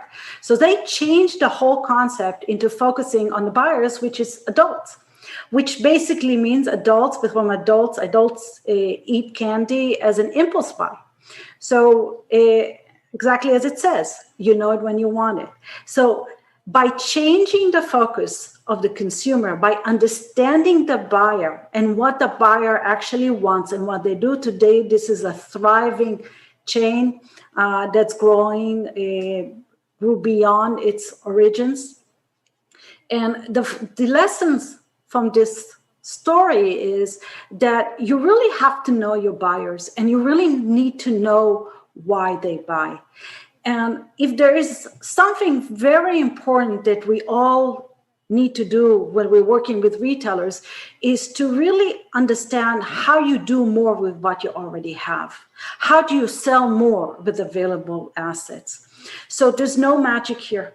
The stores are now becoming an open, they're becoming like the online world. We're digitalizing the stores with data. And there's over 100 different types of technologies that are coming in.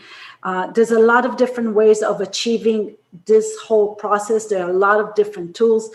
But our objective is really to build a data-driven process, because if you know your data, you know how to manage it. And we'll try again. Not doing what it's supposed to do. Here we go. Okay, so where do you start? You start with the store opportunity. And the concept of store opportunity, you actually saw one of those retailers that I worked with in Europe, and they had two big stores. They had one store in the front of the mall, a very fancy mall. And they also had a second store at the end of the mall in the corridor. So the store in the front had an incredible amount of visitors. Basically, everybody that walked in through the main entrance saw the store. But if you compared between the capture rate, which is really the number of people that walk by to the number of people that walk into the store, the smaller store had significantly more people that walked in. And most importantly, it had almost the same amount of sales. So the lesson from all of this is not just that your store opportunity is on the total number of people that walk by, but also the type of people that walk in. It is something that we call within the industry the intent to buy. And this is something you can actually see today in the online world using on what we call user signals. And that kind of concept is becoming available in the physical store. You can understand what is your actual opportunity to create this kind of evaluating your physical store. We'll try again.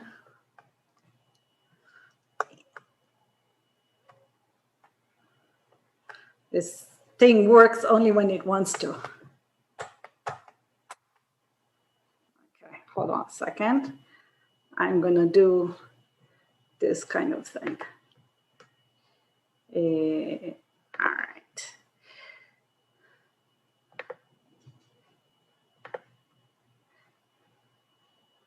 Okay, so once you got into the store, the question is what you're going to do inside the store. And you can see here 3 very different type of technologies. They do completely different things on how they approach what is happening inside the store. You can have it through heat maps, you can have it through dashboards, and you can actually go into details on what specifically those people do.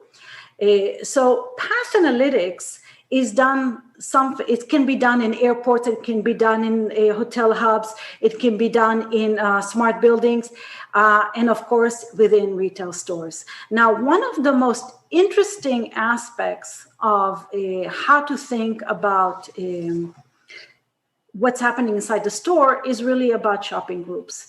And I'll give you an example. If you are in an apparel store, you have a significant difference type of shopping experience, especially for children.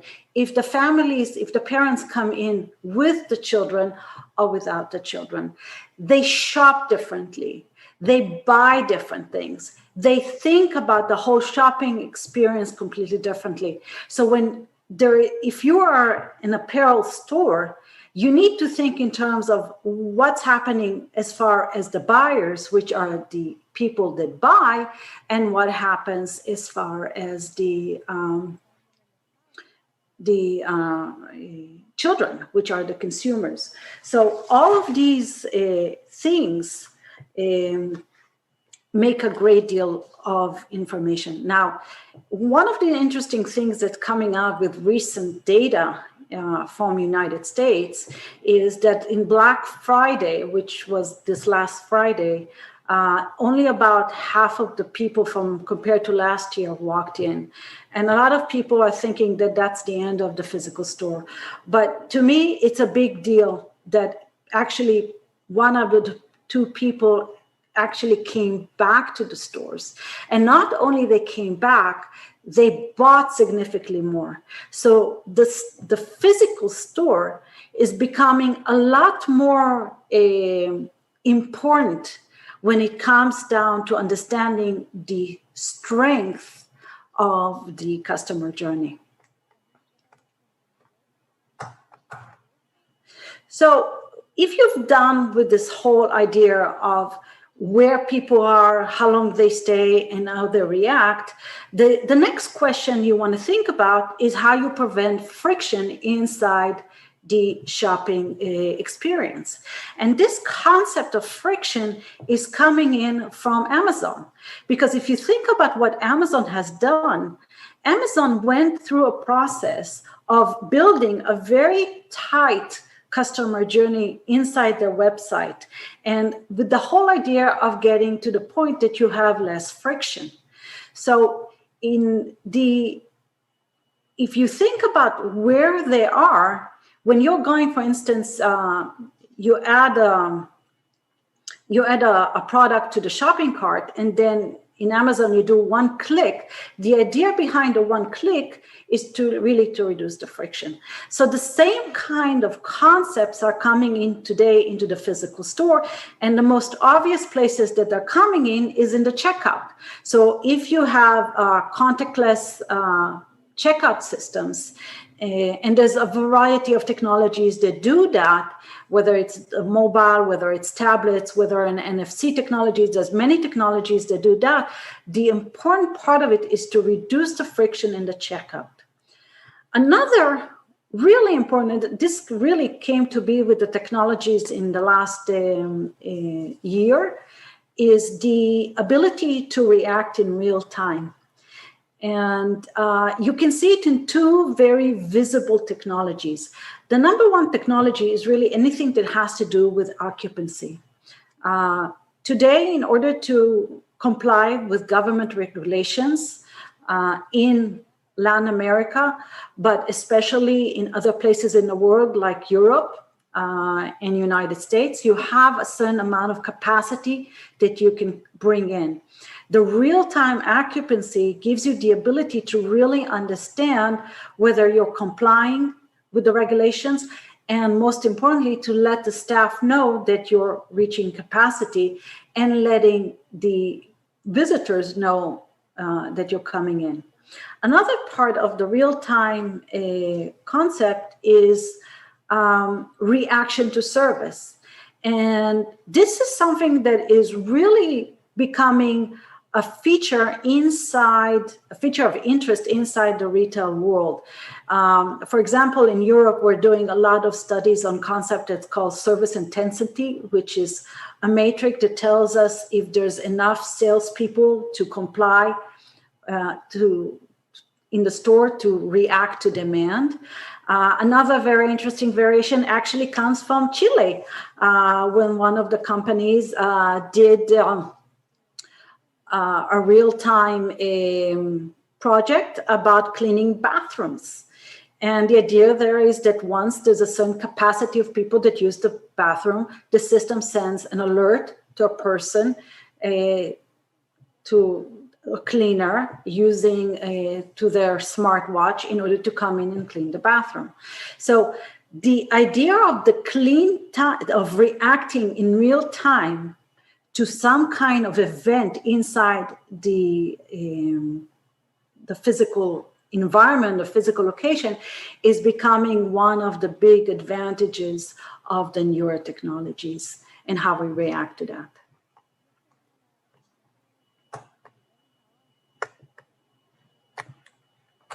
Okay, now we're coming into the most interesting change in the last 2 years, especially in the last year, which is really what happened as physical stores became a question mark. What is their value? And here we're talking about increasing conversions and increasing sales from the store itself. So you've seen a couple of presentations from merchandising and how you design stores. Well, this is the analytics beyond that on how you actually look and understand whether the concept that the merchandiser came up with actually works in the real world. And there are 3 areas of investigation that we're going to talk about today. One of them, of course, is the customer engagement, which is how people react to something. The other part is the product positioning, which is the aspect of the product itself. And the last part is the purchase point, which is really the decision to buy. So let's take a look at these 3 components a little bit deeper.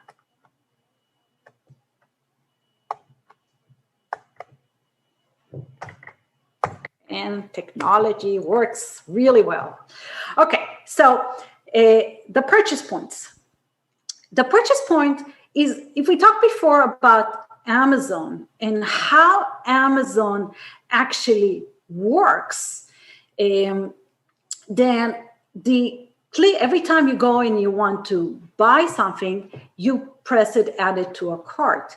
Well, this is exactly what it means, except we need to translate it into what's happening inside the physical world. And there's really 3 areas of investigation that we're looking at today. The first one is really a shopping cart. Very simple. Do you put something inside the shopping cart? There are 2 ways to think about this. One comes from the product itself, which means that the product moved into the cart. The other part is inside the cart, if the cart is a smart cart. And then you can understand that something came into the cart. So that's a purchase point or a decision to purchase. That works in groceries, convenience stores, anything there's a big box, any kind of home goods, any situations of which you have like the browser models.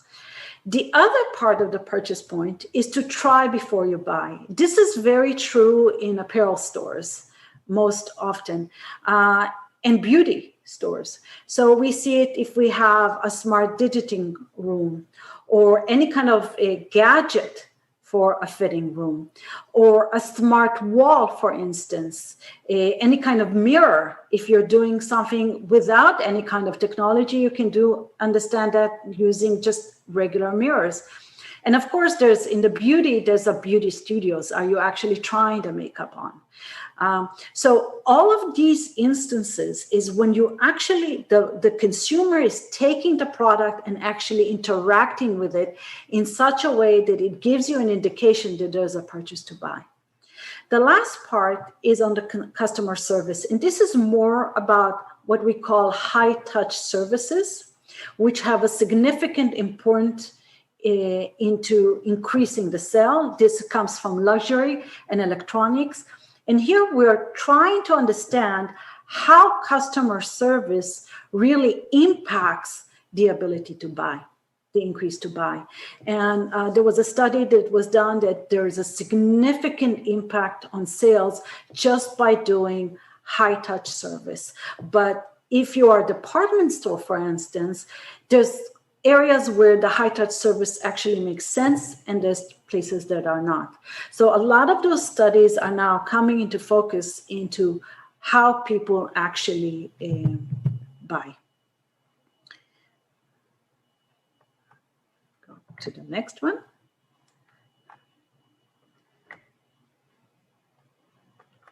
Here we go. Okay, so product positioning. So product positioning is a concept that comes from marketing. And the catch here is that retailers have been doing this for a long time.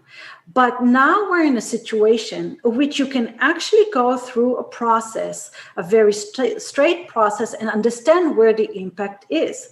And I'm going to give you a couple of examples. One example, for instance, is a supermarket. And the supermarket had a promotion for a frozen fish, but the frozen fish was right next to the fresh fish. Well, if they bought more of the frozen fish, what happened was that the fresh fish that had significantly more premium pricer, and it had a time limit on it because it was fresh, that sales went down. So what happens is that if you looked at the overall structure of the sales and the promotion and the profit, you saw that maybe from a marketing point of view, it made sense, but from the retailer point of view, it did not. I'll give you another example, pricing. If you're in an apparel store and you bring in the new season, then the new season has a higher price. Well, how long are you actually going to keep them inside in the front of the store? Well, if you take it back, then usually the sales go down. And if you put it in clearance, you have significantly low margins. So we actually did a project on the other way around. We actually brought something that people showed interest and was not in front, and we put it up in the front, and that significantly increased the sales. So if you're doing a process of how you understand the product positioning, you can actually create a situation of which you can increase sales and profits relatively quickly, and most important, you can understand how the trends actually evolve. So that's the side of the retailer. This is where a lot of the technologies like RFID come in, or BLE come in, and you can understand the product positioning side of it. Now let's go into the consumer side.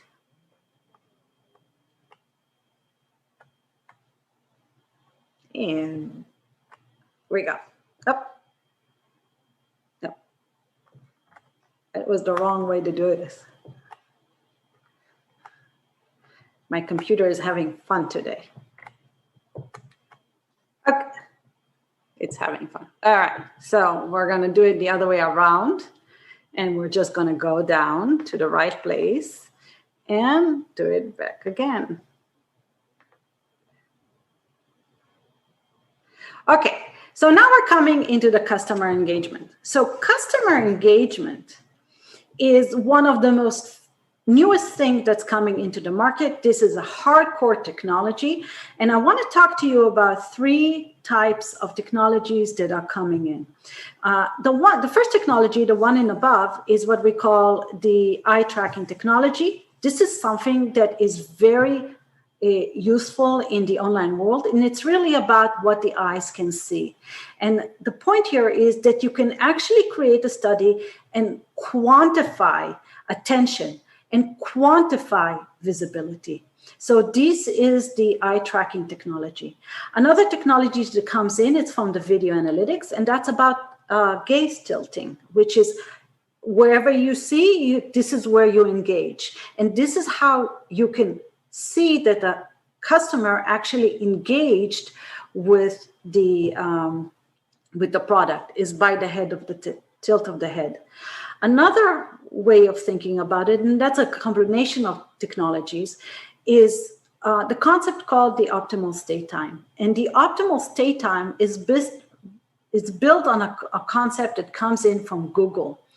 And those of us that worked also in digital marketing know that in order for Google to understand whether a web page makes sense or not, they're looking a lot at what we call user intent signals. User intent signals is something like the optimal stay time. It means how long does a person is actually looking at a particular product. And let's go back to groceries, for example. If you come in and you buy eggs, usually this is a process that takes a couple of seconds, like 15 seconds, 30 seconds. But if you're going in and buying some kind of organic food and you're sensitive about the organic and you want to read about it, then your optimal stay time into interacting with that organic food would be somewhere between a minute and a half to 3 minutes, because you're actually watching this. So all of these technologies are coming in and they're giving us the opportunity to really build a picture, not only on what's happening on the product side, but also what's happening in the customer side and whether the customer can be engaged or not. So all of the stuff that we talked about today is about creating testing, because it's not just about the products that are the technology that does something for you. Those technologies take out a lot of data. So how do you manage that data? Well, here we're taking a page from the online world and product optimization, and we're building tests. And in order to build a test in a physical world, you still follow some very clear concept, which is you decide what the test is all about. You understand what you want the consumer to do, and then you measure the conversion rate. And you have to do it in such a way that it will be statistically significant, or that the information that you're given has enough validity or enough strength in order to understand that the data is good. Everything that we talked about today is what I call in-store optimization. It uses almost over 100 technologies, but the core behind this whole idea is to create an experiment-based technology and a experiment-based process to increase the physical location, and you really want to solve some real user problems. So this is a shot from the Stanford University Vision Project back in 2015, which I think was the first project ever to really take a look at a physical store with vision technology, with AI, and really try to build this experiment-based attitude toward the store. So that's me. Thank you very much. You can see me in the Behavior Analytics Academy, and I am going to go now into the question room and answer your questions. Thank you very much. Muchas gracias, Ronnie. Gracias por tu presentación. Claramente, los analytics, la información y la data ha sido también uno de los temas que se ha robado este evento. Tecnologías con información, ese exceso de información, cómo la administramos y cómo lo usamos para conquistar consumidores, para tener mejores resultados. Y sobre todo en este proceso, que es el Customer Journey. El Customer Journey, que es todo el proceso desde que uno piensa en una necesidad hasta que termina comprando y termina incluso en su postventa cuando ya hay fidelización o incluso si hay que retornar un producto. Todo ese proceso que es el journey, que debemos ser expertos, tiene métricas y eso fue la presentación de recién. Dicho eso, vamos a continuar con nuestro programa. Tenemos ahora desde México una nueva conexión con dos personas que nos van a hablar del neuromarketing y además nos van a traer un caso de éxito con FEMSA Coca-Cola México. Con ustedes voy a dejar a un experto en neurofisiología, al doctor Jaime Romano, y quien lo acompaña es Javier Donis de FEMSA Coca-Cola México. Vamos entonces con la conferencia de neuromarketing. Adelante, México. Hola a todos y mucho gusto. Es un placer estar aquí con todos ustedes. A continuación, lo que les vamos a platicar es sobre una herramienta en esta alianza de ya más de 6 años que llevamos con el doctor Jaime Romano y su empresa Neuromarketing. Y les voy a presentar, pues, y vamos a empezar la plática con un concepto, ¿no? Y prácticamente toda esta transformación digital. Si alguno de ustedes está en su empresa, seguramente antes del COVID, muchas empresas no estaban planteando hacer cambios transformacionales en toda esta parte digital. Afortunadamente para Coca-Cola FEMSA empezamos todo este journey desde hace más de un año, ¿no? Utilizando herramientas de neurociencia aplicada también a todo este mundo digital. Y quiero transmitirles primeramente un concepto, ¿no? Que es la escalabilidad. Y esta escalabilidad justamente se logra a través de medios tecnológicos.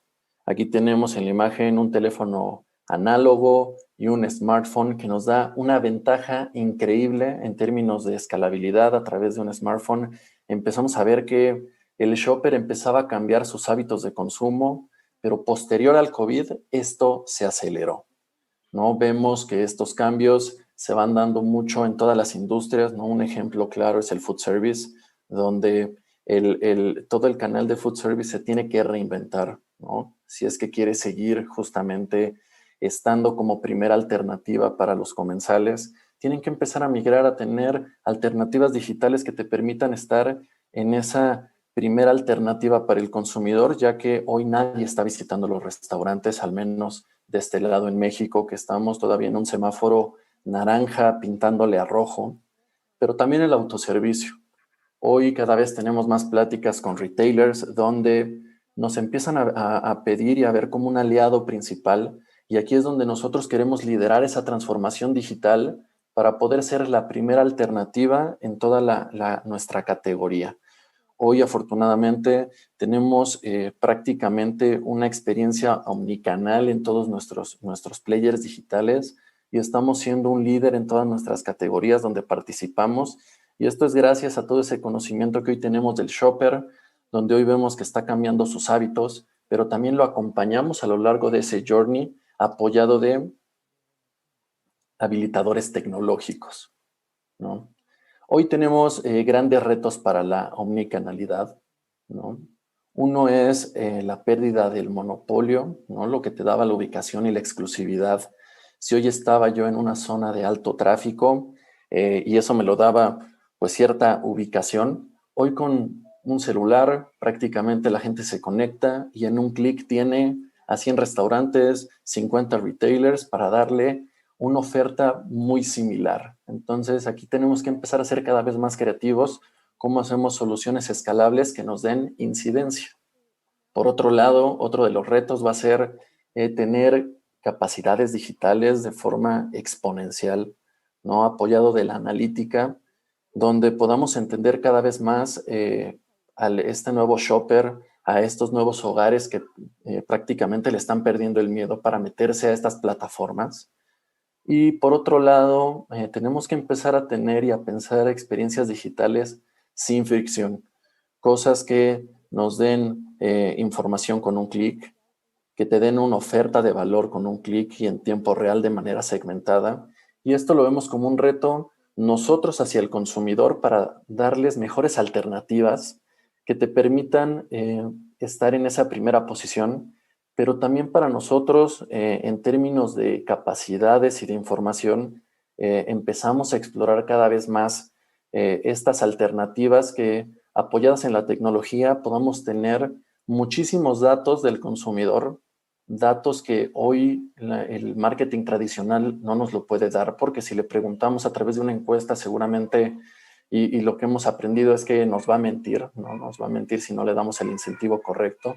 Entonces, ¿cómo empezamos a tener información que prácticamente nos diga qué quiere, qué siente, qué piensa? Y para eso nos apoyamos mucho en el área de neurociencias, y a continuación los dejo con un viejo conocido también, el doctor Jaime Romano, con el que hemos estado trabajando a lo largo de 6 años para platicar justamente de estos avances y mejores prácticas con neuromarketing.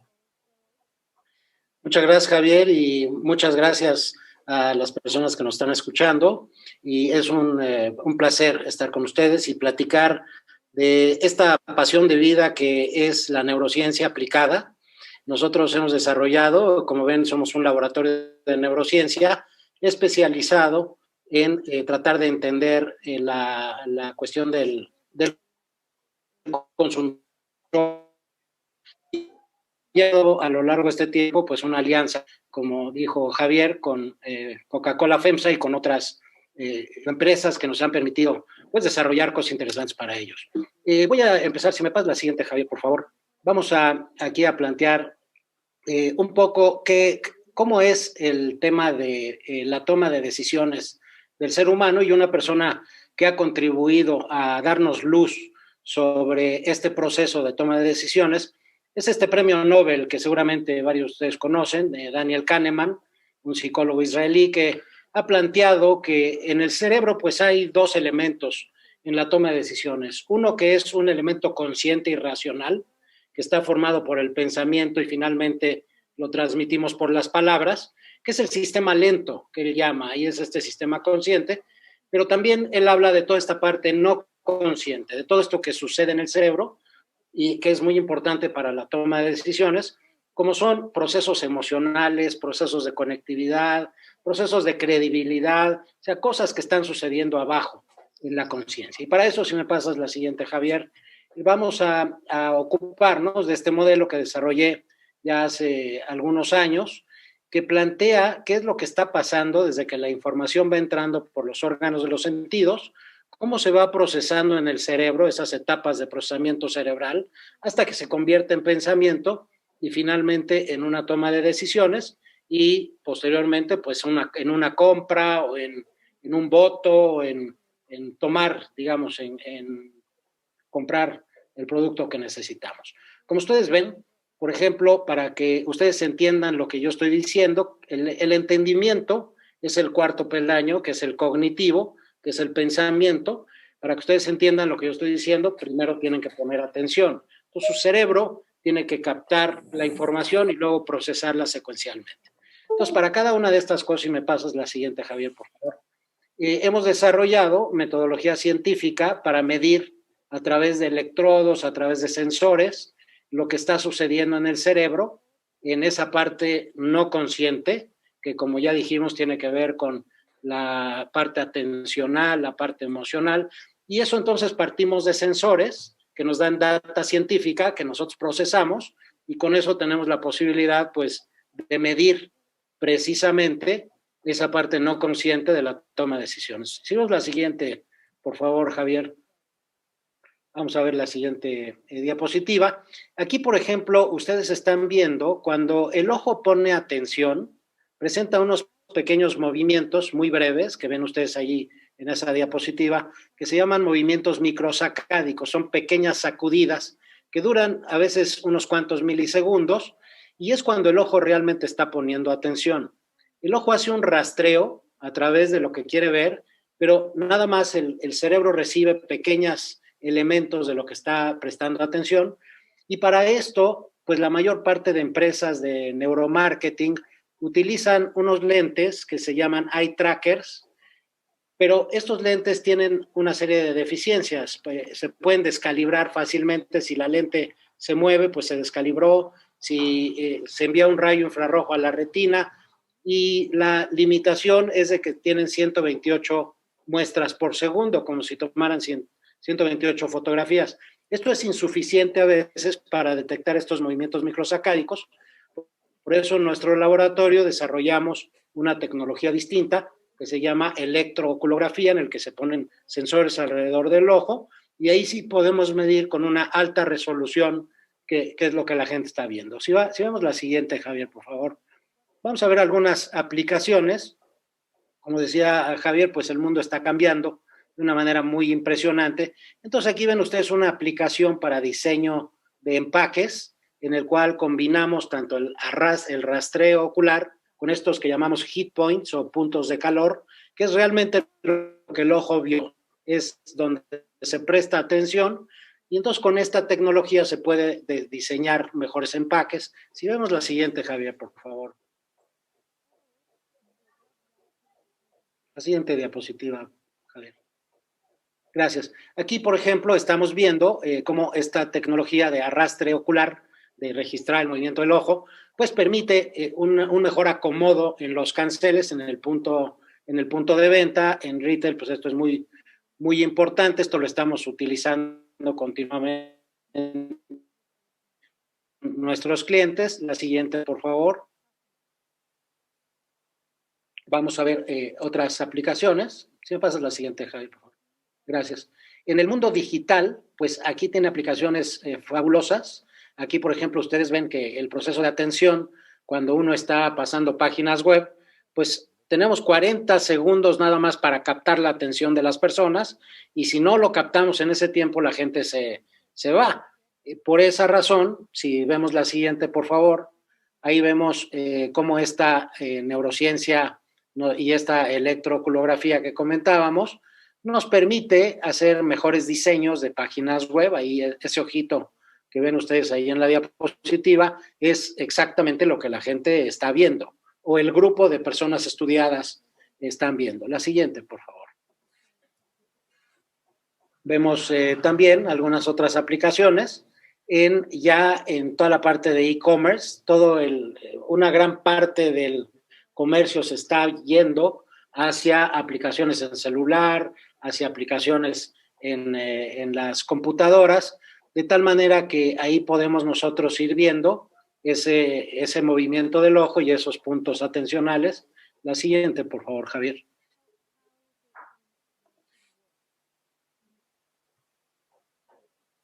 Ahí estamos viendo, ¿verdad?, cómo están esos puntos de calor. Ahí estamos otra vez. Y también podemos saber cuando la gente está leyendo. Si ustedes ven en la parte de abajo donde dice con tu mejor versión, ahí hay varios puntos de calor, y es efectivamente pues esos pequeños movimientos microsacádicos del ojo. Entonces esto permite pues realmente tener una comunicación mucho más precisa con el target. La siguiente, Javier, por favor. Y bueno, yéndonos ya al punto de venta, que es un tema apasionante, aquí no nada más medimos... Si me pasas, Cuando encuentres el círculo vas a apretar el botón. Ahora busca... No, acá tenemos que medir otras partes de la neuropirámide, del peldaño, en el sentido de que aquí estamos viendo... Y cuando encuentres el círculo del número 2, vas a apretar el Conectamos botón 2. electrodos para ver lo que la gente está viendo, pero tenemos también electrodos en el cráneo para ver cuando la gente realmente está tomando la decisión. Y ponemos sensores en otras partes del cuerpo para medir la parte de las emociones. Pues aquí no es suficiente nada más con la parte de la atención visual, que estamos midiendo otras variables. ¿Me pasas la siguiente, por favor? Y les voy a mostrar pues un estudio que hicimos para FEMSA, y se los muestro porque FEMSA nos permite mostrarlo con fines de divulgación, utilizando esa tecnología de conectar tanto electrodos alrededor del ojo para medir hacia dónde el ojo presta atención, electrodos en el cráneo para ver cuando la gente realmente está decidiendo tomando la decisión, electrodos en el cuerpo para medir las emociones. Como les decía, aquí hay que medir varias etapas, no nada más el movimiento ocular. Y de esa forma le ayudamos a FEMSA, que desplaza gran parte de sus productos a través de las tienditas de barrio, pues a modificar el interior. Se eficientó totalmente la parte interior. Si vemos la siguiente, por favor. También ayudamos a modificar las fachadas de las tienditas, y aquí se están ya metiendo algunos elementos adicionales. Hay un elemento que se llama priming o imprimado, en el cual el cerebro toma la decisión con base en algo que ve previamente, aunque no lo haga consciente. Entonces ahí ven ustedes un póster que está en la entrada, que fue diseñado ex profeso para enviar esa información al cerebro y que tome la decisión. Si me pasas la siguiente, por favor.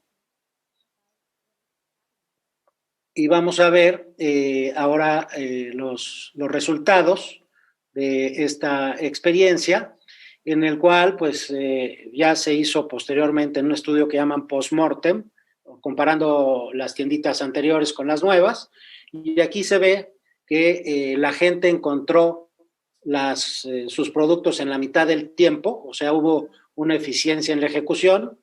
También el número de movimientos microsacádicos bajó en 32.6%, lo cual quiere decir que la gente encontraba más rápido el producto en los anaqueles. Y ahí hay otra prueba que, debido al tiempo que es muy limitado, no se las puedo platicar, pero es una prueba de asociación a conceptos en la cual medimos el pensamiento de las personas, los conceptos asociados a algo. Entonces ahí está el antes y después. Y lo más importante para FEMSA, si me pasas la siguiente, Javier, por favor. Lo más importante fue que eso pues se tradujo en ventas para la empresa. Ahí vemos que en estos estudios post-mortem, comparando las tienditas originales con las nuevas, ya modificadas, las ventas superaron los 2 dígitos, subieron en más de 19% la venta. Y bueno, para terminar les voy a pasar otro ejemplo. Si me pasas la siguiente, Javier, por favor. Ya nada más traemos un videíto y con eso terminamos la exposición. También es un estudio que hicimos para Coca-Cola. Si me pasas, por favor, el video, la siguiente.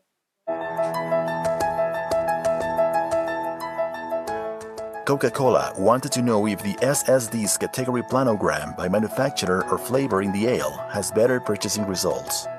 In order to know it, we got into the mind of the shopper through neuromarketing techniques and scientific methodology. Our goal? To know which planogram is more profitable for the company, which one makes the shopper purchase easier, and which one enhances the purchasing decision tree. So, we built 2 supermarket ales, one with the current manufacturer distribution, and a second one with a flavor sequence planogram. We evaluated the effectiveness and visibility of Coca-Cola products at supermarkets. To make it happen, we divided the study in 2 phases. In the first phase, the objective was to find out the ale hotspots and effectiveness of the product placement by manufacturer and flavor. So, we recruited 6 groups of 11 men and women of different socioeconomic levels and ages, from 25 to 45 years old. Our participants had to search 10 products through each planogram in order to recognize in which one of the 2 options was easier to find a specific product. Using NeuroTrack technology at this phase, we measured the brain effort and eye movements required for the visual exploration through the ale during the time they were searching for the product. In the second phase, the objective was to find out if the product distribution defined the purchase. We recruited two groups of 28 men and women of different socioeconomic levels from 25 to 45 years old. Using neuromatrix technology, we evaluated the participants' initial purchase intention, presenting them photographs of the products. Then, we took them to the ale to choose a beverage of the category so as to know if the product in the ale defined the purchase. And from now on, we'll keep working to implement the knowledge and learnings from this study to increase the Coca-Cola products at supermarkets.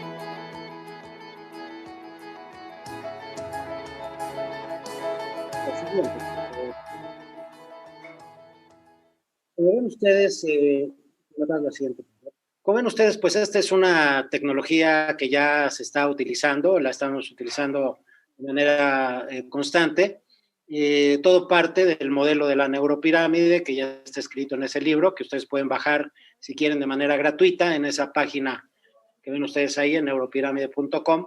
Y bueno, pues la neurociencia está revolucionando al marketing tradicional, complementándolos. O sea, el neuromarketing ve la parte no consciente y la mide con precisión científica, y los métodos tradicionales nos ayudan a profundizar en los porqués. Es una metodología totalmente complementaria que pues tiene la ventaja de tener mucha mayor precisión.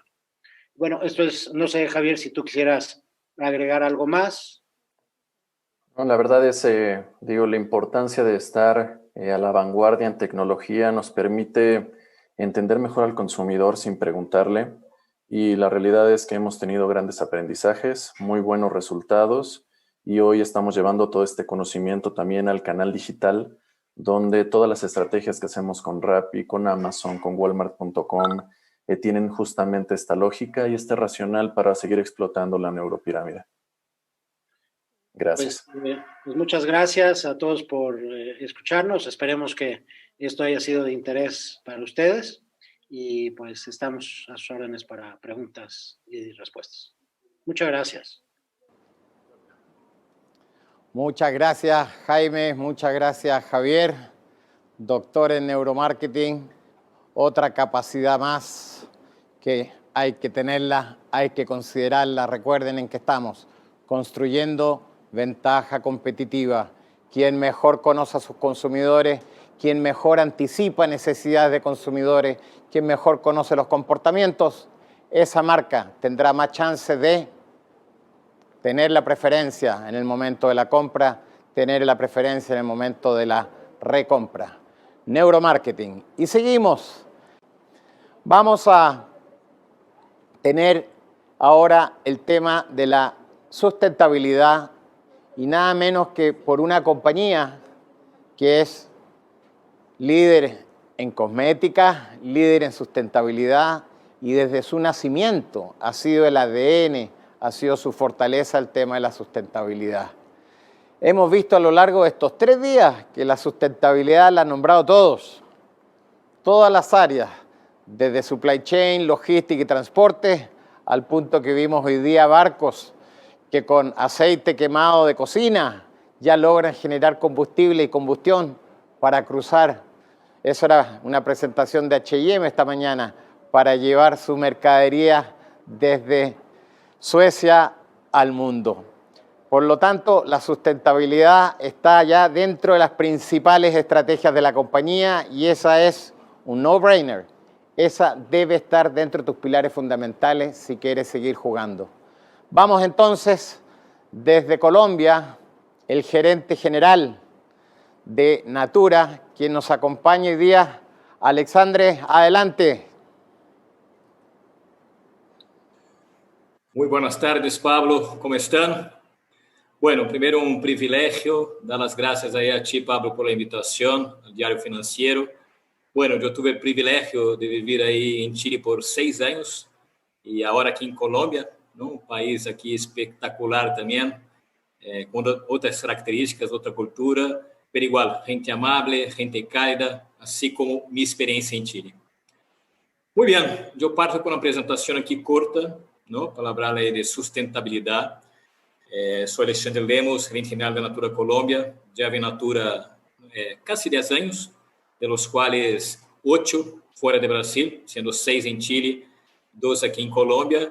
Y quisiera compartir un poco lo que nosotros creemos aquí en Natura de la visión de sustentabilidad.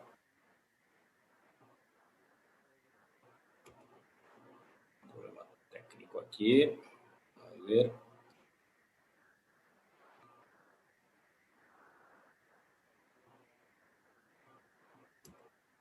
Muy bien. Bueno, cuando me invitaron para la charla, ¿no? Yo pensé en la presentación y que compartir, ¿no? Para no ser un cliché, para no ser algo aburrido, ¿no? Y de verdad, yo creo que la invitación que el mundo nos trae hoy, en especial en momento de pandemia, ¿no? Me encantaría decir que en un momento post-pandemia, pero todavía no ha llegado ese momento. Yo creo que es un momento para todos, ¿no? De una profunda reflexión de lo que está pasando en el mundo, de qué mundo queremos dejar para las futuras generaciones, ¿no? Y la naturaleza ha dado varias señales en los últimos meses y días sobre qué está pasando en el mundo. Y más que esto, ¿no? Como nosotros, ¿no? Como líderes, como ejecutivos de empresas, podemos ayudar en ese proceso. Lo que antes era quizá algo bem-vindo, algo chévere, como se dice aquí en Colombia, algo simpático, hoy, en mi punto de vista, es una gran necesidad. ¿Y por qué les comparto esto, no? A mí me encanta esa palabra propósito, porque yo creo que ella tiene un poder de movilizar a las personas, movilizar a la sociedad, movilizar a las organizaciones para algo común, ¿no? Às vezes parece outro clichê também, pero de verdade eu não creio que é, porque quando nós como seres humanos ou como colaboradores, indivíduos, temos algo único e nos conectamos com um propósito, com uma missão, com uma visão, hacemos algo transformador e incrível. Eu, em vida profissional, e graças por a invitação do Retail Congress, minha vida profissional inteira foi em empresas de retail. E justo quando eu estava participando do processo seletivo de Natura, que é de outro modelo de negócios, um modelo que era solamente de venda direta, hoje, na maioria das empresas, são empresas multicanal, eu estava na sala de espera da presidência da Natura, de Alessandro Carlucci, que era presidente, CEO da empresa a la fecha, e havia uma revista de negócios em Brasil que tinha uma matéria, uma pauta, dizendo que qual era o rol das empresas, ¿no? Porque havia uma conta à fecha que se sumássemos a facturação das 100 principais empresas do mundo, teríamos um PIB igual a da sexta economia do mundo, que creio que a fecha era Inglaterra, o Reino Unido. E hoje, ¿no? Essa semana, preparando a apresentação, eu me dei conta que hoje as 100 principais empresas têm uma faturação maior que o PIB dos Estados Unidos. Então, mais que um tema econômico, mais que um tema de necessidade, é uma missão das empresas cambiar o cenário que estamos hoje. E eu, como executivo, de verdade, me sinto privilegiado de estar numa empresa que genera essa possibilidade.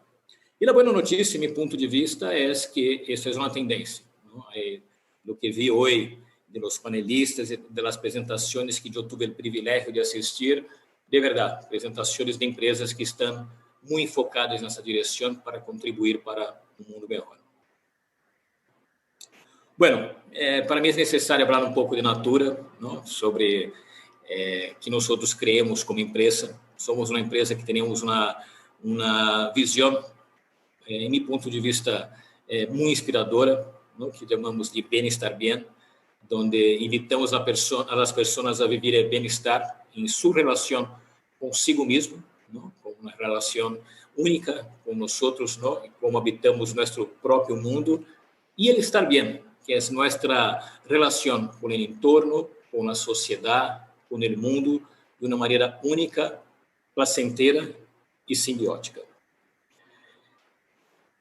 Esta visão nos genera uma missão que parece um pouco complicada, não? Um pouco complexa, de promover uma vida com beleza, prazer e sustentabilidade. E ao mesmo tempo, porque creemos que isso é possível e necessário. Não? A vida, de verdade, é algo muito curto para não viver com prazer, não? Com beleza e promover um mundo sustentável. Vou pedir para passar um vídeo agora sobre o que a Natura pensa, como podemos colaborar com o mundo. O vídeo, por favor. ¿Puede cuidar la piel y salvar a la humanidad al mismo tiempo? ¿Puede trabajar para que una selva crezca y no desaparezca? No podemos quedarnos de brazos cruzados. Hay que buscar una nueva forma de producir. Hay que eliminar los ingredientes tóxicos. No se puede hacer pruebas en animales. Hay que disminuir residuos, compartir riquezas, acercar fronteras. Una marca de belleza tiene que hacer de todo para dejar el mundo más bonito. Es lo mínimo que se espera de ella. Lo máximo es incluirte en esta historia. Con tu voz, con tu forma de ser, con tus elecciones. Tú mismo cuidándote. Y ahí sí podemos gritar a los cuatro vientos. Una marca de belleza puede hacer mucho por el mundo, si tiene a su lado a personas como tú. Natura, el mundo es más bonito contigo.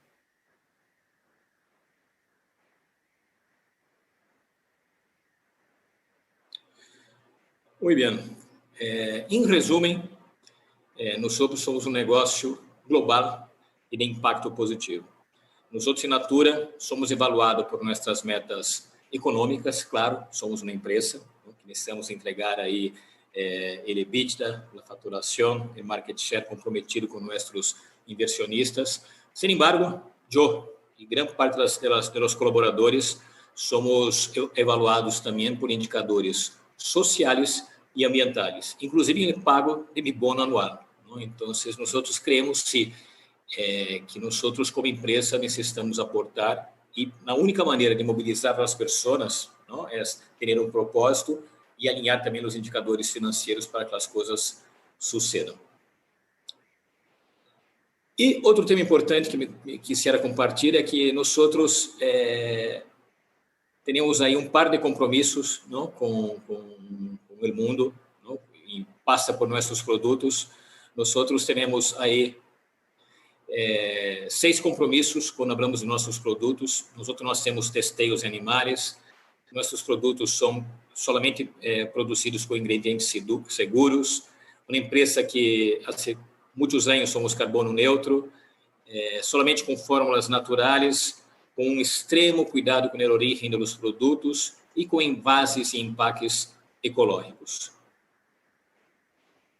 Este ano, não, e aqui eu trago uma coisa que de verdade me chamou a atenção este ano. Não? Em mês de junho, que sai em um dos momentos mais duros da pandemia, onde eu particularmente estava com muita incertidumbre com relação aos negócios, com relação a meu próprio dia a dia, não? A meu entorno, minha família, os colaboradores de Natura aqui em Colômbia. Natura lançou em junho deste ano o que chamamos de compromisso com a vida, não? Onde nós firmamos compromissos e objetivos de abordar desafios não? Para construir um mundo melhor. São 3 compromissos. Um é enfrentar a crise climática e proteger a Amazônia, não só a Amazônia brasileira, mas a Panamazônia latino-americana, a defesa dos direitos humanos e abraçar a circularidade e a regeneração. Natura aportou este ano algo como $1.000 milhões em este compromisso. Em um momento de verdade, a mim me chamou muito a atenção porque em um momento em que grande parte das empresas estavam cortando recursos, cortando inversões, me pareceu algo muito inspirador de manter esse compromisso que chamamos de compromisso com a vida. Aterrissando esse compromisso para a marca Natura, quando falamos de enfrentar a crise climática, nós teremos uma das 10 causas de Natura, é o compromisso com a Amazônia viva. Não? E o compromisso de manter a selva de pé, mantendo negócios e promovendo a possibilidade de manter negócios e compartilhar resultados e com as sociedades que por allá vivem. O programa Amazônia Viva em Brasil, por mientras, porque vamos ingressar em outros países. É composto por 31 comunidades. Tocamos a vida de 4.600 famílias, algo como quase 20.000 pessoas, em uma área de aproximadamente 1,8 milhões de hectares conservadas. Eu tenho um pouco de dificuldade de fazer as contas em hectares, traduzir isso para tangibilizar isto para algo mais concreto, não? Pero eu supe outro dia que 1,8 milhões de hectares é praticamente a metade de Holanda, de um país como Holanda. Então, é algo de verdade muito inspirador e que estamos também começando a explorar em outros países também para levar essa cultura de produzir, generar riqueza, compartilhar riqueza e manter a selva de pé aqui em Colômbia. Em poucos dias mais, em poucos meses mais, vamos anunciar, já anunciamos um convênio com a Cinti, que é uma entidade que nos ajuda com a búsqueda e com a cocriação com as comunidades extrativistas aqui de Colômbia. Pero em poucos meses mais estaremos fazendo um grande anúncio aí para a Colômbia como um todo. Bueno, a terceira causa, ¿no? A terceira missão desse compromisso é abraçar a circularidade e a regeneração através da causa que nós tratamos aqui na Natura como mais beleza e menos resíduos. Não? Um compromisso muito sério de garantir que cada vez mais nós tenhamos produtos mais sustentáveis. Natura ha nascido como uma empresa, quizá, sustentável, sem saber. Nós desde os anos 80, já comercializamos os refilhos, os repuestos. Hoje, grande parte de nossos empaques são empaques ecoeficientes ou recicláveis, seja de PET, seja de vidro. Então, é um compromisso muito importante. Sin embargo, não por mais que nós como empresa tenhamos todo esse lado luz, não, de compromisso com o meio ambiente, temos também nossas imperfeições. É muito entretenido porque algumas pessoas pensam que trabalhar em natura é, não sei, trabalhar de branco, pensar só na parte conceptual, mas não, somos como uma empresa, não, que quizá tenha um ADN diferenciado, uma cultura diferenciada também, mas temos nossas sombras, não? Nossas zonas de oportunidade. E trago aqui um exemplo, não, de como trabalhar com as imperfeições, não? Porque Guilherme Leal, que é um dos sócios fundadores da empresa, uma vez me ha dito que o mais importante que ser 100% sustentável é saber das imperfeições e trabalhar sobre as imperfeições. Não? E trago um exemplo aqui que me parece muito inspirador. Não? Nós, como empresa, aqui em Colômbia, imprimimos ao redor de 200.000 revistas por ciclo. Não? Algo que, se analisamos, são mais de 4 milhões de revistas, não? De catálogos que entregamos para nossas consultoras aqui em Colômbia. Isso passa em todos os países, não? Em Chile, Argentina, México, Peru, Brasil, enfim, em todos os países onde temos operação. Que parece ser algo inconsequente, não? Porque há um impacto de carbono, há um impacto aí, né, na sustentabilidade, mas nós, não, através de algumas ações, tentamos minimizar esse impacto. Este ano, não, entregamos, pelo começou no ano passado, um projeto que para mim foi muito transformador. Nós hicimos uma aliança com uma cárcel aqui em Colômbia, chamada Buen Pastor, uma cárcel de mulheres, não? Mulheres privadas de la libertad, onde hicimos talheres aí de mais de 160 horas, involucrando 60 mulheres, fomentando a economia circular, não? Fomentando a inovação, e logramos transformar 8 toneladas de papel reciclado em produtos. Não? Aí vemos alguns exemplos na pantalla, não? Uma bijuteria aqui hecha de papel, que é a revista de Natura, um bowl hecho através de uma revista de Natura, e eu vou pedir para ver um vídeo, porque esse vídeo eu creio que traz com mais profundidade o impacto que esta ação trajo para nós aqui na Natura. O vídeo, por favor.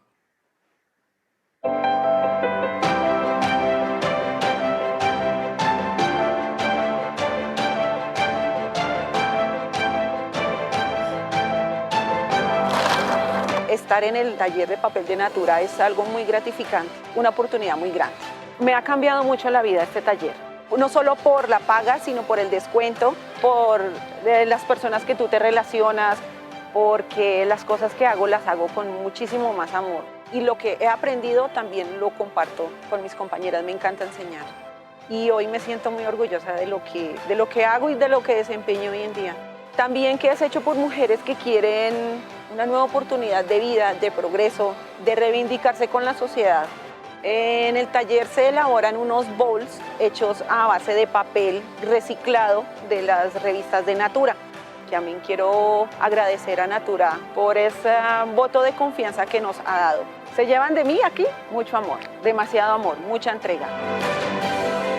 Para mí es muy importante que sigan abriendo espacios como el taller de Natura en otras cárceles a nivel de mujeres, porque se les da la oportunidad de trabajar y de salir adelante. Este es el bowl ya terminado. Me encanta saber que con eso también contribuimos con la educación de los niños. Y como dice el logotipo, creer, creímos y aquí estamos viendo.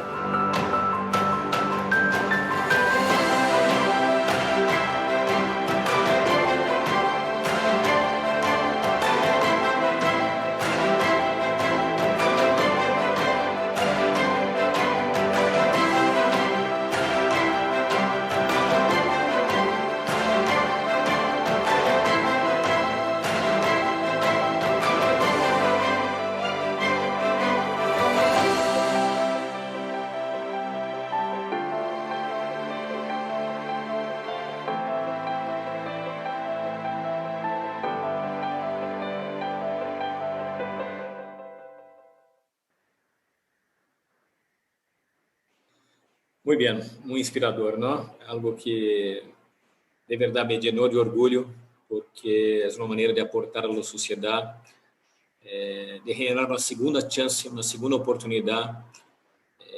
Y es lo que hacemos con la revista, ¿no? Generamos una segunda oportunidad para las personas y una segunda oportunidad para las revistas también, para seguir ahí contribuyendo. Bueno, y para ir cerrando, eu vou compartilhar a última causa, o último compromisso de Natura, que é a defesa dos direitos humanos e ser mais humanos, ¿no? Que traduzimos aqui em Natura através da causa Cada Pessoa Importa, donde nosotros aqui em Colômbia, e em Latinoamérica como um todo, ¿no? Em Latinoamérica, incluindo o Brasil, somos em Natura 2 milhões de consultoras que levam não só a marca, não, pero os produtos, o propósito, as causas de Natura a vários lugares. E mais que isso, não, a venda direta, não, a venda por catálogo, composta aí por empresas de cosméticos, de alimentos, de moda, de hogar, de vitaminas, tocam na vida aqui em Latinoamérica de mais de 20 milhões de pessoas. Se hacemos a conta de que cada família tem em promédio 4 pessoas, é dizer que tocamos algo de 80 milhões de pessoas na Latinoamérica todos os dias. Então, pensando nisto, nós decidimos em setembro, não, alimentar e fomentar o empreendimento de nossas consultoras, que de verdade foram muito golpeadas durante a pandemia. A venda direta é algo, basicamente, um negócio social, não? A gente comparte seus catálogos em nas oficinas, em los ginásios, nas universidades, e de uma hora a outra, não? De um momento ao outro, em uma questão de poucos dias, a vida parou. Não? E nós fomos obrigados a reinventar nosso negócio, mas que isso, não? Capacitar nossas consultoras para viver essa realidade. Não? Então, avançamos muito rápido hacia a digitalização. Hoje, são várias consultoras que manejam super bem, e isso é basicamente falar de inclusão digital, de como tratar essas pessoas e levar essas pessoas aí para esse outro mundo, não? Que vimos agora na apresentação do doutor, que é algo que é natural que vai passar. E a venda direta hoje é algo que se ha reinventado. Não? Então, eu hago uma invitação aqui agora, não? Para falar um pouco de Navidad. Não? Navidad quizás é um período muito importante para nós, para todas as empresas. E o que criamos agora através da campanha Regre Afecto é uma invitação, não? Para que as pessoas em Navidad compre um regalo, não só de Natura, não seria muito oportunista de minha parte só falar de Natura acá, pero de la venta direta, não? Para ajudar essas 80 milhões de pessoas aqui em Latinoamérica a manter seus sonhos, sua vida, porque grande parte delas tem na venta direta seu principal ingresso. Então, para terminar, eu comparto aquele último vídeo para transmitir esse mensagem final. Muchísimas gracias. El video, por favor. Este año mi regalo es para una persona que sueña junto a mí. Que nunca deja de ser quien es y que cuida muy bien de nuestro futuro. Mi regalo es para alguien que nunca deja de soñar con un mundo mejor. Bueno, mi regalo es para ti. Navidad Natura. En cada regalo nuestro sueño de un mundo más bonito. Es esto. Muchísimas gracias. Feliz Navidad a todos. Vamos seguir cuidándonos y excelente 2021 para Latinoamérica como un todo. Gran abrazo. Muchas gracias, Alexandre Lemos, gerente general de Natura Colombia. Un caso de éxito más con venta directa, que fue uno de los canales nuevos, uno de los formatos nuevos que vino este 2020 al Congreso, y además un representante del mundo de la sustentabilidad. Gracias por compartir vuestra experiencia, gracias por acompañarnos en este cierre de la 10ª edición del Latam Retail CongresShop. Continuamos. Tenemos un pequeño cambio. Vamos ahora con la presentación de GeoResearch. Esta es una de las capacidades que llamamos que es la geointeligencia.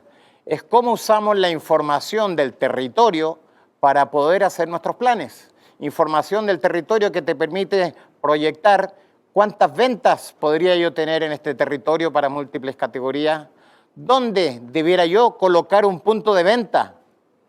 Toda esa información, que como yo les digo a ellos, los de GeoResearch, esto más que ciencia y más que inteligencia artificial y capas de información, tiene un poquito de brujería, porque poder decir, si tú te instalas en esa esquina, vas a vender 7.322.000 pesos, cuesta creerlo, pero esos son ellos. GeoResearch, quiero presentar con ustedes ahora a Daniel Encina, CEO de GeoResearch para Latinoamérica, para que nos hable de geointeligencia y el rol que esa capacidad tiene para administrar los negocios de hoy. Daniel, estamos aquí en vivo, así que bienvenido. Pablo, muchas gracias. Hola, muy buenas tardes. Efectivamente, vamos a hablar hoy día un tema contingente, importante, que tiene que ver con cómo el e-commerce y la geointeligencia pueden dar respuestas muy potentes, interesantísimas, en una lógica de lo que está pasando en el mercado hoy día. Quiero partir esto mostrando un video explicativo de cómo funciona y qué es esto que se llama geointeligencia de negocios para distintos tipos de industria en todos los países, por supuesto, existentes en la región.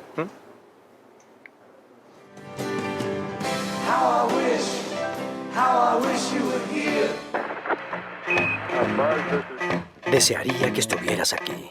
Desearía que todos estuvieran aquí, frente a mi puerta, construyendo mi negocio, impulsando mi sueño. Es el deseo de cada empresario, de cada emprendedor que necesita saber dónde y cuándo hacer conexión con sus clientes y consumidores. Esa es la razón de ser de GeoResearch, la incesante búsqueda de la certeza. Es la ciencia aplicada a los negocios. Es el verdadero poder de la Big Data propulsando las empresas. No se trata solo de algoritmos, porque el mundo no está poblado de biorobots, sino de seres humanos impredecibles por naturaleza. Es por eso que GeoResearch suma a la ecuación de la experiencia predictiva analítica, la Small Data y ciencias demográficas en estado puro, potencializando un modelo de negocio con índices superiores al 90% de asertividad. Es ir más allá de la predicción y entrar en el universo de la geointeligencia, la base primordial de todas las estrategias.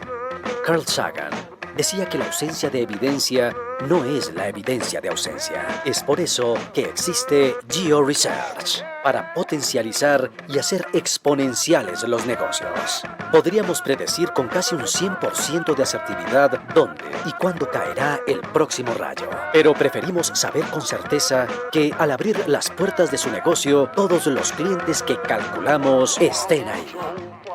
GeoResearch, transforming data in intelligent business. Efectivamente, esto que estamos viendo es la realidad, lo concreto que es el poder de la geointeligencia.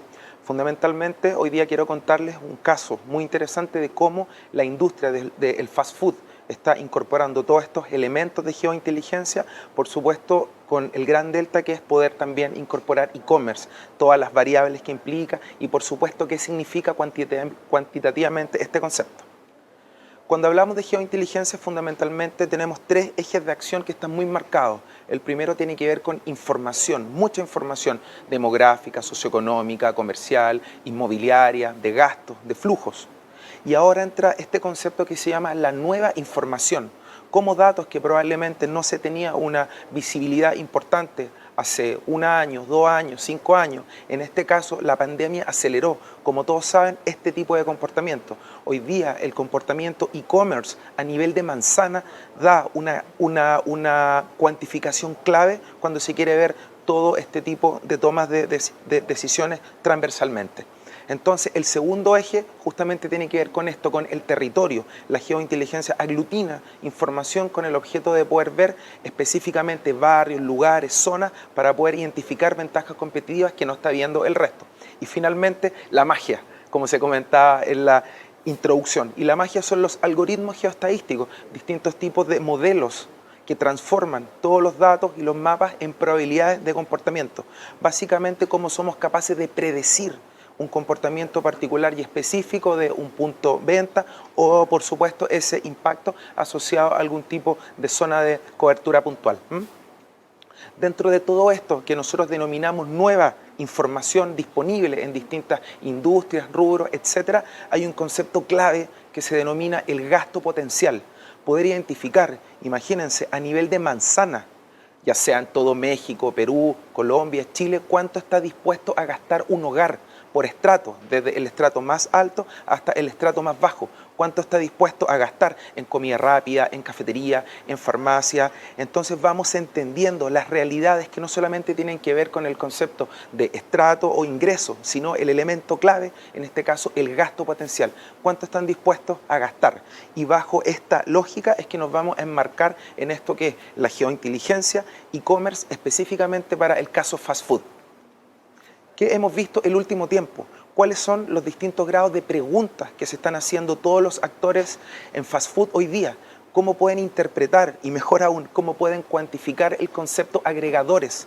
¿Cómo va a impactar en una venta el uso de Uber Eats, de Rappi o de todos en el fondo estos distintos tipos de actores que ahí se encuentran como grado de oferta en el mercado, en estricto rigor? Entonces es ahí efectivamente el tema que la geointeligencia hoy día está resolviendo de manera muy importante. Preguntas que se hacen, como por ejemplo, ¿dónde se encuentra? ¿Cómo yo puedo conocer la probabilidad de comportamiento e-commerce en un país completo? Segundo, ¿dónde debo localizar, en este caso, mis nuevos puntos? Ya sean, en este caso, dark store o puntos que incorporen, en este caso, importante apoyo en esto que es el concepto de agregadores. A esto se le suma que hoy día existe la capacidad, y lo vamos a ver después en vivo, de cómo es posible saber cuánto vendería un local y por supuesto cuánto es el extra que vendería con el uso de Uber Eats, Pedido Ya, Rappi, en el fondo como caso, y que por supuesto pasa a ser hoy día cuantitativa y comparativamente clave cuando queremos tomar algún tipo de decisión expansiva, por supuesto. Por otro lado también, a los actores que ya tienen redes, que tienen 40 puntos, 50 puntos, 400 puntos en algún país, efectivamente el concepto de canibalización va tomando también mucha fuerza, siempre en una lógica de cuantificar. Datos muy importantes que por supuesto se van dando cuando uno analiza y entiende. Antes de la pandemia, ya ciertos actores, en este caso en fast food, prácticamente el 70% de su venta era explicada por el uso de esto que son agregadores, Uber Eats, Pedidos Ya, Rappi. Entonces, Son fenómenos que se van desarrollando y que, por supuesto, a través de la información es posible dar una métrica y, por supuesto, ser un aporte en la toma de decisiones que se quieran dar al respecto. Entonces vamos a ver ahora online efectivamente un caso enfocado en cómo sería un comportamiento de fast food y, por supuesto, cómo la información y las distintas capas disponibles hoy día son clave para poder conseguir este objetivo particular. Entonces vamos a ver ejemplo Zoom en Santiago de Chile.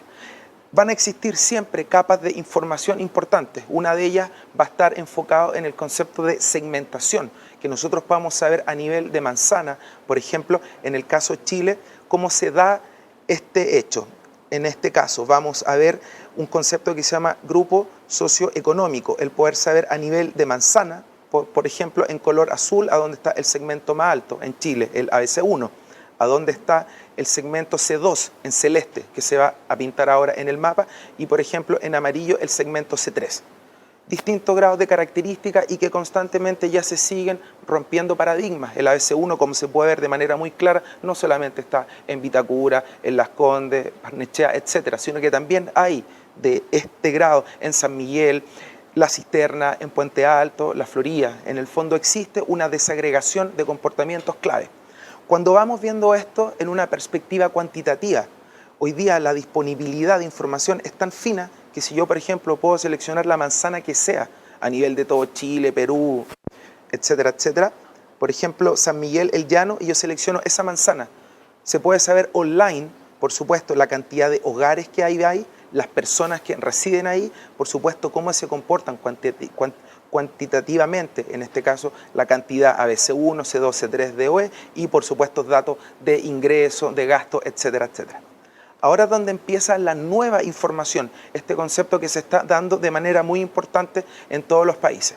Entonces vamos a deseleccionar esto que estamos viendo recién, que era el estrato socioeconómico, y nos vamos a ir a un concepto que nosotros denominamos canal digital. Cómo hoy día ya se puede tener una historia y sobre todo entender un comportamiento de un concepto que nosotros denominamos la penetración e-commerce. Cómo saber a nivel de manzana qué tan penetrado está este grado de comportamiento. Entonces vamos a seleccionar en este caso la penetración e-commerce al tercer trimestre del 2020 y vamos a ver un mapa con distintos tipos de colores en términos de visualización. ¿Qué nos dice esto?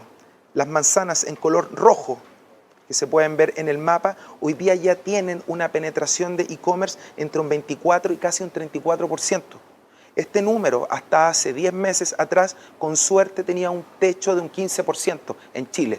Por lo tanto, hoy día un fenómeno clave que tiene que ver con e-commerce ya es geográfico y, por supuesto, te permite entender barrios, comportamientos, zonas para empezar a accionar decisiones como las que vamos a ver en un rato. Una vez que entendemos esto que es e-commerce, empieza el cruce geointeligente de información. Vamos a sacar esto que es en este caso e-commerce y vamos a entender el concepto de gasto en potencia. En este sentido, hoy día es posible ver, como les comentaba, a nivel de manzana, este grado de comportamiento. Podemos verlo en farmacias, supermercados, restaurantes, pero específicamente quiero que nos centremos en el caso fast food. Entonces vamos a ver ahora en el mapa cómo se comporta a nivel de manzana, en este caso, el gasto, cuánto las personas están dispuestos a gastar en fast food. Y ya nos encontramos con zonas rojas, si se fijan ustedes, que tienen un gasto potencial mensual de entre 170.000 y casi 300.000 pesos mensuales, a manzanas azules que por supuesto es bastante más bajo, del orden entre 1.600, 20.000 pesos mensuales. Por lo tanto, vamos viendo geográficamente todo este tipo de elementos, de variables duras que después son input en los distintos tipos de algoritmos cuando buscamos descifrar y por supuesto predecir un comportamiento comercial. Entonces, todo esto que hemos visto tiene que ver con información, con datos duros llevados, en este caso, a zonas geográficas. Ahora es donde entra la magia de la geointeligencia y vamos a estimar un comportamiento online respecto a qué puede ser fast food, considerando la variable e-commerce en la lógica de uso de agregadores, tipo Uber Eats, Rappi o Pedidos Ya, por ejemplo. Entonces vamos a entender como paso cero el mercado. Entonces vamos a entender qué existe hoy día en términos de comercio, de competencia, en esta escala que se llama comida rápida. Entonces vamos a identificar específicamente todo lo existente hoy día usando como caso ejemplo lo que tiene una marca. Entonces vamos a deseleccionar en este caso el concepto de otros, comidas rápidas. Y tenemos un mapita como se ve súper marcado, ejes principales, zonas en este caso Apoquindo, Las Condes, centro de Santiago, San Miguel. Entonces es una concepción muy marcadita a donde están todos los actores de fast food hoy día, pizzería, sanduichería, hot dog, etcétera, etcétera. Entonces vamos a cruzar esto con un elemento que nosotros vamos a denominar el grado de atracción. En este caso, qué tan interesante en términos de flujo, en términos de comportamiento puede ser cualquier tipo de manzana hoy día en Chile. Entonces identificamos de fondo, en este caso, algo que nos da un comportamiento pensando en qué tan interesante puede ser una manzana u otra. Entonces vamos a estimar un comportamiento. Nos vamos a ir, por ejemplo, a esta zona donde tenemos una oferta bien importante respecto a pizzería, respecto en este caso a distintos actores de fast food hoy día. Entonces asociamos en este caso el zoom de comportamiento. Entonces el ejercicio va a consistir en lo siguiente. Nosotros vamos a hacer la simulación que vamos a instalar un local de fast food y cuál es la venta que tendría considerando en este caso el concepto de agregadores. Entonces vamos a nuestro sistema de geointeligencia. Y lo primero es la identificación bajo el concepto de reportes. Entonces vamos a generar, en este caso, un reporte de un concepto denominado estimación de venta. Entonces vamos a identificar, en este caso, qué vamos a hacer y como paso 1, identificar el punto o la localización que nosotros queremos estudiar. A modo ejemplo, vamos a identificar en esta cuadra que hay, por ejemplo, McDonald's, Melt, PJ y distintos tipos de actores del rubro fast food y nos vamos a instalar, por ejemplo, en esta esquina específica.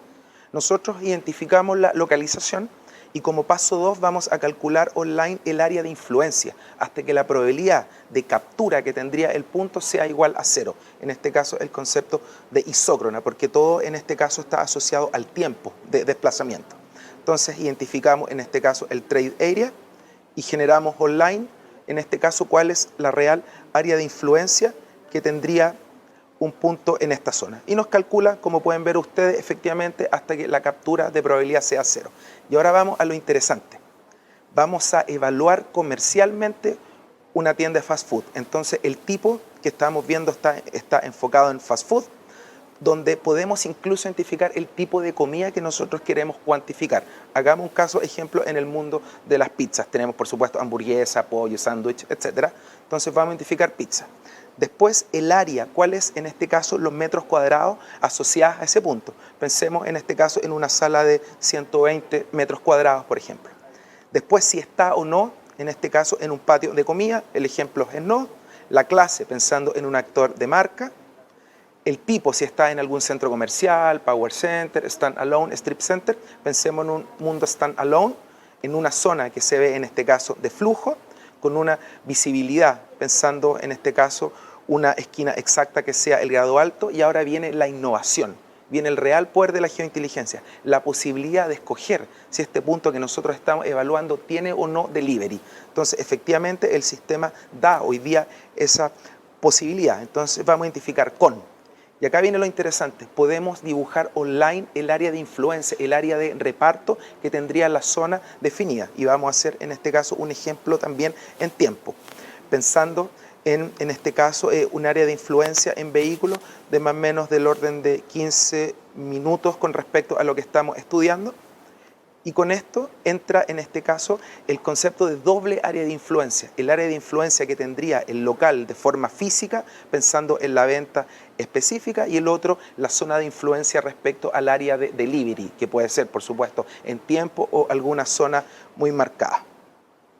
Confirmamos efectivamente cuál es nuestra área de influencia y ahora vamos a identificar qué agregadores va a tener. Va a tener Uber, Pedidos Ya, Rappi, los 3 o 2. Entonces hoy día eso ya está sistemáticamente y geointeligentemente integrado. En este ejemplo vamos a escoger los 3. Pedidos Ya, vamos a incorporar también Rappi y por supuesto Uber Eats. y el sistema seteó toda la información, localización física, área de influencia. Por otro lado, área de reparto, agregadores que se encargarían de colaborar incrementalmente a la venta a través de esto que es el despacho. Enter, y el sistema online va a calcular todas las probabilidades de comportamiento para poder darnos una venta. Efectivamente, si nosotros instalamos un punto ahí, esta sería su venta total, cerca de 63 millones de pesos mensuales, de los cuales un porcentaje se compone por la venta en el punto, pensando en lo físico que tendría, y por supuesto el otro respecto a agregadores. ¿Cuánto va a vender a través de Uber Eats, a través de Rappi y a través de Pedidos Ya? Y finalmente, por supuesto, todos los actores de competencia que hay hoy día. Entonces, esto hoy día ya entrega herramientas en distintas industrias, en distintos rubros, con el objeto de predecir comportamiento incorporando la variable e-commerce. Entonces, definitivamente, para todos los actores que van incorporando esto, poder tener métricas, herramientas que existen en el mercado es fundamental y hoy día obligatorio para cualquier tipo de toma de decisiones que involucren expansión comercial. Entonces volvemos a nuestra presentación para la parte final. Cuando nosotros entendemos y somos capaces de darle un real valor a la información, es cuando efectivamente se pueden tomar métricas y distintos tipos de elementos. Hoy día todo este tipo de ciencias que se trabajan le permite a grandes compañías y también a compañías que no puedan tener una escala tan grande, un acceso a algo que tiene un objetivo súper claro, que el riesgo por tomar malas decisiones de localización pueda ser lo más cercano a cero. Muchas gracias.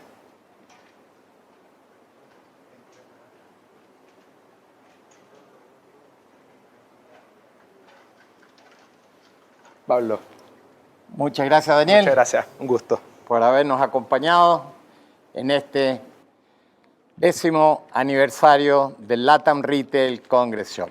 Continuamos esta tarde, después de esta presentación de geointeligencia.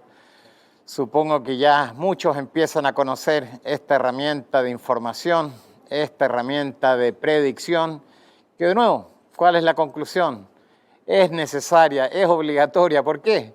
Porque tu competencia, porque el mercado ya la utiliza, que obliga a uno también tener que subirse y no dejar ni un espacio para tener desventaja competitiva. Bueno, buenas tardes.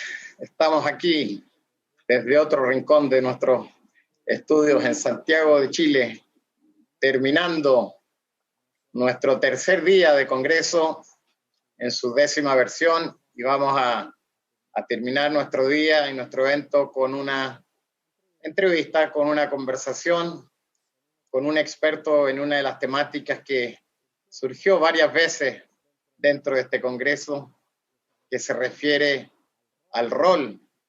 No voy a decir que al nacimiento, porque ya viene hace algún tiempo, pero todavía es nuevo, todavía le falta que llegue su boom, pero estamos todos preparándonos para poder desarrollar y potenciar mucho más lo que son los dark stores. Para ello quiero presentar a quien nos acompaña desde Perú, José Antonio Vallejo. José Antonio, bienvenido a nuestro congreso, gracias por acompañarnos. Pablo, todo un gusto, mil gracias. La verdad, un honor que me hayas permitido el cierre final con broche de oro de este gran congreso. No, ¿por qué? La verdad es que hemos tenido en estos días a casi todos los países de la región, y la idea es que todos puedan ser parte, porque este es un año de aniversario, es un congreso de todos, así que la mirada de todos los ángulos y de todas las perspectivas. Bueno, lo importante aquí es que siempre va a haber debate. No vamos a decir que lo que va a hablar hoy día aquí José Antonio es la única y última verdad de los dark stores, pero lo importante es el intercambiar ideas, intercambiar experiencias y sobre todo tendencias y futuro. Así que entremos en materia, José Antonio. Empecemos primero, claro que sí, con la definición. Dado que ya es una palabra en inglés, pero así avanza el retail y el consumo masivo, hay muchas palabritas que vienen para quedarse. ¿Cuál es tu definición de qué es lo que es un dark store y por qué llega eso del dark store a meterse en estas discusiones de retail y consumo masivo? Hablar de dark store es algo de lo que han tocado en parte Congreso. Hablamos de una cadena de distribución. 100% para e-commerce. Esta cadena de distribución antes terminaba o culminaba en el centro de distribución y de ahí posteriormente pasaba única y exclusivamente a la tienda. Hoy día, a raíz de esta explosión del e-commerce y necesitar que esta cadena pueda acercarse al consumidor final, pues esta cadena comienza a alargarse. Y comienza a alargarse de tal manera de que el producto se comienza a acercar mucho más al consumidor. Y ese es el concepto de dark store, o lo que en muchos casos también hablamos de un fulfillment, que son infraestructura física que está en el área urbana y que esto permite que el producto se reduzcan los costos de transporte, se reduzcan los costos de flete, se reduzca el tema de personal, que ya no tiene que desplazarse hasta afuera de la ciudad, sino ya está mucho más pegado. El tema de rotación de personal, que sí significa un costo oculto. Entonces, más que nada, viene a ser una infraestructura física simplemente en el área urbana. Esto de acá, ¿qué es lo que permite? Que el producto llegue con mucho más rapidez, con mucha más eficiencia y mediante un proceso muchísimo más rentable. ¿Y dónde nace esto? ¿Quiénes fueron los primeros? Porque aquí en Latinoamérica estamos empezando y pareciera que se viene mucho. ¿De dónde? ¿Quién fue el primero en ponerle ese nombre? ¿Ah? ¿Y en qué formato del retail? ¿Qué nos puede decir un poquito para hacer historia en la materia? Amazon estuvo en muchos momentos un poco reacio a este tema porque ellos pensaban que del centro de distribución podían ellos abastecer directamente al consumidor final. Pero ahí comienza la etapa y cómo hacemos con la parte de la logística inversa. Es decir, cuando tú agarras, haces una devolución o haces un cambio de un producto. Entonces comenzaron a ver que este cambio de este producto o esta devolución, volver a hacer de vuelta al centro de distribución era demasiado costoso. Entonces ahí es donde comienza el tema del dark store, es decir, tenemos que acercar estos almacenes al área urbana para permitir que esa devolución o ese cambio llegue a un almacén donde el costo de transporte para la devolución sea el menor posible. Acordémonos que la última milla es muy sensible. Cualquier pequeño error es un costo bastante grande. Entonces ahí es donde comenzamos a ver el tema de estos almacenes urbanos. Eso comienzan a variar de tamaño de acuerdo a la operación de cada una de las empresas, pero en el tema de fulfillment es mucho más pequeño el área, en el tema de dark store es mucho más grande. Entonces comenzaron a hacer no solamente fijos, comenzaron a hacerlo también móviles. ¿Y a qué me refiero con móviles? Por ejemplo, cuando tú estás en Santiago y resulta que para verano tú te mudas a Viña del Mar y te vas a la zona de playa, pues este concepto de dark store y en el caso de cocinas ocultas, por ejemplo, se mudan en unos contenedores que tú lo puedes transportar de lugar a lugar, sea para la zona de invierno, para la zona de verano, y simplemente el retail se pega a la gente. Yo voy donde tú estás. Yo me acomodo donde tú estés cómodo. Entonces, este tema de dark store, eso es lo que busca, que el consumidor al final tenga la experiencia completa. Pero al final veo entonces que es estar lo más cerca de los barrios, lo más cerca de las casas, para poder tener una estancia muy corta y quizás para cumplir con el requerimiento que tienen hoy día todas las compañías y las marcas, que lo quiero ya, lo quiero en 30 minutos, en 2 horas, pero se acabó eso de 30 días o incluso de los que no se sabe cuándo va a llegar. O sea, es un acercamiento como un proceso parte de la experiencia, como un proceso parte de ventaja competitiva y como un requisito del consumidor finalmente, que nos pide estar cada vez más cerca. Eso es en buen español. Lo que nos pide consumir hoy día es sinceridad. Si tú me dices que me lo vas a traer en 2 días, me lo traes en 2 días. Pero ya dejamos ese concepto en que te digo, te lo llevo, no importa el tiempo. La idea es que el consumidor lo que necesita es crear lazo de confianza con este proveedor o con este producto o con esta marca. Entonces yo necesito confiar en ti, en que lo que tú me dices que me vas a dar es lo que me vas a dar y en el tiempo que me lo vas a dar y cómo me lo vas a dar. Entonces todo ese tema es un tema de confianza que antiguamente existía, porque si tú te acuerdas, nosotros que tenemos un poco más de años, antiguamente esto de acá íbamos y teníamos un solo proveedor y este proveedor llegabas a la tienda y como en algún momento hablaba del Corte Inglés y todo esto, pues llegaba y te llamaban por tu nombre. Este trato personalizado, este tema de tratar en lo posible, de llamarte por tu nombre, del que el vendedor te conozca, de estar cerca de ti, de que tú te sientas contento. Por más mascarilla, por más tapaboca que tengamos, podemos llegar a apreciar la sonrisa inclusive de los ojos de las personas.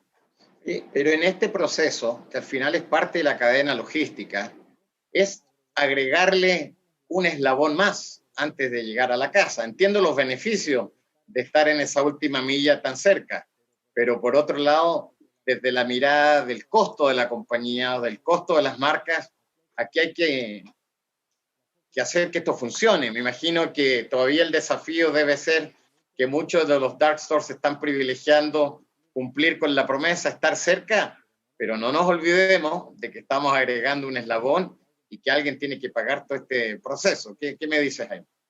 Claro que sí, o sea, de todas maneras hay un costo, pero imagínate si tuvieran que devolver un producto a un centro de distribución, el costo sería muchísimo mayor. Entonces, lo que estamos es disminuyendo por un lado el costo y por el otro lado lo aumentamos. Pero tratamos en lo posible de que de este dark store que hablábamos, no necesariamente va a la casa del consumidor. Ahí la cadena comienza a alargarse más, porque puede ir a un locker. Hoy día hay lockers de estos refrigerados con temperatura controladas y que simplemente pueden estar en el lobby de tu edificio o pueden estar en un área urbana, pueden estar en una residencial donde este producto que sale de dark store simplemente va a este locker y después tú lo recoges de este locker. Hay un costo ahí que, claro, el consumidor lo paga. Lo único que hay que hacerlo es lo más eficiente, utilizar toda la tecnología, procesos totalmente automatizados, de tal manera que ese costo lo reduzca al máximo. Ahora, acuérdate una cosa. Sí. Sí, no, dale. Acuérdate una cosa. Ahí lo que tratamos en lo posible es de darle una experiencia completa al consumidor. La diferencia entre el canal físico y el canal digital hoy en día nos pone en que el canal digital tiene ciertas limitaciones. La única limitación que existe en el canal físico tiene ciertas limitaciones, pero la única limitación que existe en el canal digital es tu imaginación. Ahí están todas las tecnologías, es de acuerdo a tu imaginación. Hoy día vi un video de un supermercado online y que este supermercado online, que creo que todavía no lo he visto en Chile, resulta que agarran y lo hacen directamente del mercado tradicional. O sea, esta plataforma va y te compra como un CongresShop que te compra en un supermercado, en lugar de comprártelo en un supermercado moderno, te lo compras en un mercado tradicional. Entonces existen diferentes estrategias y cómo las utiliza, de qué manera utiliza la tecnología para tratar en lo posible de llegar al cliente.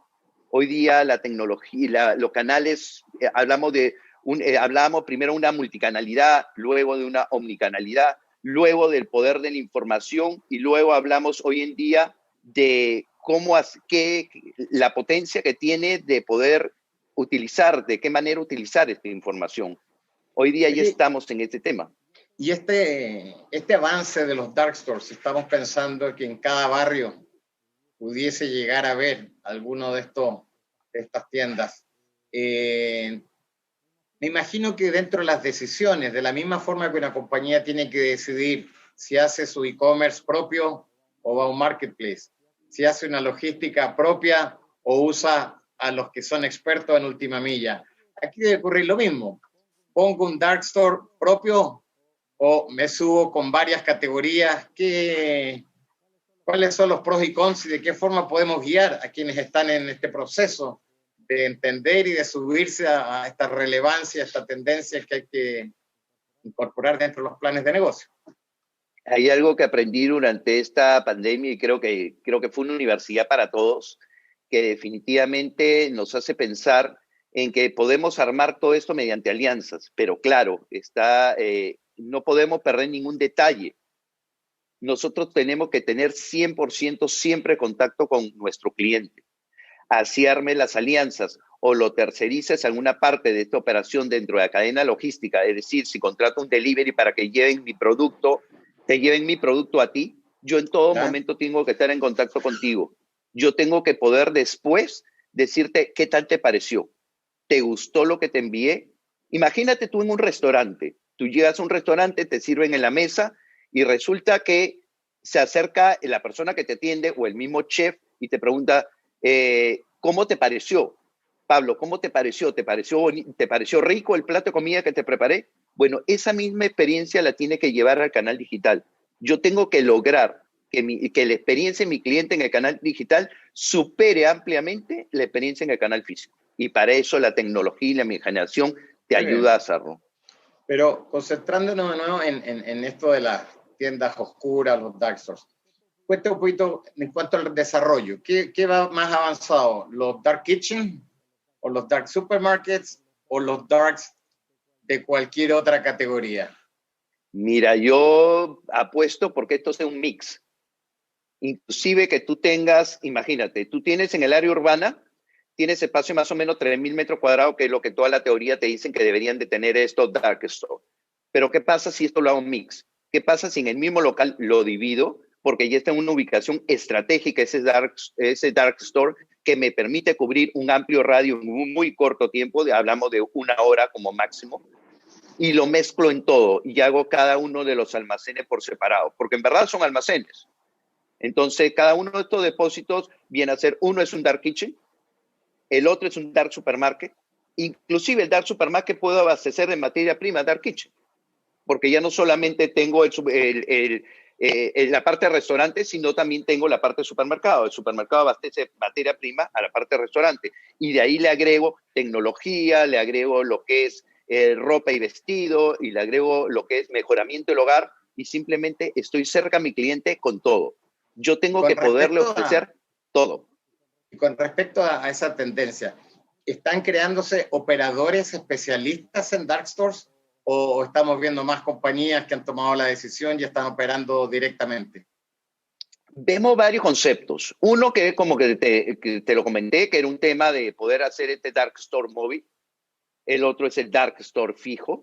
Y otras empresas que están tratando de transformar parte de su infraestructura física en un dark store. Pero obviamente a veces no es el lugar indicado. Por ejemplo, un centro comercial. Imagínate en el centro comercial donde fue diseñado para que esta tienda haya tráfico de personas. Imagínate que también haya tráfico de productos. Entonces, si tú transformas una tienda en un dark store, quizás no es la ubicación ideal o eficiente y rentable como para hacer este tipo de operación. Claro. En pandemia sí nos tocó ver de todo. Hemos visto como tiendas departamentales cierran una de sus distintas tiendas y la dejan como centro de distribución o equivalente a su dark store. Hemos visto varias, incluso supermercados que ya se han iniciado dejando algunos de sus locales solamente con el objetivo de dark stores. Pero interesante cómo se van a ir combinando todas las distintas categorías y cómo van a tener que convivir para que al final todas puedan cumplir con esta promesa. ¿Cómo se ve esto de aquí a 5 años? ¿Qué debiéramos estar viendo en el mundo de los dark stores? Yo veo que toda la parte digital, al final estas personas, estas empresas nativas en digital, van a terminar de todas maneras en la parte física, porque ambas son complementos. Simplemente, ¿qué es lo que ha pasado durante la pandemia? Lo único que tenemos es una balanza que se ha comenzado a equilibrar entre la parte digital y la parte física. Claro que en todo esto van a haber ganadores y perdedores, pero de todas maneras eso depende de tu habilidad, tu creatividad y tu innovación para poderte adaptar a este nuevo consumidor con hábitos totalmente diferentes. Donde hablábamos hace mucho tiempo del tema de cocooning, donde la gente buscaba un sitio donde se sintiera seguro. Hoy día la mayoría de personas se siente segura en su casa con sus seres queridos y con sus familiares, como todos nosotros. Y claro está, van a buscar en su espacio de entretenimiento, van a buscar espacios totalmente abiertos, como parques, como centros que sean totalmente abiertos, pero ya no van a buscar esta caja de ladrillo y cemento como estábamos acostumbrados a ir a un centro comercial y donde lo único que fuera es solamente un sitio de adquirir un producto, pero la parte de experiencia se había perdido. Hoy día vemos eso totalmente potenciado, vemos que la gente está tratando en lo posible de mezclar lo digital con lo físico y nos llevar a un concepto totalmente diferente al cual lo hemos conocido hasta hoy. Muchas empresas te están transformando. Creo que ya es tarde para algunas. Comenzar ahorita de cero creo que es tarde. Pero la mayoría están en esta carrera conforme pasan los días de tratar en lo posible de crear esos lazos de confianza que necesitamos, el consumidor con la marca. es lo único que va a poner la marca en una posición fuerte. Está bien. Bueno, José Antonio, sé que podríamos hablar bastante de este tema. Yo tengo que ir aquí al lado ya a cerrar el evento, así que quisiera que tú termines esta sección en donde puedas quizás contarnos algún caso de éxito, de alguna marca, alguien que está haciendo bien esto del Dark Store, que podamos decir, oye, ahí hay un buen ejemplo en tal categoría y estos son, digamos, compartir el feedback que estamos teniendo, la buena nota y la evaluación por parte de los beneficiados de que existan estos Dark Stores. Así que te dejo con esa pregunta y muchas gracias por habernos acompañado. Gracias, Pablo, por la invitación. Mil gracias. No, ¿por qué? Adelante, José Antonio, respóndenos nomás a ese caso de éxito. Miren, yo he visto infinidad de conceptos pero muy interesantes en el tema de Dark Kitchen. Veo que mucha de esta gente ha comenzado a armar esto Dark Kitchen. Hoy día en Lima se están comenzando a mudar a la parte del sur. Hay unos contenedores que se están armando con Dark Kitchen en la parte de Asia, en la parte del sur de Lima. Esta gente se está mudando por el tema del verano y creo que va a ser un boom todo este verano. Van a tratar en lo posible de tener cosas diferentes. Inclusive esas empresas que antiguamente atendían el sector B2B, hoy día están comenzando también a incursionar en el B2C y han comenzado a mover estos contenedores con Dark Store para comenzarlos a mover donde la gente está en este momento. O sea, en el verano la gente va a estar en la playa, pues estos están comenzando a mudar a la playa. Creo que es un concepto que tiene muchísimo por dar, muchísimo por mejorar y claro, esta historia recién comienza a escribirse y vamos a tener muchísimo que hablar. Yo quiero agradecer a todo el público que ha tenido la oportunidad de escucharnos y mil gracias a Pablo y a todo el equipo que ha tenido la amabilidad de poder compartir con nosotros todo este congreso. Gracias para todos. Gracias.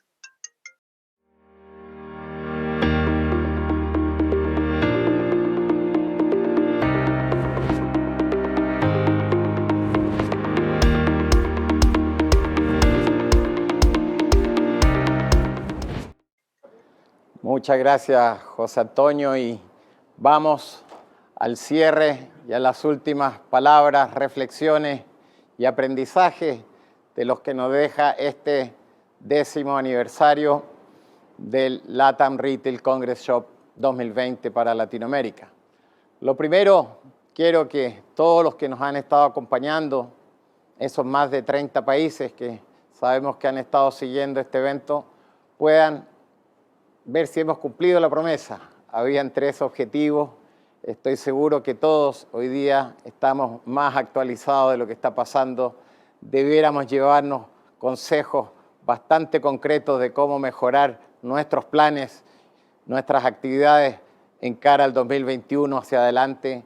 Y tercero, la necesidad que tiene esta región, sobre todo hoy, post-COVID, con más pobreza, con más desafíos, con otras prioridades, el haber tenido este intercambio de ideas y de experiencia. O sea, creo que los objetivos por nuestro lado, y ojalá a ustedes también se les estén cumpliendo en cabalidad.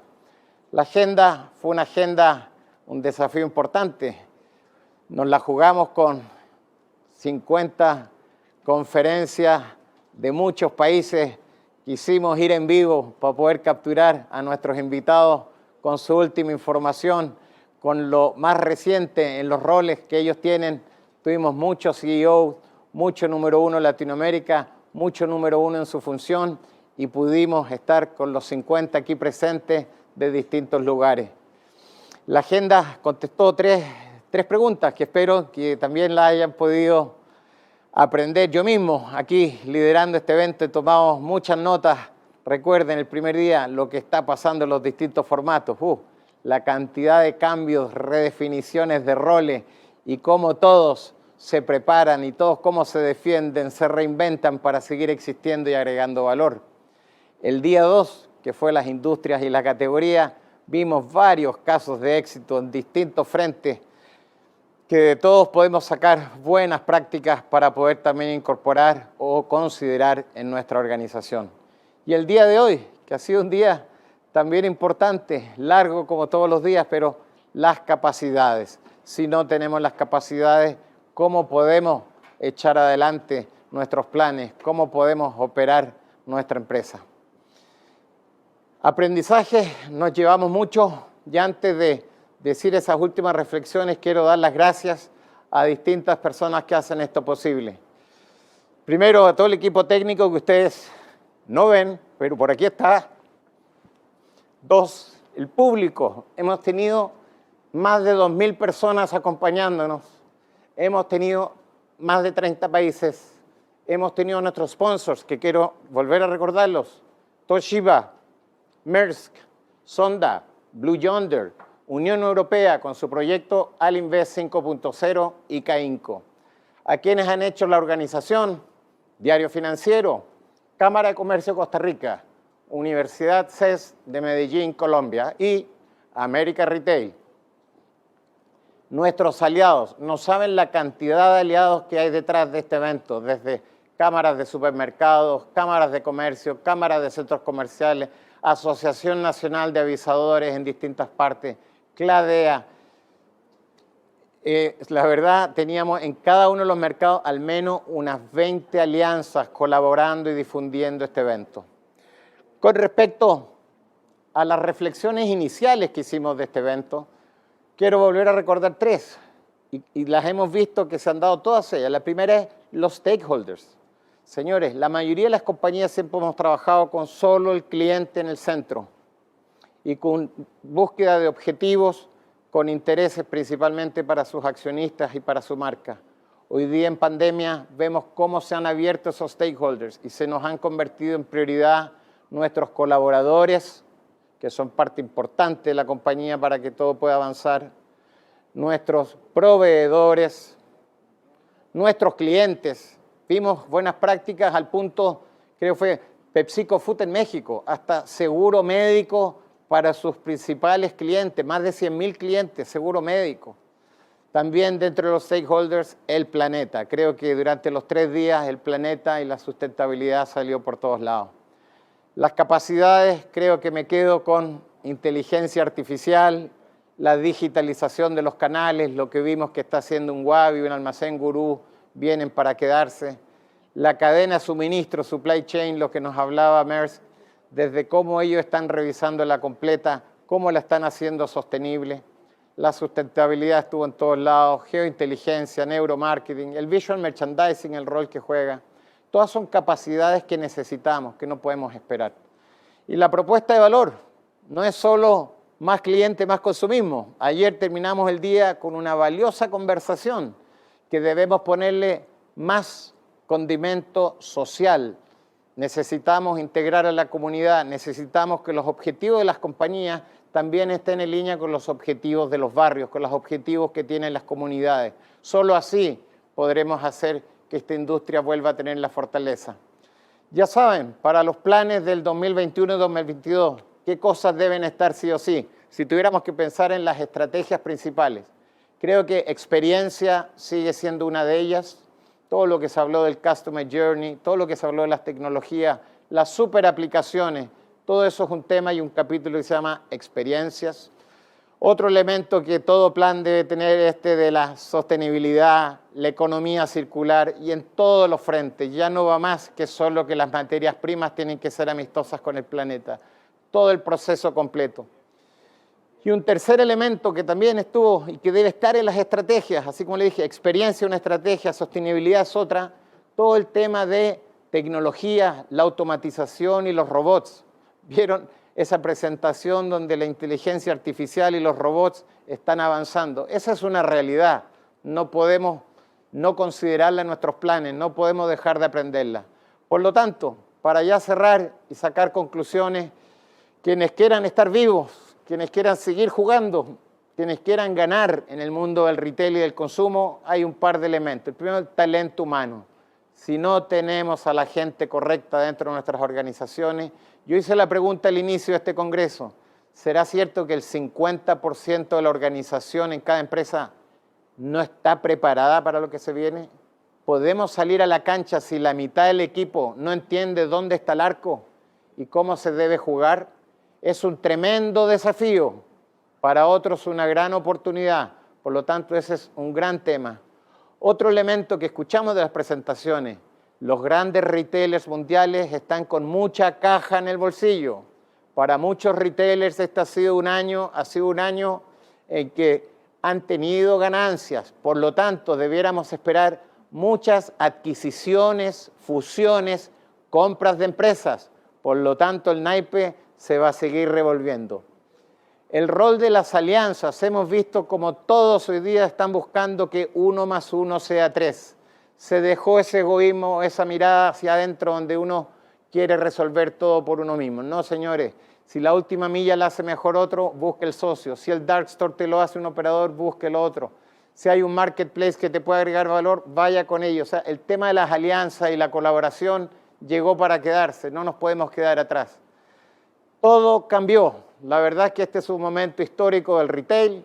Hemos tratado en 3 días de mostrarles este cambio, pero bueno, esta revolución es un capítulo, como dicen por ahí, noticia en desarrollo. Así que este evento continuará y nos vemos el 2021